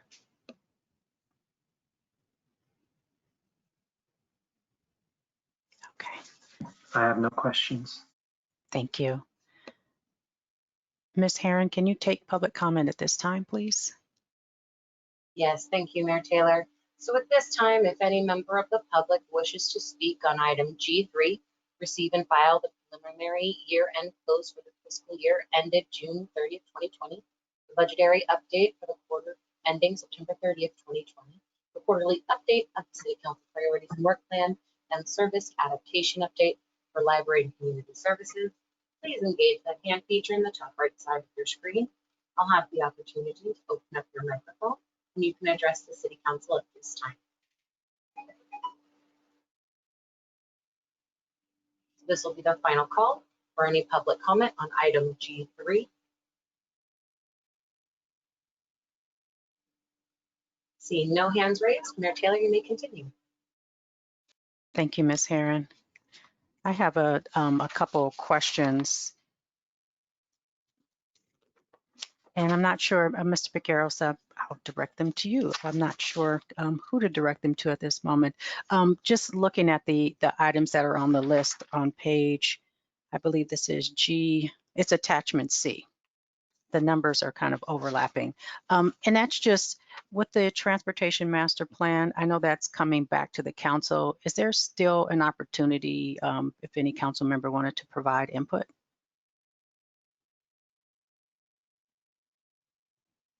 So I'm sorry, my apologies, Mayor Taylor, I will defer that to our Public Works Director, Nikki Nagaya, if she's available to answer.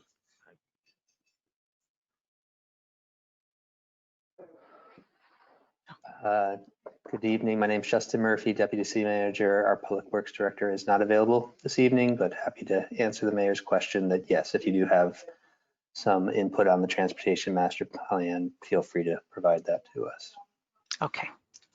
But it doesn't have to be this evening. It can be when it comes back to the council, because I think it's coming. It would be great if you could get it to us before we release the staff report. So I think the latest was this November 17th meeting. So if you could connect with us in the next week or two, that'd be great. Okay, I definitely will. And so that I don't have to go through, there's actually probably another 7 items. Is that the best way? Is just on the items that are listed under our priorities is to provide you something in writing, just input? Let's see. Or should I go through each one? Maybe just the subject area may be helpful. Okay, with the, I think my question about the housing element might be a little too specific, and that is because I'm really concerned about sea level rise. So I'm not sure if the environmental justice piece to the housing element update would actually include sea level rise. So that's my question. I didn't think about it until we had the discussion earlier. Off the top of my head, I think it would be a consideration. So we can definitely follow up on that specifically. Okay. And then I think a couple of meetings ago, I may have only brought this up to our city manager, trying to figure out a way, because this has been another concern of mine around emergency preparedness, how to have a broader initiative that included a collaboration with the city and our new volunteer group. And I was trying to think, well, does this live, could this live under the climate action plan? I talked to someone on EQC today and they said that's not a good place for it. So my question is, if I wanted to add this or have it considered to be added to the work plan, what would be the best way to do that? Most efficient way. Right. Well, first of all, thank you for sharing tonight, because I think it's helpful for the full council to hear these suggestions and not just staff. So I appreciate that. Probably the best way would be, I mean, if it sounds like the issues that you're bringing up and the thoughts and suggestions would warrant like a very deep and broad discussion by the council as a full, like it sounds like you're really thinking of reprioritizing. Well, thinking about emergency preparedness, I'm not sure, does it have to be a priority for it to be something that we do collectively as a city? It depends on what resources from our staff you want committed to it. Okay. Okay. Okay, so I'm not sure if to suggest to have a study session, to have it as an agenda item. So if that's something I can follow back up with you on. Right, so I guess I would just reach out to the council. Is the council interested in having another priority setting session in the near future?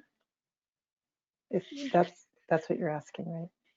No, I don't want to reprioritize. I'm just looking at the climate that we're in now, and just hearing the reports around how many people are actually a part of the SMC alert. I almost forgot the acronyms. The SMC alert. Just looking at that audit, looking at, I don't know what percentage of the residents in Menlo Park are emergency prepared. I'm looking along those lines, and so I don't see it necessarily as being on a council priority list, but just trying to figure out how to have a broader discussion about it. It was brought to us, I think, during goal setting in February or January. We didn't choose it as a priority, but it still, I think, is something that we need to be thinking about. Right, definitely. So how about this? What if we did a joint study session or a joint meeting with the fire district to talk about this issue? Okay. Because the fire district has really been helping the city with emergency preparedness. So it would be a great opportunity to collaborate with them. Okay. And I know I asked this a couple days ago. Do we still have the council subcommittee for the fire district emergency? You did ask me that, and I don't know that off the top of my head. I apologize, but I'll find out and get in touch with the council, let you know. Okay, thank you. Then my next question or comment is more on the development and environmental review process. I guess that was the EIR education series. If there are, I believe, and I don't know how many, but there are at least one online education resource that's at no cost. So if there's a way where I don't know if this can be actually taken off and then something done a little differently, so it doesn't take staff resources, it doesn't take financial resources. Just a thought. Sure. No, that's a great idea. I mean, definitely we've all benefited from webinars on the staff level. So I think it's a great idea. It can be real time, and then it's also available on an ongoing basis usually. So it's a great idea. And if any of you have looked at webinars that you think would be especially useful for this purpose, let us know and we'll use them. It's a great idea. Thank you. And then I have two more comments, and that is with the climate action plan implementation. And I know that the council voted on numbers, I think 1, 3, and 5. And number 6 was actually something I think is important, and that was a city, I think it was a citywide plan, develop a city-specific plan on how to address sea level rise. I believe so. I don't have the staff report in front of me. Go ahead. No, go ahead. Well, we are working on this PG&E grant, and we're pursuing a couple of other alternatives as well. And so I think we are really committed to pursuing, it's not a PG&E grant, I misspoke, it's a FEMA grant, and we'd be partnering with PG&E and the Creek JPA and a number of other partners. So we'll be working on that, and maybe we can just bring that back to you in the near future. The grant application is due, I think, in December. So I think we'll have some good information to provide you by that point. Okay. So early January. Okay, that would be great, because that was going to actually be my next comment on the Safer Bay project. And I believe that East Palo Alto got a grant, not sure if it was from FEMA or not, to build a seawall. And so just thinking about these things that are going to be constructed that aren't necessarily going to protect residential property in Menlo Park. It's more the PG&E substation and then property in East Palo Alto. I'm looking at what needs to be done to protect properties in Menlo Park. And I know that there is something on the informational item that is providing a discount on insurance, flood insurance. I'm just thinking about a step further, just looking at, well, is there something available that Menlo Park can apply for a grant that builds a seawall as well? Because if East Palo Alto has one and we don't, or if Redwood City has one and we don't, it just makes things worse for us. So just thinking along those lines. Right. No, I think we're right in step with you, Mayor Taylor. The staff has been talking about this as well. And so again, as you point out, we need a continuous protection along the Bay Coast, not just incremental. Okay. So we don't have the solution this moment, but we are working on it. Thank you. I appreciate it. And I misspoke. There's one other item. I was going to bring it up during the subcommittee reports, but I asked the city manager to send a a document that's called the Real Proposed Scope of Services for Your City. And this is pertaining to the institutionalized bias reform. There was some information I learned at the National League of Cities conference a couple weeks ago that I thought would be really important, because it actually does everything that we were actually looking for, at least what I assume we were looking for. But it starts from the inside of the organization and works out, as opposed to doing pieces at a time. But at any rate, Starla or Jerome Robinson emailed you that information, but I just want to share that with you. And it's a possibility of something that can be done that would not take away staff resources, but still accomplish the same goal. The overview, I had a chance to review it. It looks great. So I think we can definitely reach out to them and find out the logistics and pricing and all of that. Thank you. And those were my comments. Thank you. It was thank you for sharing all that. Very helpful. Thank you. Councilmember Nash. Thank you. I had a question on the housing element, and as staff is looking at it, whether or not there's an opportunity there to actually start sooner and what that would look like. And I don't need an answer now. It's just sort of something to that I'd love staff to think about, whether there's any advantage to that, to being one of the first out of the starting block on this with our RFP. And then the other piece that I was just wondering is at what point, which is a question probably for Ms. Jerome Robinson, and that is on the FEMA grant. I'd heard that that was going to be quite resource intensive, and at what point we hear about the resourcing of that. You'll be the first to know. I think we're still preparing the grant, and so it's not entirely clear what the resourcing will be. But PG&E has been very helpful, and they're really stepping up to work with us, and so they're doing everything they can to find us additional resources. And my biggest concern being the staffing. Right. As you just say, we could do anything, we can't do everything, and just what would the impacts be? Okay, we'll try and have a good handle on that when we bring back the grant application to the council. Thank you.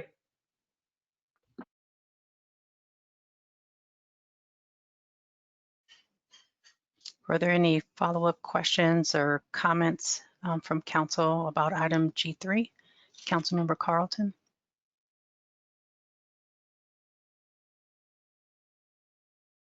Apologies, talking away to myself on mute. I liked us moving forward on the Safer Bay project. I'm delighted that we've got $40 million coming in potentially on that. That's great. I don't want to lose track of the Middle Avenue pedestrian bike crossing. I know you guys have heard me say this before. I apologize. There's $12 million in a deadline. I just want to make sure it doesn't get lost in there, because it's never fun to have to scramble and do things last minute. Looking at the pool, which was included in this section, I was really surprised to see how many people from outside of Menlo Park use our pools, particularly in Bellhaven. 250% more use from outside Menlo Park, the pool. And sometimes people ask, well, why is it residents pay less on these things? Well, they don't. They pay more, because we pay for so much of the infrastructure through our taxes, through bonds, through all the different things that we do to keep these running, as well as building them. And we're not going to discuss this or really deal with it tonight, but I'm throwing it out there that maybe we look at, I'm told time and time again that we don't have enough hours, that so many more people want to use, particularly the people that swim laps. Maybe there is more flexibility in being able to charge people more from without, that come from outside of Menlo Park. And this isn't a punitive thing, this is more of an equity thing in terms of the upkeep and the expense of building coming out of the taxes and really being paid for by the people of Menlo Park.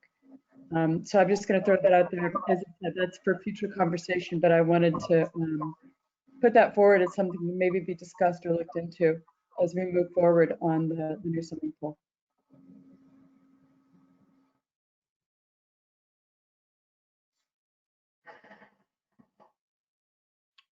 Madam Mayor, may I speak?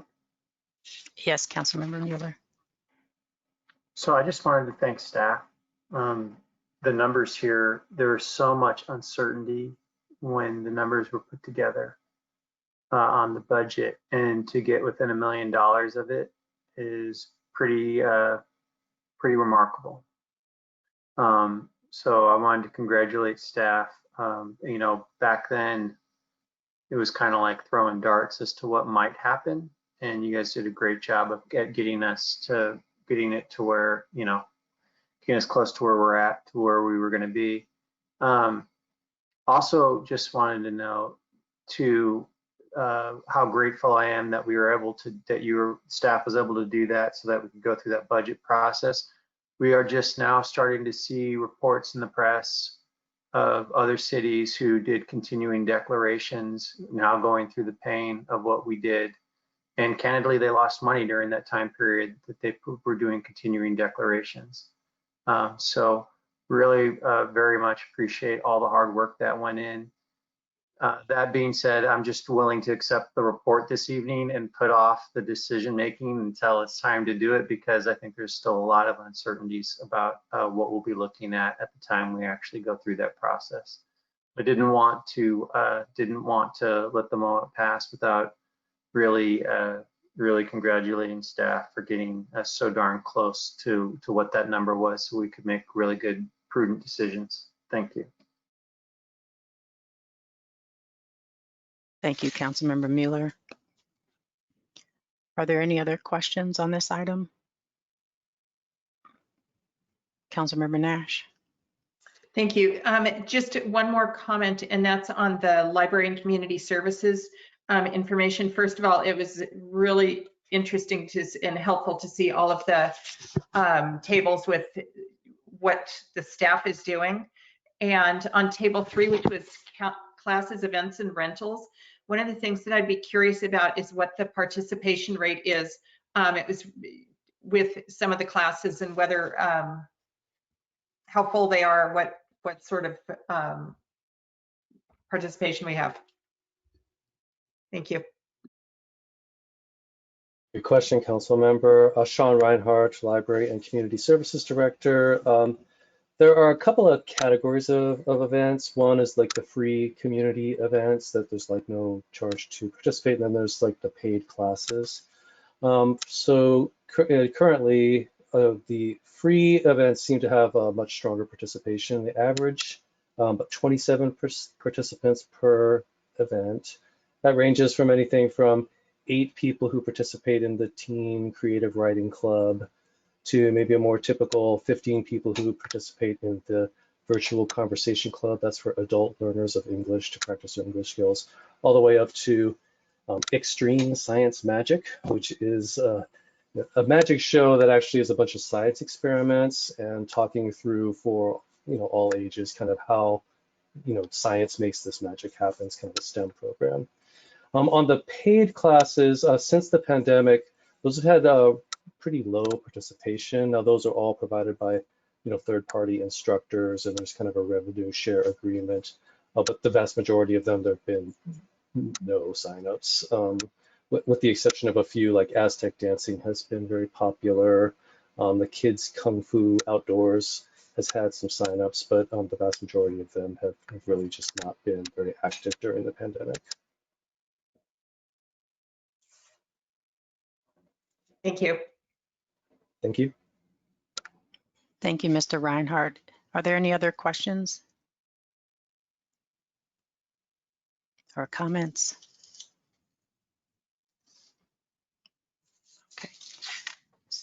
Okay. Ms. Herron, just a question. We're just receiving and filing this. Do we still need to vote? I don't believe that there is a motion required.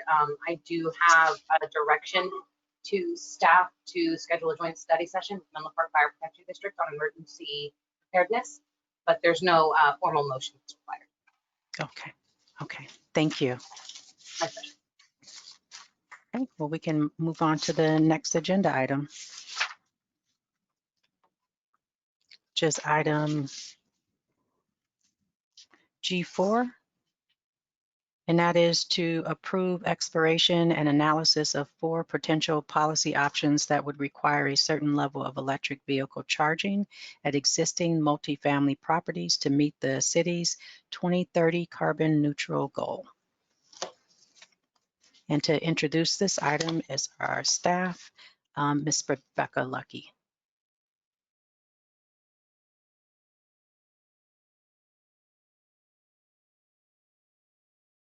Good evening, Madam Mayor and council members. Let me just make sure if you can see my presentation. Yes, we can. Thank you, Rebecca. Great. Rebecca Lucky, Sustainability Manager, here tonight to present the development of policy options that would expand electric vehicle charging access for tenants and residents living in multifamily units. I also have Ms. Candace Almendrell, who's a sustainability contractor from UniPC. She's also going to be co-presenting with me. She'll focus on the results of the charging infrastructure gap analysis. Ms. Almendrell has really examined this issue from many sides and layers, looking at electric vehicle driver preference and needs, equity issues, and what charging infrastructure is not just available, but what is really actually accessible in our community. And then I'll provide an overview of the potential policy options that could be developed and brought back to City Council over the next year for formal adoption. So for tonight, we're looking for general direction from City Council to keep moving forward on the development of these policies to fulfill Council's direction on the climate action plan that was adopted in July. And this particular strategy falls under CAP action number 3, which is to expand EV charging, and council directed for the city to work on this fiscal year. There's also a representative from PCE in the audience should there be any questions regarding incentive programs. And with that, I will hand the first part of the presentation to Ms. Almendrell. Thank you. Thank you, Ms. Lucky. Good evening, Madam Mayor and council members. My name is Candace Almendrell, as Ms. Lucky mentioned. So just to kind of give you some context for the GAP study that was performed, the climate action goal that was adopted by this auspicious council in July was really audacious. It was carbon neutral in 2030, which is basically 9 years from now. And as you can see on the top right-hand side of the slide, the current community-wide greenhouse gas emissions show that from baseline, which is 2005 levels, there has been a approximately a 19% decrease to roughly 280 tons. If you look at the ring, the largest blue portion, more than half, is transportation, specifically gasoline vehicle emissions, which have not only increased over that study period from 2005 to 2017, they're predicted to continue to increase to almost 200,000 tons by the year 2030, which is when the city is hoping to be carbon neutral. So with that in mind, next slide, please.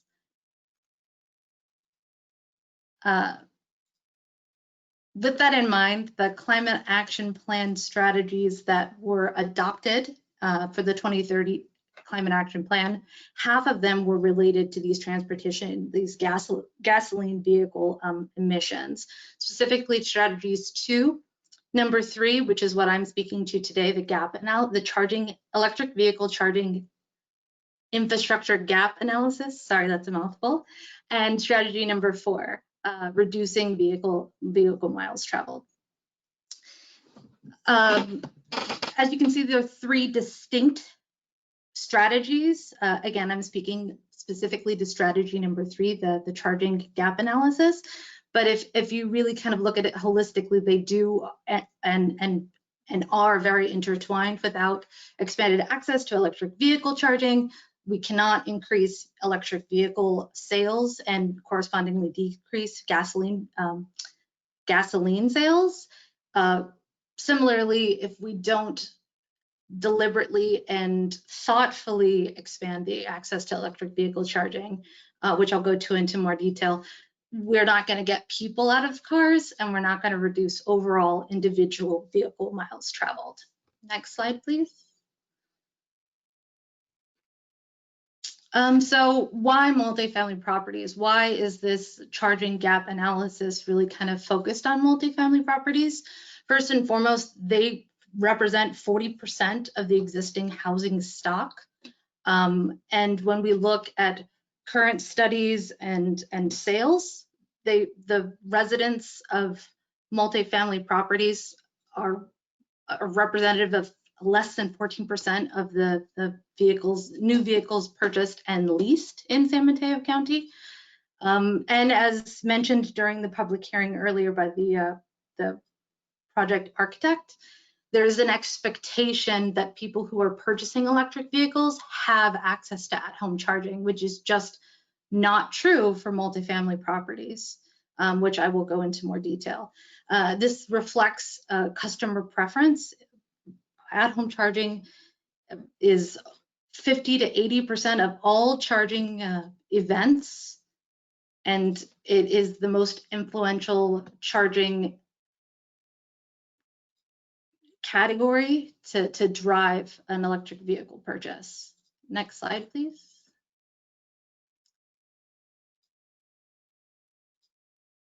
But it really comes down to equity. If you don't have the ability to charge at home, then you don't really have the reliable access to charging. And to be frank, it costs more to charge at public and destination charging comparative to at-home charging. There's a competition element. Imagine jockeying for space or lining up and waiting for your turn to then charge for 45 minutes to 6 hours. There are time limits to increase charging efficiencies and also increase vehicle turnover in shopping areas. For example, the downtown parking plazas have a 2-hour limit. This can also compound long commute times. The average commute time in the Bay Area is about 30 minutes. That's an hour in your car each way. And then at least a minimum of 45 minutes should you need a charge from 0 to 80%. That can double your commute time in some instances. And that's if you can get access to fast charging and don't have to go to a lower, slower charging type.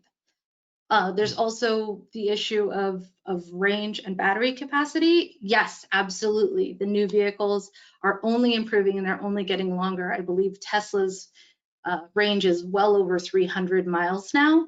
However, the secondary market, the used car market, which is a much larger share, is going to have those lower range vehicles, and lower budget and budget constrained consumers, which are kind of in line with tenants of residents and tenants of multifamily properties, are going to choose those lower range vehicles and require more charging events. That's more time either away from their home or more, frankly, more money to charge at these public charging stations. You know, requiring charging at a public or destination charging station like a restaurant or a Target requires that you actually physically get in your car. Instead of just jumping on your bike or walking to the market that may be, you know, within 5 blocks from your house because you forgot to pick up a jalapeno for your taco dinner, you actually have to jump in your car, park it, charge it, and hopefully like wander around the store for 30 minutes while you charge your car. You know, we're a rail town. The city of Menlo Park is a rail town, and we really want to be able to empower people to take advantage of the wonderful bike trails, bike lanes that are being developed by the city, and the train services and other public or lower carbon options. And really it just kind of restricts the choices of multifamily consumers, and it has, if you don't have access to at home charging, you really have to adjust where you work, where you dine, where you shop, where you perform recreation activities, heck, who your friends are if they don't have level 2 charging at your house, at their house. Next slide, please. So the results of this kind of multifamily focused gap, well, what turned out to be a multifamily property focused electric vehicle charging gap analysis was that within 0.25 miles, that's still about a 10-minute walk from your house, less than 2.5% of properties, those are individual living units, have access to charging. That means if there's like 100 living units within a quarter-mile area, 2 people can charge at a time. Most of the charging units are level 2. That means that maybe 4 charging events can occur during a day from 0 to 80 or fully 80% or what is considered fully charged. Again, we're trying to provide convenient, reliable charging options that are more approachable from a cost standpoint. Public and destination charging are usually over twice the price of at-home charging. And really, we need this vehicle adoption by this 40% of our population to get those reductions necessary to become climate neutral. And again, without a thoughtfully implemented climate strategy number 3, the expansion of access to electric vehicle charging, we're not going to get more people to purchase the electric vehicles, and we're not going to be able to shift people out of their cars without the thoughtful expansion. Next slide, please. And when we talk about charging types, I want to be clear. I know that we think of those big stanchions and signs and painted spaces that say EV charging only, but a level 1 charger is your household outlet. My computer's plugged into one right now, into a level 1 charging. I hope you are too, so we don't lose you. And level 2, you actually might have a level 2 charger in your house currently. Your electric dryer, which I hope you have, not natural gas, or your washing machine has a 240 volt outlet, which is essentially a level 2 charger. And then of course, you can think of the level 2 charging like the city has at the downtown parking plaza number 2 and at the municipal campus. So there are funding incentives coming up. And again, I highlighted level 1 and level 2, which is the plugs. So Peninsula Clean Energy has funding incentives for level 1 chargers or connectors, which is the plug, for up to $2,000 per connector. And level 2 is up to $5,500 per connector, or 75% of the total project cost, whichever is less. There's also some incentives for electrical panel upgrade because there is capacity concerns, especially as we electrify buildings. And this is really supported by a robust technical assistance program that's free to applicants, and it's really designed to kind of direct and help maximize the incentives from site to site, because these are coming from different funding sources that Peninsula Clean Energy is dispensing. Peninsula Clean Energy anticipates that their level 1 incentives will fund most, if not all, of the project costs, and the level 2 incentives were designed to cover at least 75% of the project costs. Through the gap analysis, we did survey property owners and managers, which was just to kind of get high level finger in the wind kind of understanding of what they identified as barriers. It's definitely the same story. Cost, it's very costly to install new chargers, as Councilmember Carlton mentioned. Once the cement is poured, the trenching and the pulling, it's a new kind of project. They also expressed concerns over total parking spaces and being able to provide adequate parking for both gasoline and electric vehicles. And then also the lack of tenant request was identified, but it's more of a feedback loop, I think. A resident or a tenant doesn't see charging if it's available at their homes. They don't consider purchasing an electric vehicle, so they don't request the charging. So there's no request for charging, so it's not installed, so they don't purchase the vehicle, and so it goes. And what we were really doing with these policy options that Ms. Lucky will present shortly is kind of shifting away from that early adopter, innovator on to the next level of the adoption curve and really start capturing those, mid-level late adopters and get everybody on board so we can get those reductions necessary to achieve the 2030 goal. And with that, I will turn it over to Ms. Lucky, the Sustainability Manager, to discuss the policy options.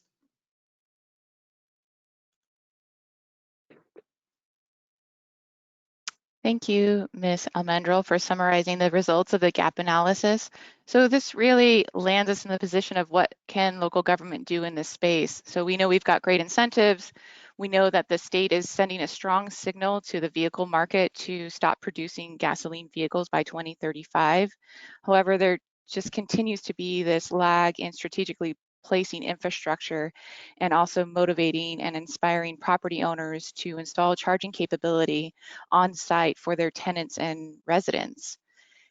And so there are a few ways that this can be addressed, and staff is looking to analyze and develop these policies more in depth if the council directs that tonight. And it's the strategy for each of these policies that I'm going to just describe is to use to potentially use policy to drive multifamily property owners to use these available incentives. And many of these policy options do align with the work that's being done around building electrification, which is the Climate Action Plan's #1 strategy. And even through REACH codes, some cities have looked at both EV charging and building electrification more holistically. We didn't do that in our past REACH codes because we had just adopted an EV policy the year before. And so it's been about 3 years since we've last had an update to our EV policy or had a new policy adopted. So one of the policies that could be developed is using the city's police powers to require a certain percentage of EV charging at existing multifamily properties by a certain date. So the thresholds are still yet to be determined, and the date or dates, if there are milestones, it could be 5% of the parking spaces by 2027. So just enough to get these property owners to look at the incentives and participate potentially to experience upfront savings. Another option that cities and counties sometimes use for health and safety or environmental purposes is time of sale requirement. So at the transfer of title, again, maybe a certain percentage of parking would need to be upgraded with some kind of electric vehicle charging capability. A third option is potentially altering the city's existing thresholds for EV charging for additions and alterations. So right now, as I mentioned, the city did adopt a policy about 3 years ago, and it does include additions and alterations, but only for commercial additions and alterations of 10,000 square feet or more. It doesn't apply to multifamily. So this option could potentially explore a lower threshold or extending that threshold to multifamily. And then another approach to kind of help in the short term if these other 3 policies are adopted and a tenant really needs some charging is to develop a policy that exceeds the state's requirements. There is state legislation that allows a tenant through tenant protection or tenant rights to request electric vehicle charging capability, but it comes at the cost of the tenant. And there's a lot of discretion for the landlord to accept that request or not. So this would look at and empowering the tenant more and maybe sharing those costs between the tenant and the property owner. And so again, these would be looked at together and trying to figure out which ones would be most viable and working with stakeholders as to what exceptions would be needed and what are the particular thresholds that would work and be feasible. And so the budget and project resourcing for this. So when the cap was adopted in July of this year, there was a lot of focus and attention on building electrification that was very, very well defined. And then there was this cap action item, which was to expand EV charging. And so at the time of that report and the adoption, staff went to council and said, we're looking at an infrastructure gap analysis and we'll bring you back what this work could look like. And so that's what this is basically tonight, is saying, we've completed the gap analysis. Here's where we see the gaps, and here's the potential ways forward. And so because a lot of those policy options are very similar to building electrification, there's some efficiency that really can be gained by using the same technical team that is needed for building electrification, and also a similar timeline and project schedule that can be used. And PCE is interested in supporting this effort. They've expressed that interest. And really, this project requires additional resourcing. It would require the assistance of a principal planner and legal analysis. So a principal planner could really help understand what are the parking issues, what are the constraints, how do we craft a policy that minimizes parking loss, or how do we overcome that barrier. And then the legal analysis would be very of how do we, what are the constraints around ADA, what are potential risks, what are the opportunities to provide and support a policy that would create more EV charging at multifamily properties. And so for the budget portion of this, what's needed to fund both the CAP action number 1, which is building electrification, and CAP action number 3, which is this one, EV charging, comes out to between $610,000 to $630,000. And so I know that staff report wasn't very clear on the number, so I just want to make sure it's clear in the presentation. And so currently we have $400,000 in the CAP implementation budget through the CIP. So for this project to really move forward, an additional appropriation would be needed and is estimated to be $200,000, and that could come forward in November, as Mr. Pigueros had mentioned in his previous presentation of adjustments that would be needed. So a high level of the project schedule, and again, this is very similar to building electrification, in both of these running potentially parallel to each other, is to really hit the ground running in January and have a technical team kickoff meeting, develop a cost effectiveness study and policy analysis. And then from March next year to June is really engaging with the stakeholders that would be impacted. So that would be the multifamily property owners. And then to come back to City Council in the summer and go through, here's what the policy can look like, and here's the exceptions or exemptions that are needed to make it work. Here are the programs that are in place or that PCE or other entities have committed to try to make this work. And then from that point, City Council can decide whether to draft ordinances. It could be all 4 of those, it could be 1 of those, depending on the outcome of the analysis over the next 6 months. And so again, formal adoption could occur by the end of next year. So staff did present this to the Environmental Quality Commission in September, and their advice to council was to focus on the expansion of on-site charging for existing multifamily properties to achieve carbon neutrality by 2030. And they really wanted to make an emphasis around the long-term equity issues regarding charging preference, access, and costs. And so they're suggesting to use a combination of requirements, education, and incentives. And they also wanted to advise using a primary emphasis for each of these policies to emphasize access to level 1 charging, which is the standard household outlet, and level 2 where feasible. And so for each of the policy options I described previously, that's really the bulk of the work would be, again, providing the level 1 charging as much as possible, and level 2 where feasible. And that could look like maybe a bigger complex can do a level 2 charging, and maybe the smaller complexes cannot. So the recommendation tonight is really seeking direction from council to continue to develop these policy options for formal adoption next year. With that, that concludes my presentation. Thank you.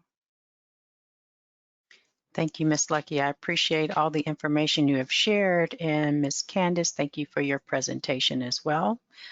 Do we have any follow-up questions from council before we take public comment? Councilmember Mueller, do you have any questions or comments?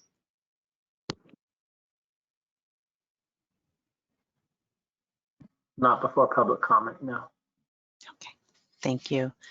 Ms. Herring, can you take public comment at this time? Thank you, Mayor Taylor.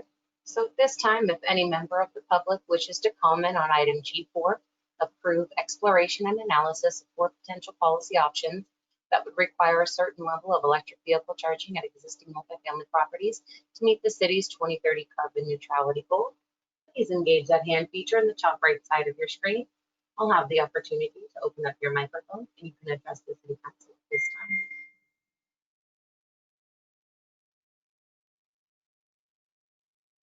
This is the final call, public comment on item G4.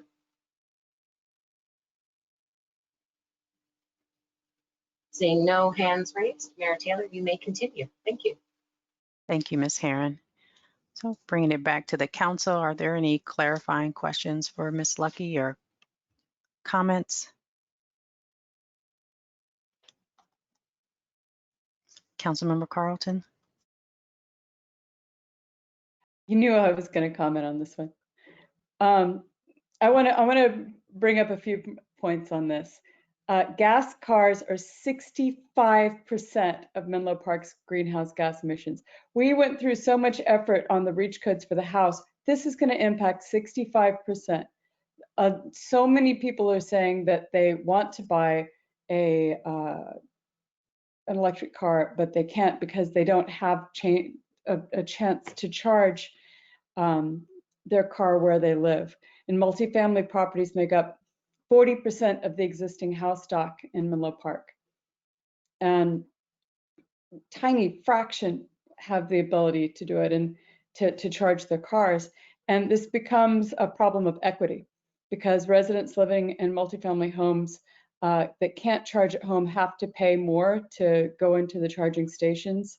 They have to compete for spaces to charge in, and it's contrary to everything that we're trying to achieve. We're trying to get people into green cars. And Peninsula Clean Energy, we just went back and redid our incentive program. So we're giving about $1,000 away to qualified people who want to buy a car, but not everybody can afford to buy a new electric car. So we're allowing that $1,000 roughly to be used for a used car as well, so that there's equity, that people at all financial abilities can get that extra support to get the car charging. And I think I was really nice when we did this before, and I really feel like we didn't go as far as we should have. Remember this, and this is really critical. The governor set forward just a couple of weeks ago that in 14 years, there are going to be no new cars sold that run on gasoline. It's all going to be electric cars. And we need to make it smoother, not only for the people buying the cars, but also for the people that own the apartment complexes. Because if they wait to the very last minute, it's going to cost more, because we all know that when everybody's doing something at the same time, the people installing charge more. And it's going to cost less to do it now. Even just putting in that plug is going to be less expensive to do, even this year than next year. And putting that extra push to get people to do the right thing for their residents also gets them to do the right thing for themselves, because they're going to save money in the end, because frankly, they're going to have to put it in the end anyway, because we're moving very, very quickly towards a population that's going to drive cars that needs to be charged. And I'm looking at my notes. I think there should be a time of sale requirement. If you buy a new condo building or apartment building or whatever, you've made that investment, just factor in the cost that you're going to have to put in the chargers. Increasing our EV requirements absolutely as soon as possible. As we saw today, things are getting approved, and we want to make sure that the things that we approve have these requirements in there. And again, I think that these requirements are good not only for the residents, but they are good for the people that own the buildings as well.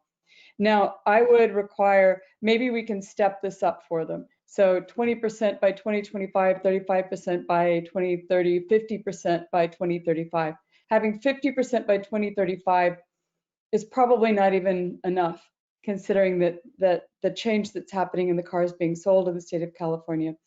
And I personally would like to see level 2 which is just the same plug that you have behind your washing machine.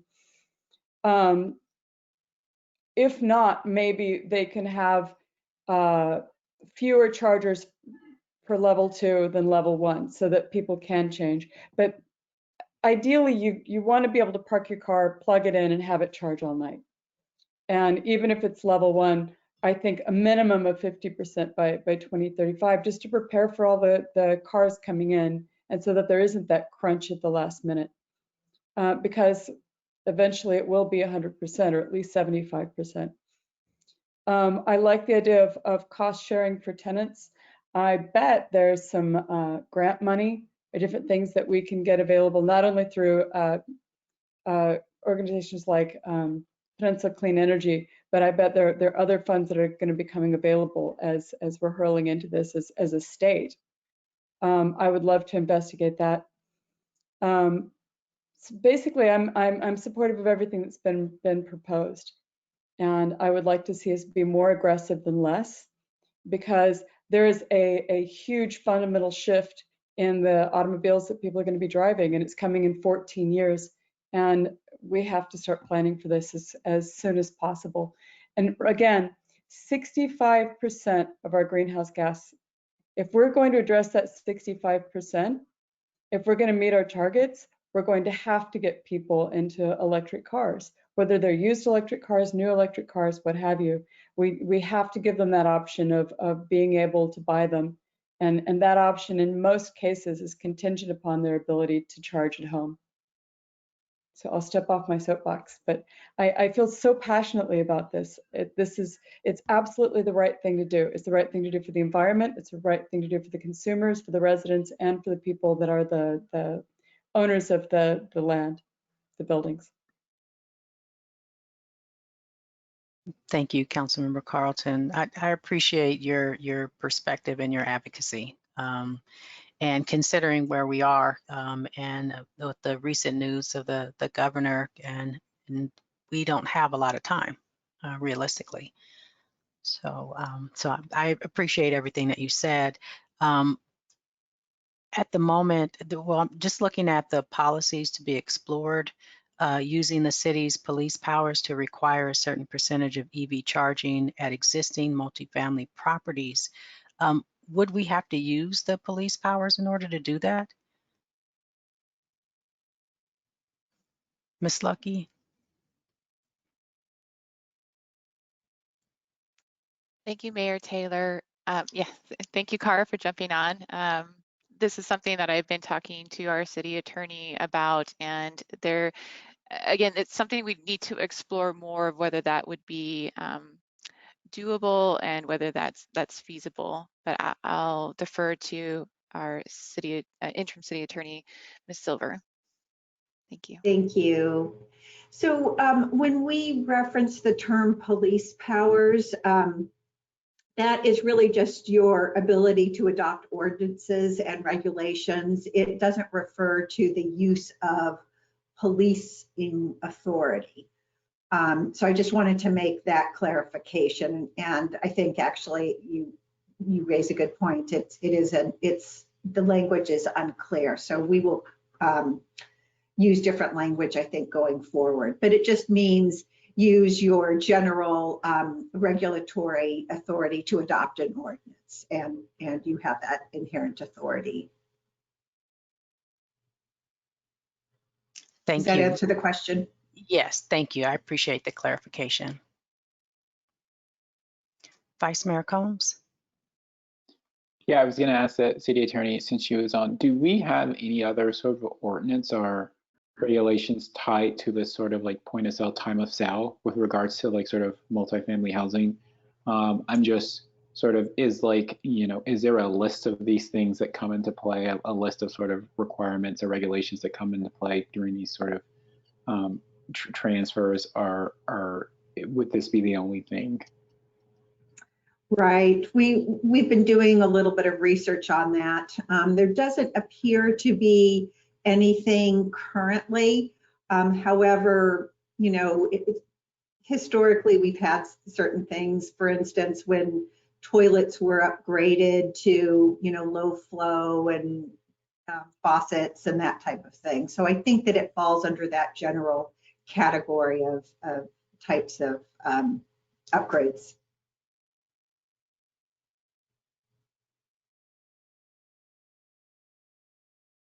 Are there any other questions for Ms. Silver?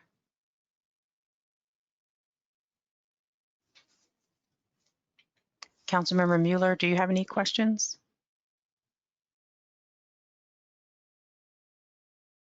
I do not.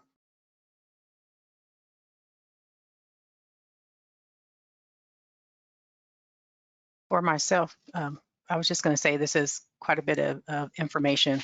So, Councilmember Nash. Well, yes, I too am struggling with this, and I absolutely agree with what Kat has said about we need to have people putting in the infrastructure. We need to have people getting electric vehicles. And we now have the state mandating it by 2035. All new vehicles sold will be electric. So I think that there's a lot of momentum pushing us in that direction. And I also think I love the incentives that PCE has. And so what I'm struggling with is how much resources, time and money do we put into doing in-depth policy analysis, and how far does that get us versus how much is there going to sort of be a wave?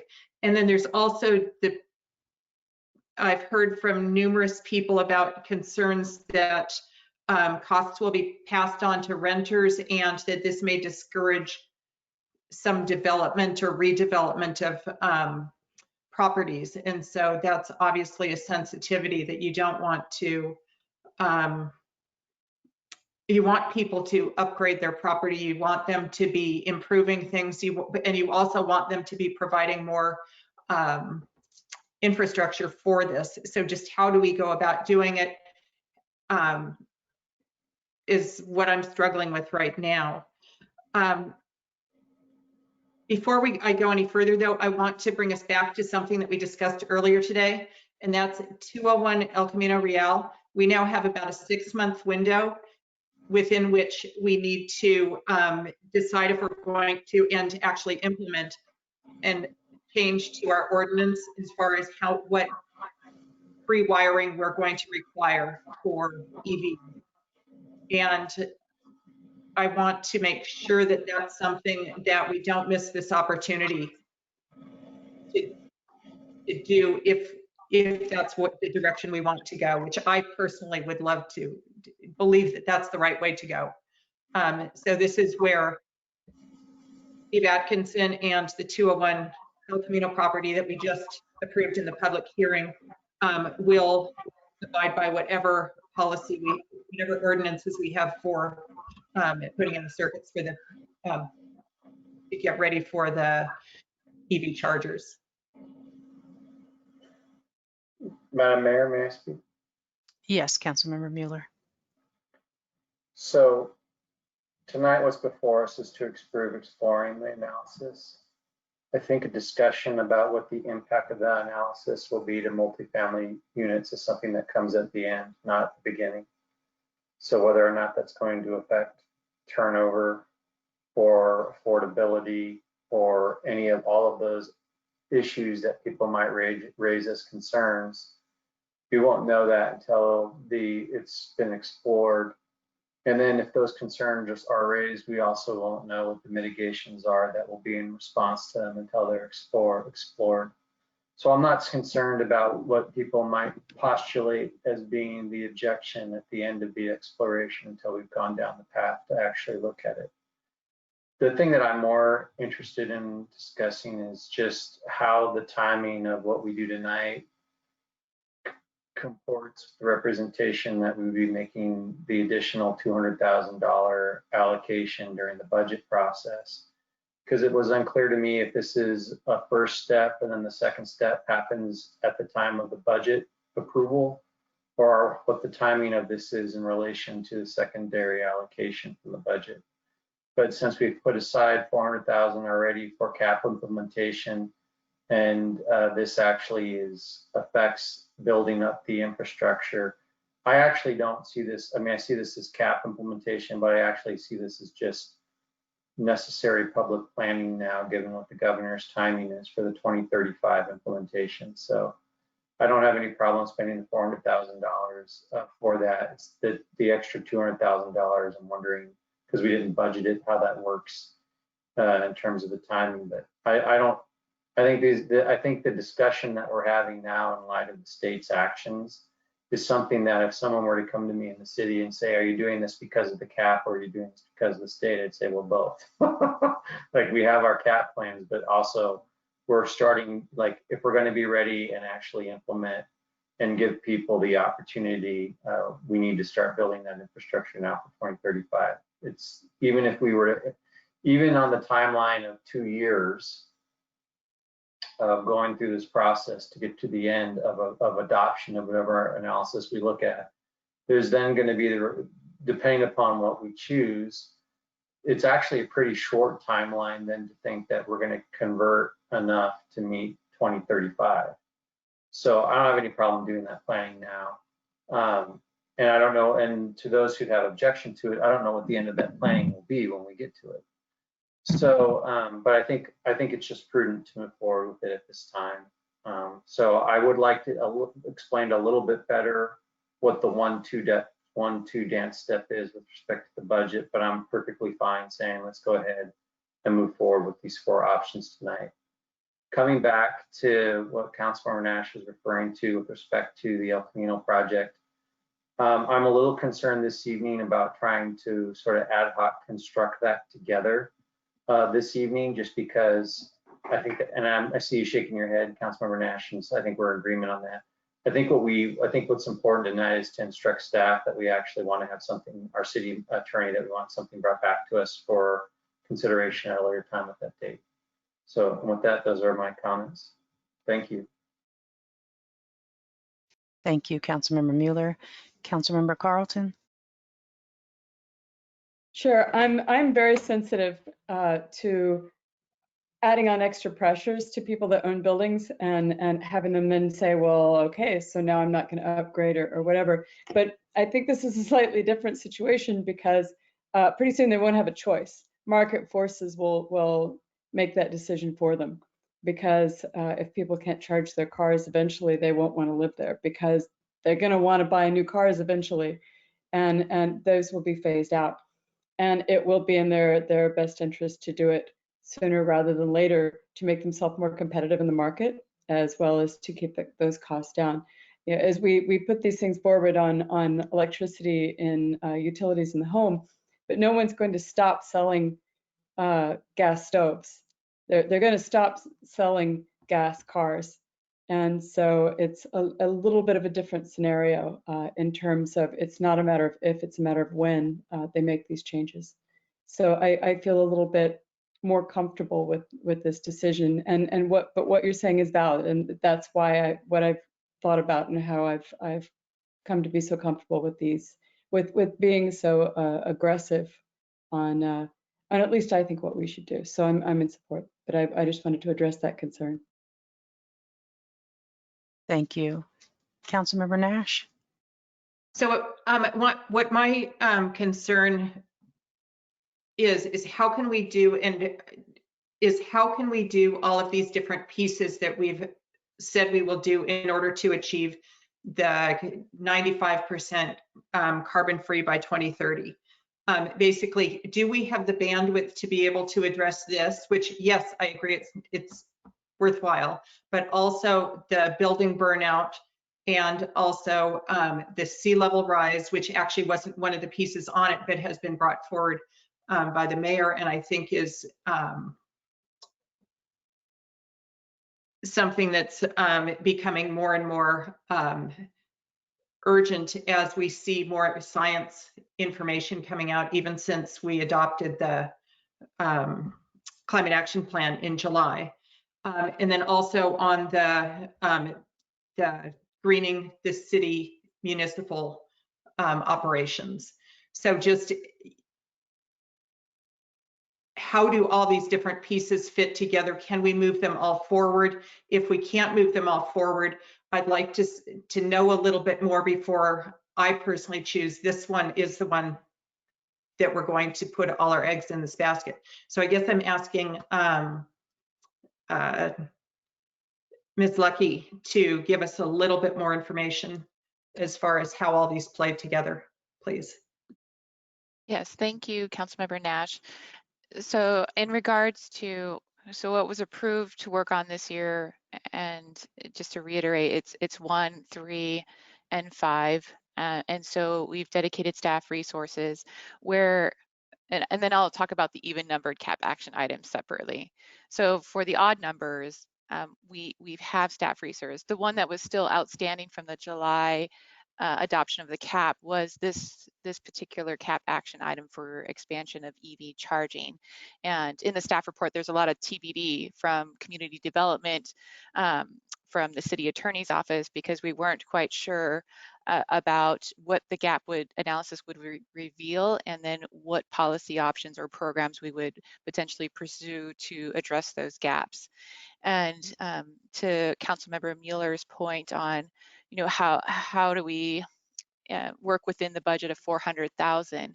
It's very difficult to, if the goal is to try to accomplish these within a year, we do need the resources on hand and the team together.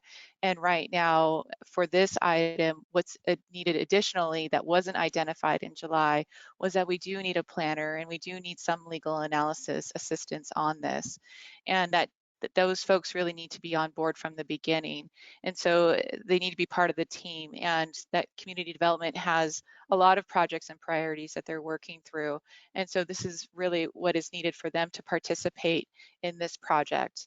And so for the other even numbered cap items, the Environmental Quality Commission has looked at those as to what could potentially be done this year to implement those cap action items, and that will be brought forward to City Council next month as part of the memo from the EQC and staff's recommendation.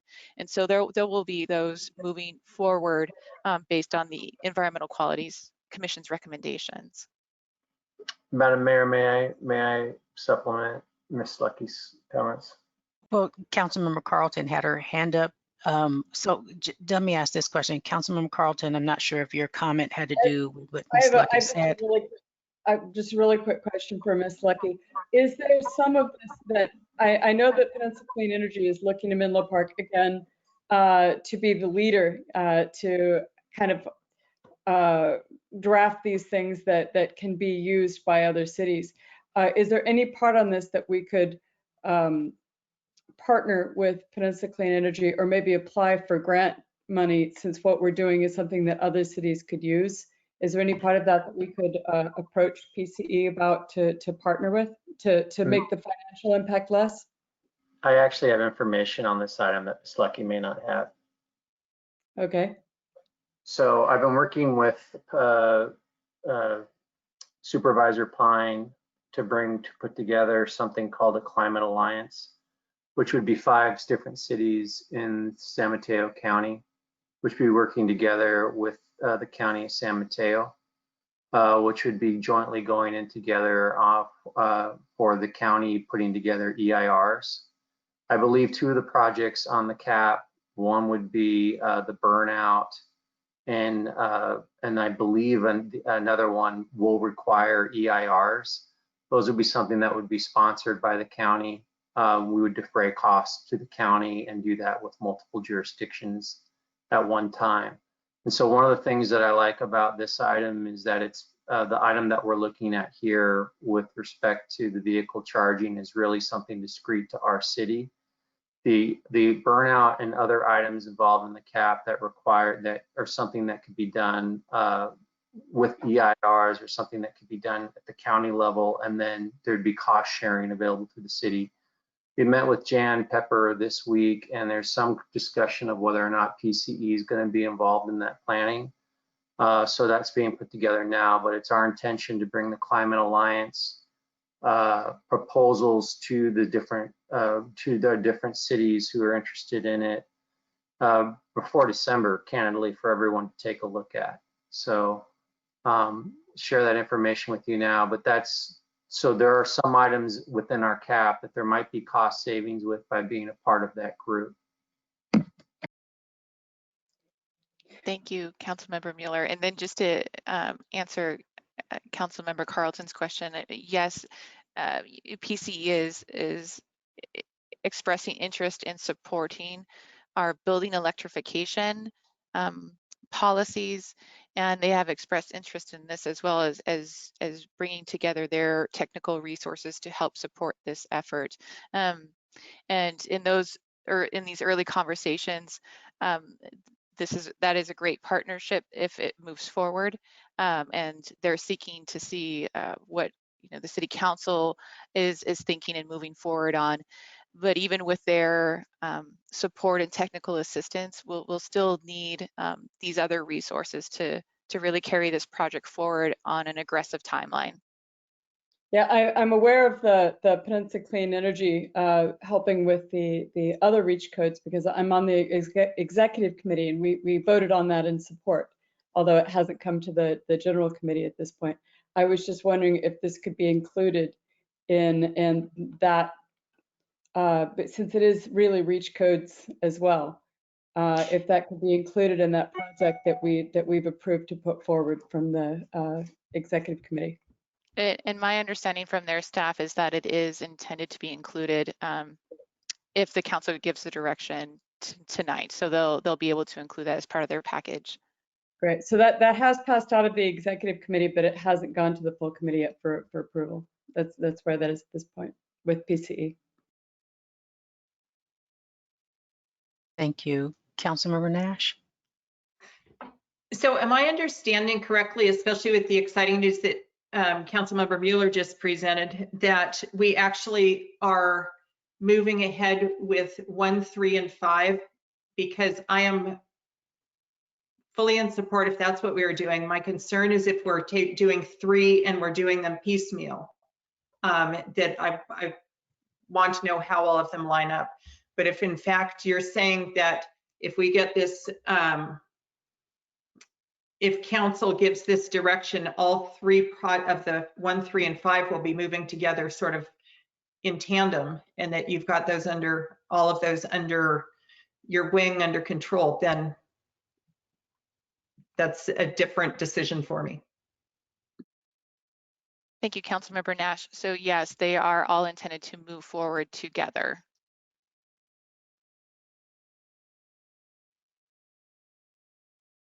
And just one more follow-up. And so the extra 200,000, so 600,000 actually moves them to what point would we, assuming normal ups and downs with the resourcing and just how life is going right now, when do you think we would actually be seeing some of this realized in coming back so that we could, from the policy analysis? Yeah, that's a great question, Councilmember Nash. So, so the next step after this meeting, if there's approval to continue to analyze and develop these policies more, then the November 10th meeting where the budget amendments are discussed, this would be included, the additional 200,000 to include, and then that would allow us to begin to get the resourcing we need to get up and running by January, to get the kickoff meeting with the technical team, and to start to really strategize on an engagement plan to start in April of next year. And so the council then would see a policy product by summer. And of course, again, there would be reports to council in the interim, just to check in, and council members may be a part of the public engagement process as well. So there'll still be deliverables each step of the way, but there will be the expectation is to have that policy product by the summer of next year. And you're speaking just of number 3. What about 1 and 5? So it would be number 1 and number 3. And for number 5, the focus is on the new community center to eliminate fossil fuel use from the community center. And then the agreement that was made in the cap was that if any assets are coming to the end of its life at the city, that we would look for a non-fossil fuel option. Yep. So this actually is moving 1 and 3 together, not just 3. Correct. Fabulous. Okay, cool. Vice Mayor Combs. Yeah, thanks for the presentation, Ms. Lucky. So for me, I think where I'm at is if we are asking for another $200,000, then I want to look at this in context of the larger budget and what sort of things then don't happen because of this sort of additional priority, or the extent to which this gets pulled from reserves. And so for me, that's where I stand regarding the request for the additional $200,000. I need to sort of see it in the context of the budget.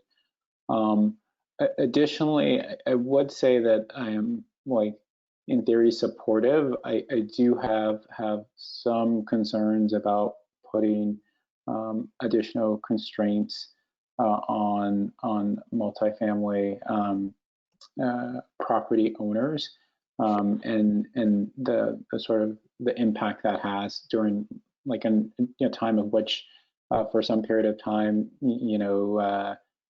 their tenants have not been, obligated to pay rent, right? And that like looking, out into the future where rents are likely to fall across the board. And so that, again, that doesn't, the importance of this is not lost on me, and so that doesn't, mean that I'm opposed, but I do think that is a concern. And I do hear that like this is coming, and so why not sort of nudge people along?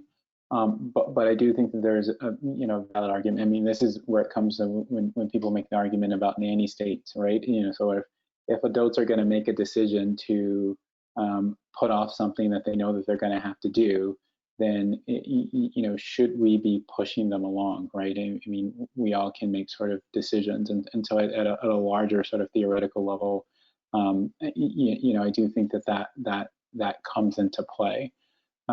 Again, all that being said, I could be supportive of what has been proposed, but I need to think on it more, and again, I need to think on the additional $200,000 ask in the context of the larger budget.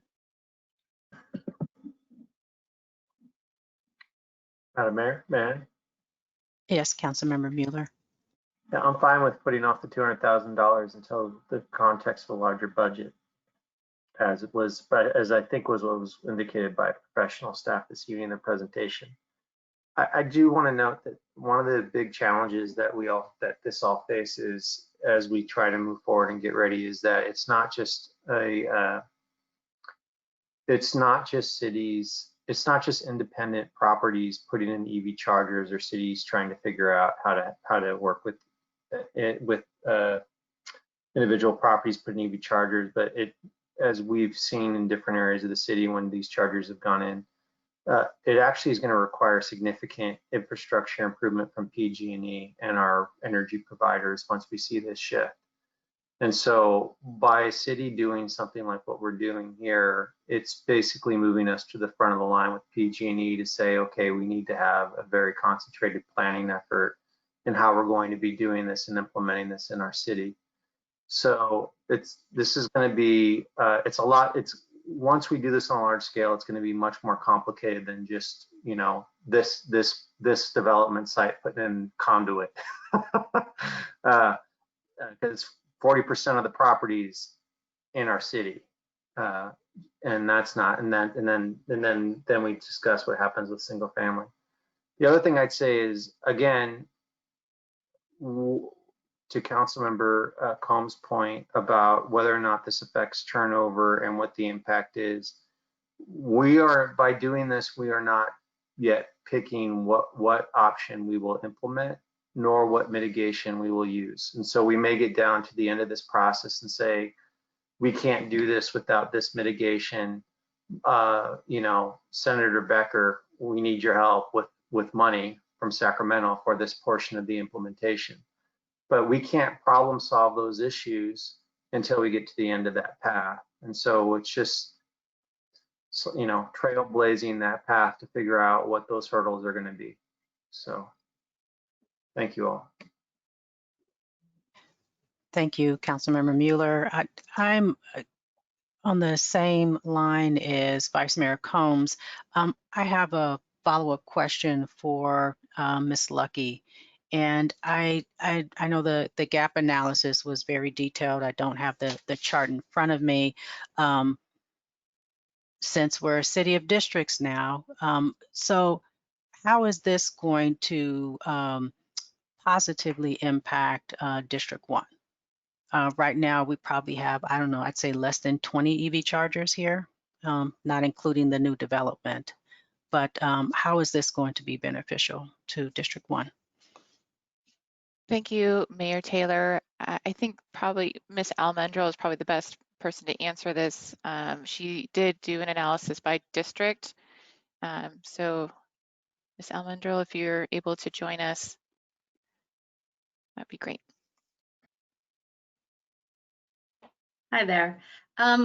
Ms. Lucky, if you're able to share your screen, I actually have an extra slide that has the table that you're describing, where I went through with the geospatial analysis and not only compiled by type, but also by kind of area. And District 1 is large enough and has a large enough concentration of multifamily units that I was actually able to break it out. So yeah, I think that might be it. It's either that one or the next one. Sorry. By chance, is this the same chart that's in the staff report? Correct. Okay, attachment E. Yes, that's the chart I think that you were referencing not having in front of you. So that's by type, right? So District 1 is primarily Bellhaven, if memory serves correctly. And as you can see, the current percentages for that area are slightly higher than the citywide average. It's just under 3%. The concentration of living group units is also quite a large percentage of the overall living units in the city. The policy options that we're suggesting to explore in this item wouldn't be district specific necessarily, but based on the characterization of the multifamily properties in the Bellhaven area, it's four plexes up to 16, kind of in that range, which is really reflexive of the citywide characterization of the multifamily properties. So I think when we're looking at policy options and we're really trying to customize those 4 options that Ms. Lucky discussed, based on the concentration of these properties in Bellhaven, it'll be serviced. It won't have as many outliers as, say, the downtown area, which is primarily like duplexes and things like that. If that answers your question more specifically. Yeah, and I think the other thing to add, and maybe to put a perspective that, and Ms. Almendrell had pointed this out to me as she was doing her research, you know, for example, if we applied if you're building a new multifamily apartment complex, your requirement is to have 15% of charging capability. And so even if we were to apply that standard to the existing, if you're looking at the Bellhaven area or neighborhood, you've got 1,100 units. You know, if you were to adopt some kind of policy like that, you'd get 15% of those residents at least having access to a standard home electrical plug and maybe some level 2 charging. If they were to buy a secondhand electric vehicle car, or if they bought a new car that was an electric vehicle, they would actually have that access at home rather than trying to search around or having to go on a walk to go charge and find unique and creative ways to charge your vehicle. May I also speak to this? Yes, Councilmember Mueller.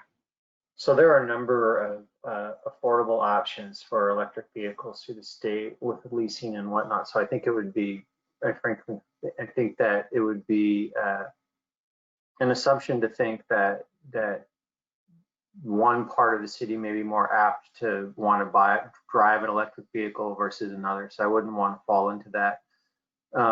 But to allow electric vehicles in every district is really to allow every district to be free of carbon emissions and the pollution that comes from driving oil producing vehicles. And that particularly impacts District 1, candidly, perhaps more than others because of its relationship to the freeway and Willow Road.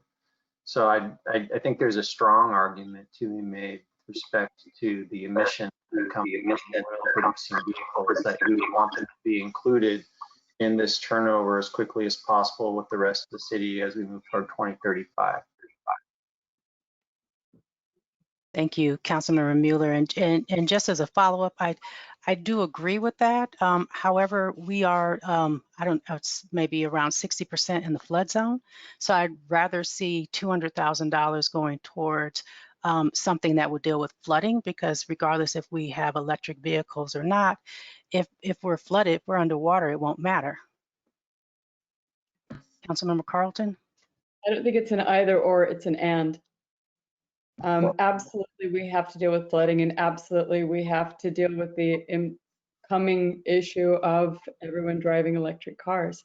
And it's a lot of the people in District 1 that Peninsula Clean Energy is focusing on in terms of how they're qualifying, giving money to help them buy anybody who doesn't want to buy a new electric car.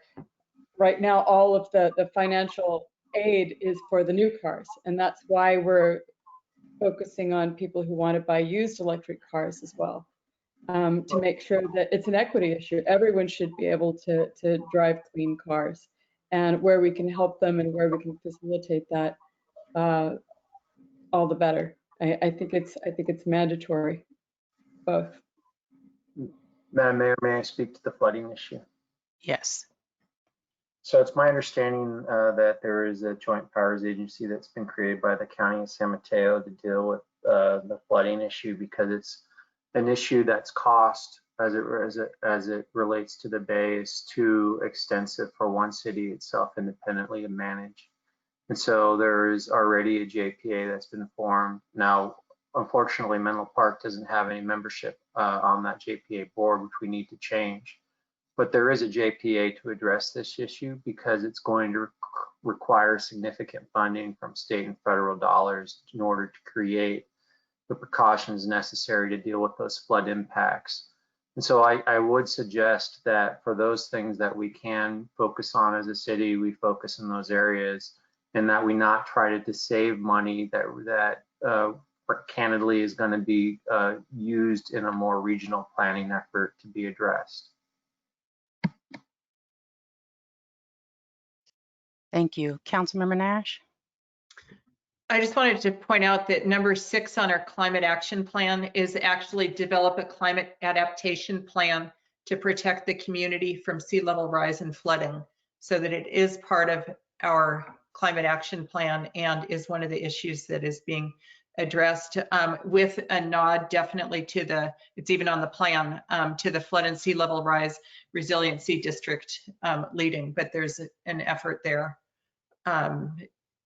to look and address that as one of the main climate action issues in Menlo Park. Right, but the JPA is leading that process, right?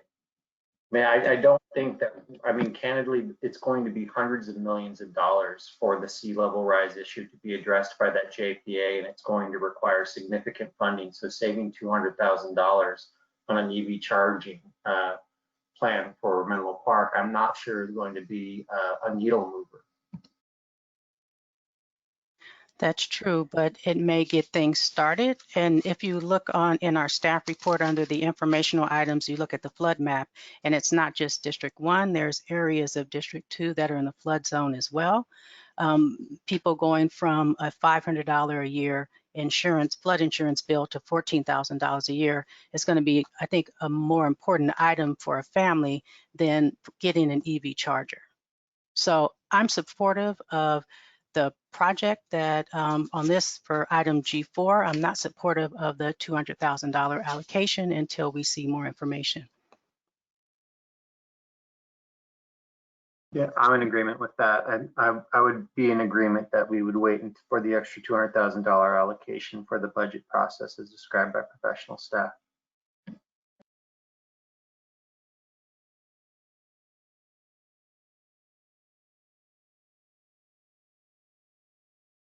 Are there any other follow-up questions or comment on G4? Councilmember Carlton? Looking for someone to make a motion, or is this kind of giving direction to staff? Can we do both? I mean, I'm happy to make a motion.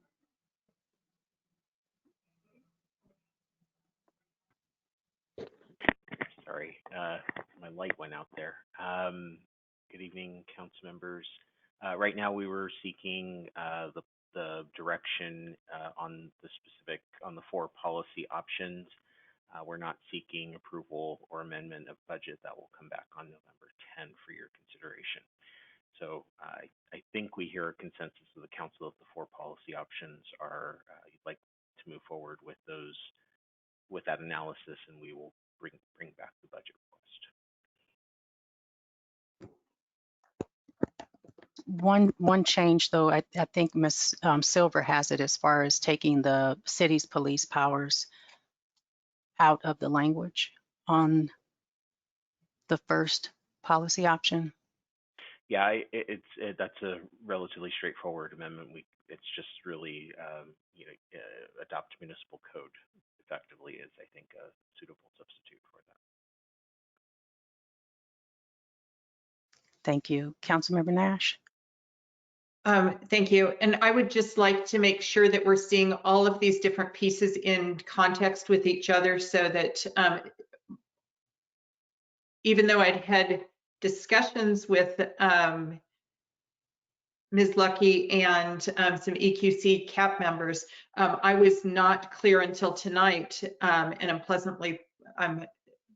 pleased to hear that this is actually in the context of the burnout ordinance. So I do want to see all of that in context and how it all works together as we proceed with the $200,000.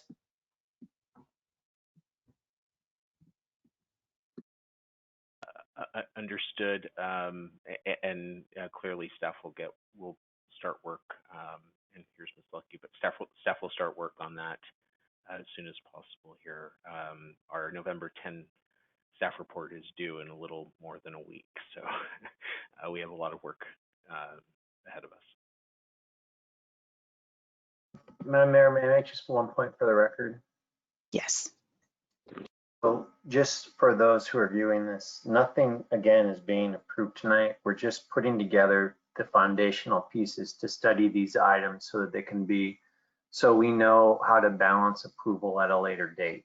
These are all very complicated things to look at, and because we're studying them doesn't mean that it's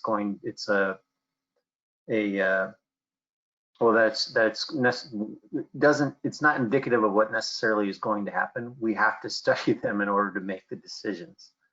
So I just wanted to make sure that's foundationally understood.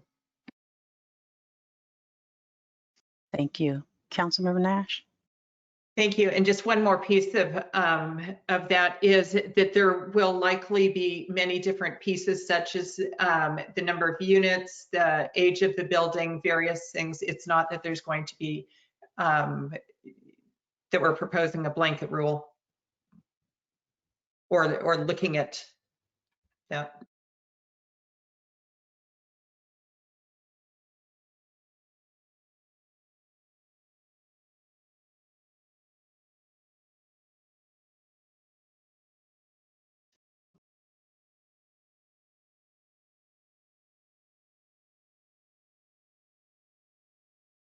Councilmember Nash.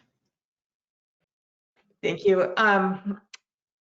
I would actually had a question, I guess, for Mr. Pigueros, and that is going back to the 201 El Camino, realizing that it would be through staff that we would get some recommendation as to if we wanted to change the number of the percentage of the chargers that we were wiring for, the conduits for the chargers. How would we go about doing that? And do you need any direction from council for that? And I think that we understand the request, and staff will just need to do a little work here, but definitely if we need direction, we will come back to council. Perfect, thank you. Thank you, Mr. Pigueros. So we still need to take some action on this item, and Councilmember Carlton, you, Mr. Pigueros.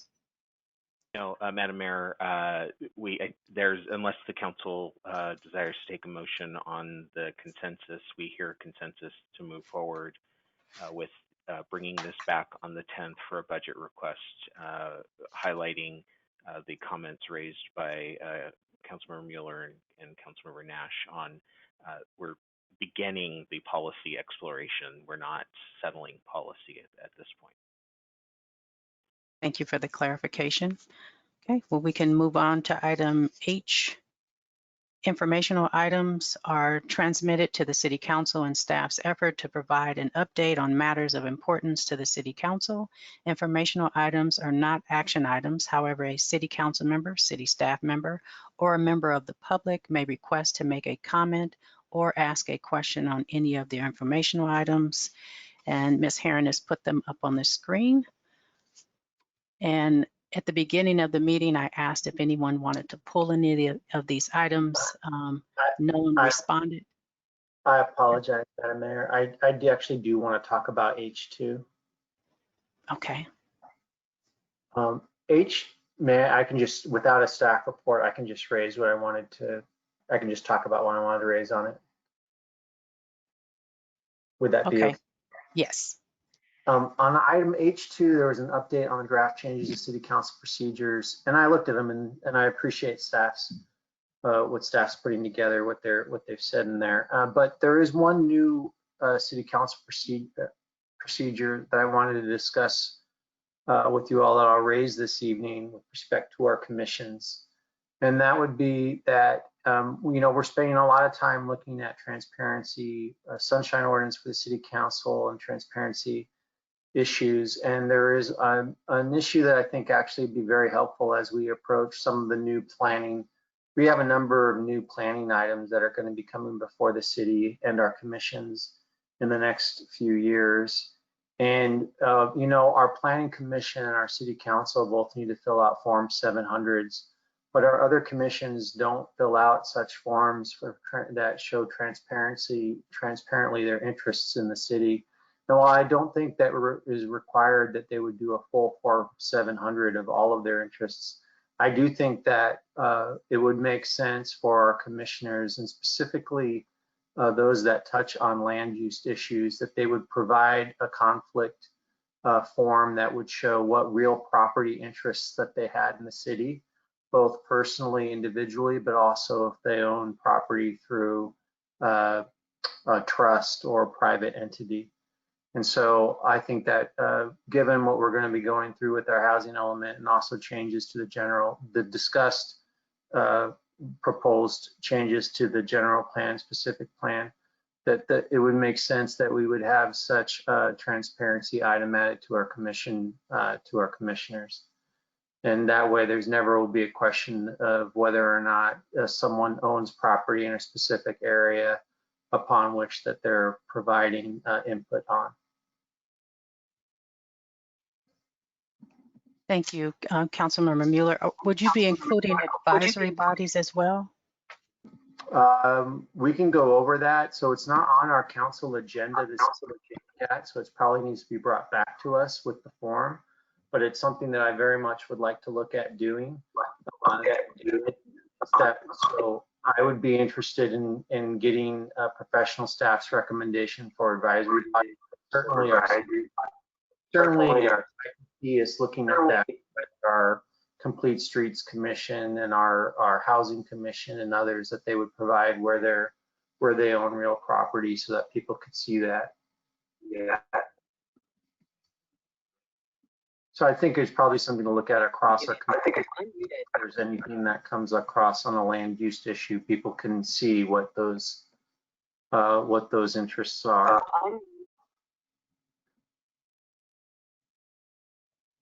And if there's any questions, I think we can ask City Attorney Silver if she has any comment on that, since I'm just sort of surprising you all with it tonight. But I've been thinking about it, how we have these land use issues coming up, and it probably wouldn't be a bad thing.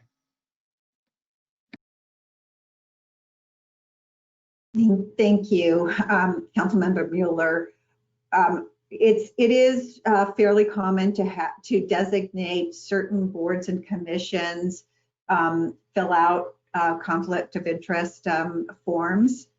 I don't know that you need to have every single board and commission and advisory commission fill out the particular form, and certainly you don't want to overburden your commissions with filling out forms that really don't apply to the particular commission, because that will end up deterring people to volunteer for boards and commissions. People don't like to disclose, certain financial interests that have nothing to do with the particular limited decision-making authority of the particular board.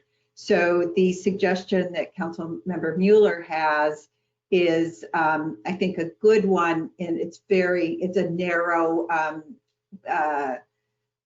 type of disclosure, and it would affect, I think, just certain boards and commissions that have any decision-making authority over real property, obviously just limited to properties owned in Menlo Park.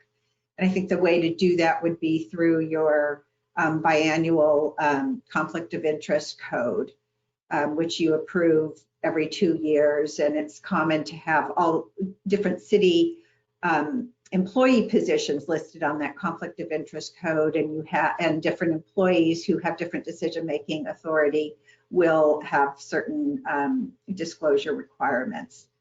And the requirements vary depending on the level of authority that the employees have. And then we could just add, the particular boards and commissions that you direct us to, and place it on that particular resolution. Thank you, Ms. Silver. So yeah, and that's exactly right. That's exactly what I'm thinking. It's just very narrowly construed to real property interests, either owned directly or through an entity. And that would be for city commissions that make recommendations to the city council on land use issues.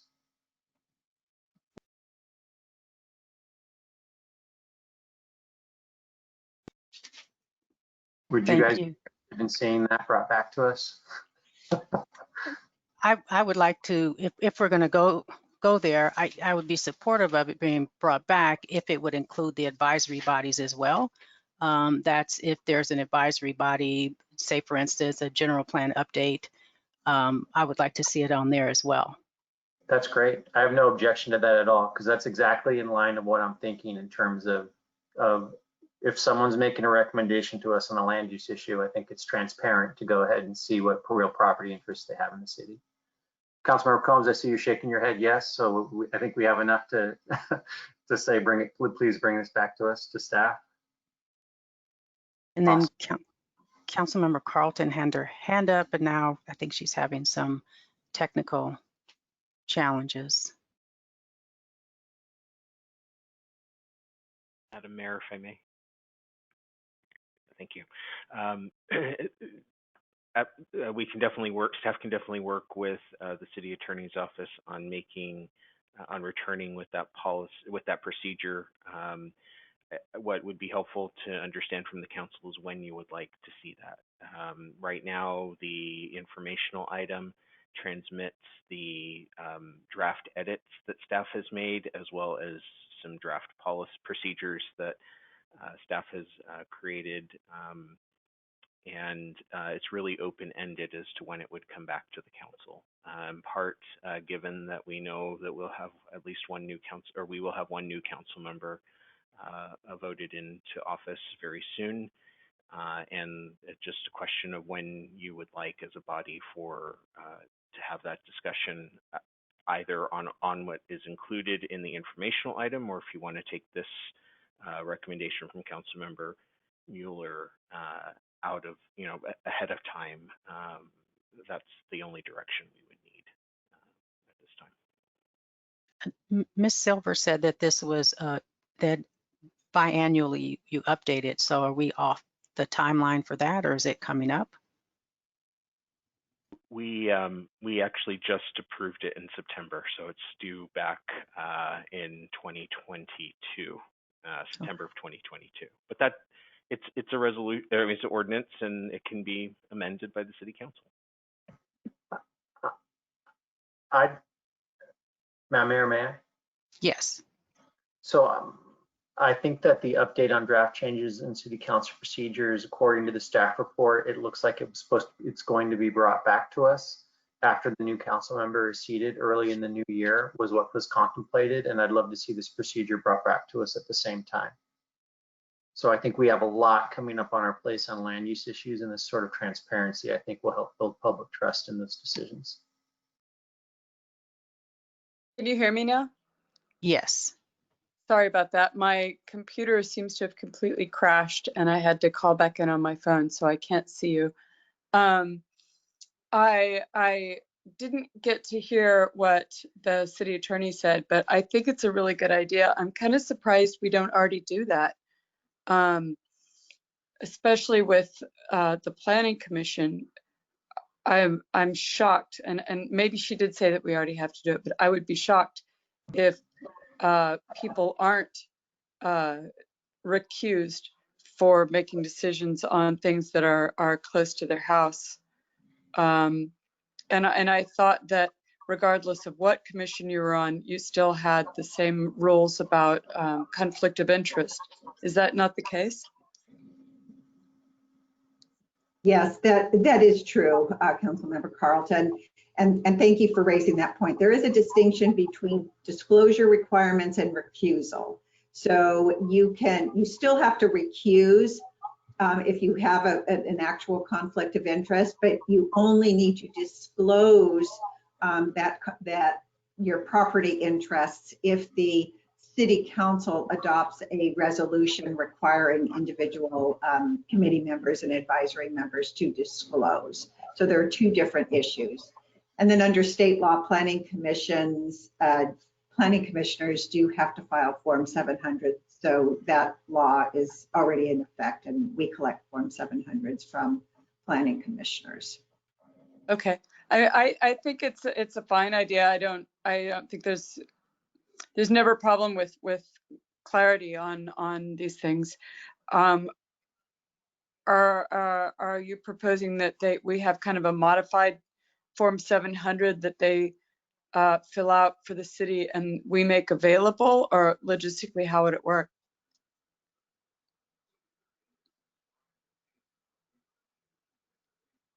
I think professional staff can come back with the form for us and their recommendation. So I think it could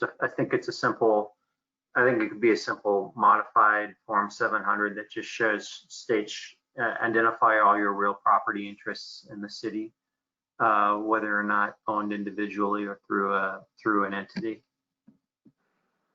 Okay, sure. But if you're going to do that, I think it's also important to capture where people work and all the other important aspects of where a conflict of interest might come up. Thank you. Vice Mayor Combs? Yeah, just so I'm making sure I understand, and so we're talking about like potential advisory boards that are dealing with land use issues that get created. We're talking about complete streets, right? They can deal with land use issues, and we're talking about housing. Is there some commission I'm missing? Like would Parks and Rec be in there? I'm not sure. So I'm assuming Library Commission would definitely not be in there. Sister City Commission would probably not be in there. Our Sister City Committee, Finance and Audit would probably not be in there. And so, and again, I know we don't have to like sort of settle this all today. I would only say generally supportive of it. I wouldn't, I do like the idea though of possibly limiting it to real property and not like necessarily expanding it to where people feel that they have to like sort of update us on their jobs. I mean, just a sense of like a property transaction, if you have property out there in the city, that there is a certain obligation to disclose it. And obviously, if there's some matter that comes before your commission that conflicts based on your, there's a conflict based on your employment, then certainly there still exists the obligation to recuse. But and again, there's a general sort of probably transparency that exists in connection with where people work, because you can just go on LinkedIn. Whereas with real property, there is less of a sort of a clear disclosure of that. And so again, if that is, you know, the desire of the city, I can see it. I can see the additional benefit of value of having that information collected.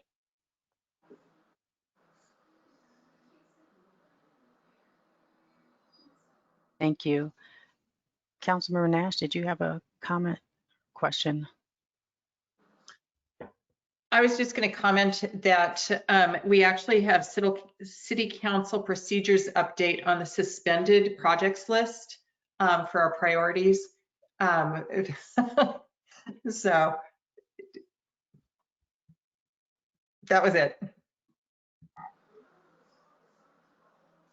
Thank you. Mr. Figueros? Yes, Madam Mayor. You came back on and I thought you were going to say something, so. No. I was just going to say, I think we have the direction needed to prepare a recommendation to the council and return in January. Thank you. So were there any other items, H1 through H4, and I still need to call for public comment?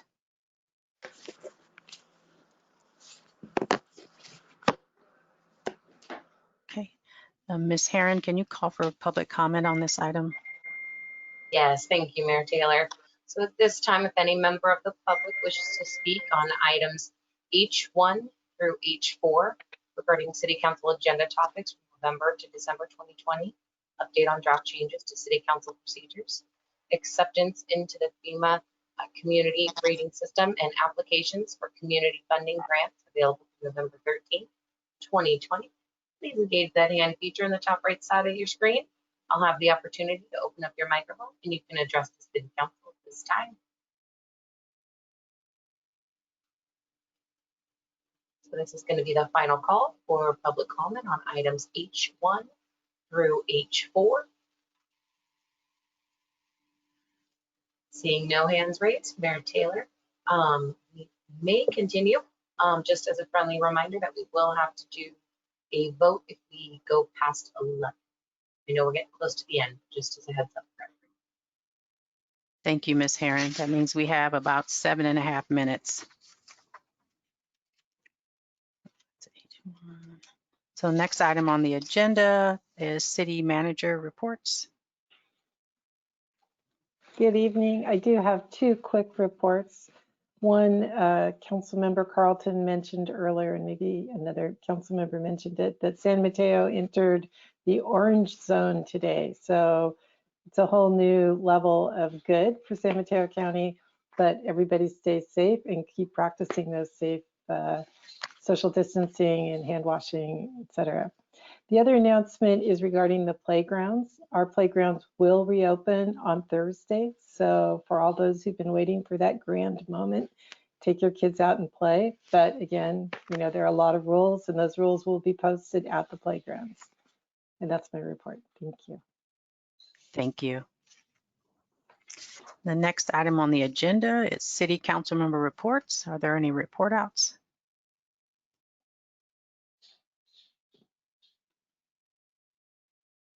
Councilmember Nash? Thank you. Actually, are you planning to, Mayor Taylor, are you planning to do the Stanford multi-jurisdictional report out? Or would you like me to? Yes, please. Okay. Thank you. So Mayor Taylor and I attended a Stanford multi-jurisdictional meeting on October 21st. And the big takeaways there were that there's going to be a group that's sharing across the Santa Clara County and San Mateo County lines. Supervisor Joe Simidian is chairing it. And there's going to be a community plan update. This is for Santa Clara County, but it also affects San Mateo County because of our proximity and all our interactions with Stanford. Community plan update, a municipal services study, childcare study, and a nexus with the graduate student affordable housing needs. Studies are all being done at this point by Santa Clara County. And so we will be hearing updates on that. And then I also attended the Caltrain local policymakers group meeting. And that was, there's not much to report out there. Essentially, the EIRs are proceeding with the California high-speed rail, and they're all online if anyone has any interest. And basically everything, the Caltrain business plan is awaiting the Measure R, the outcome there. And there's the electrification process is ongoing, and there's a virtual reality tour going on, and you can even log into the Caltrain online and sign up and have sent to you a little box. As kids might be really interested in this, which gives you a 3D version of what the new electric trains will look like inside. So those are free. They'll send them out to you. So that could be fun. And that's it. Thank you, Councilmember Nash. Are there any other report outs?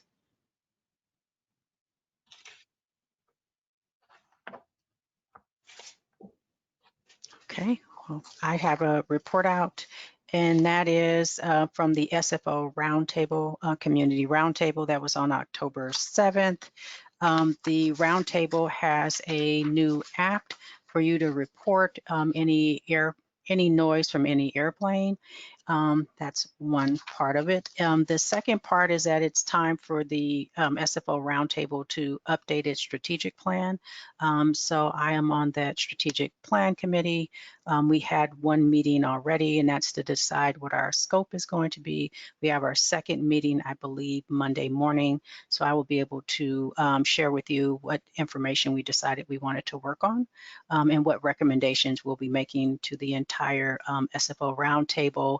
Another piece is that about maybe 7 or 8 months ago, I asked for an invitation to be extended to Palo Alto and East Palo Alto to join, since Menlo Park, East Palo Alto, and Palo Alto are all on the same flight path.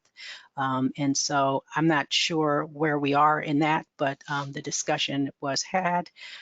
No decision has been made, but the invitation was extended. Another piece is that Menlo Park did have 2 noise monitors for a period of 2 weeks, so data is being collected.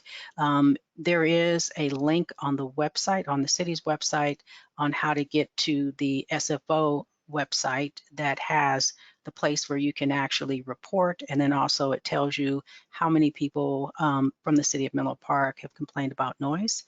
My second report out is on the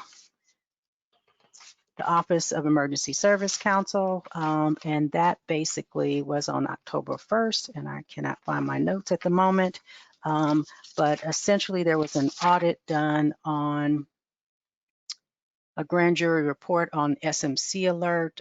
What I'll do is I believe the city manager has that information, but essentially it tells you how many residents in each city has participated or signed up to participate in the SMC alert.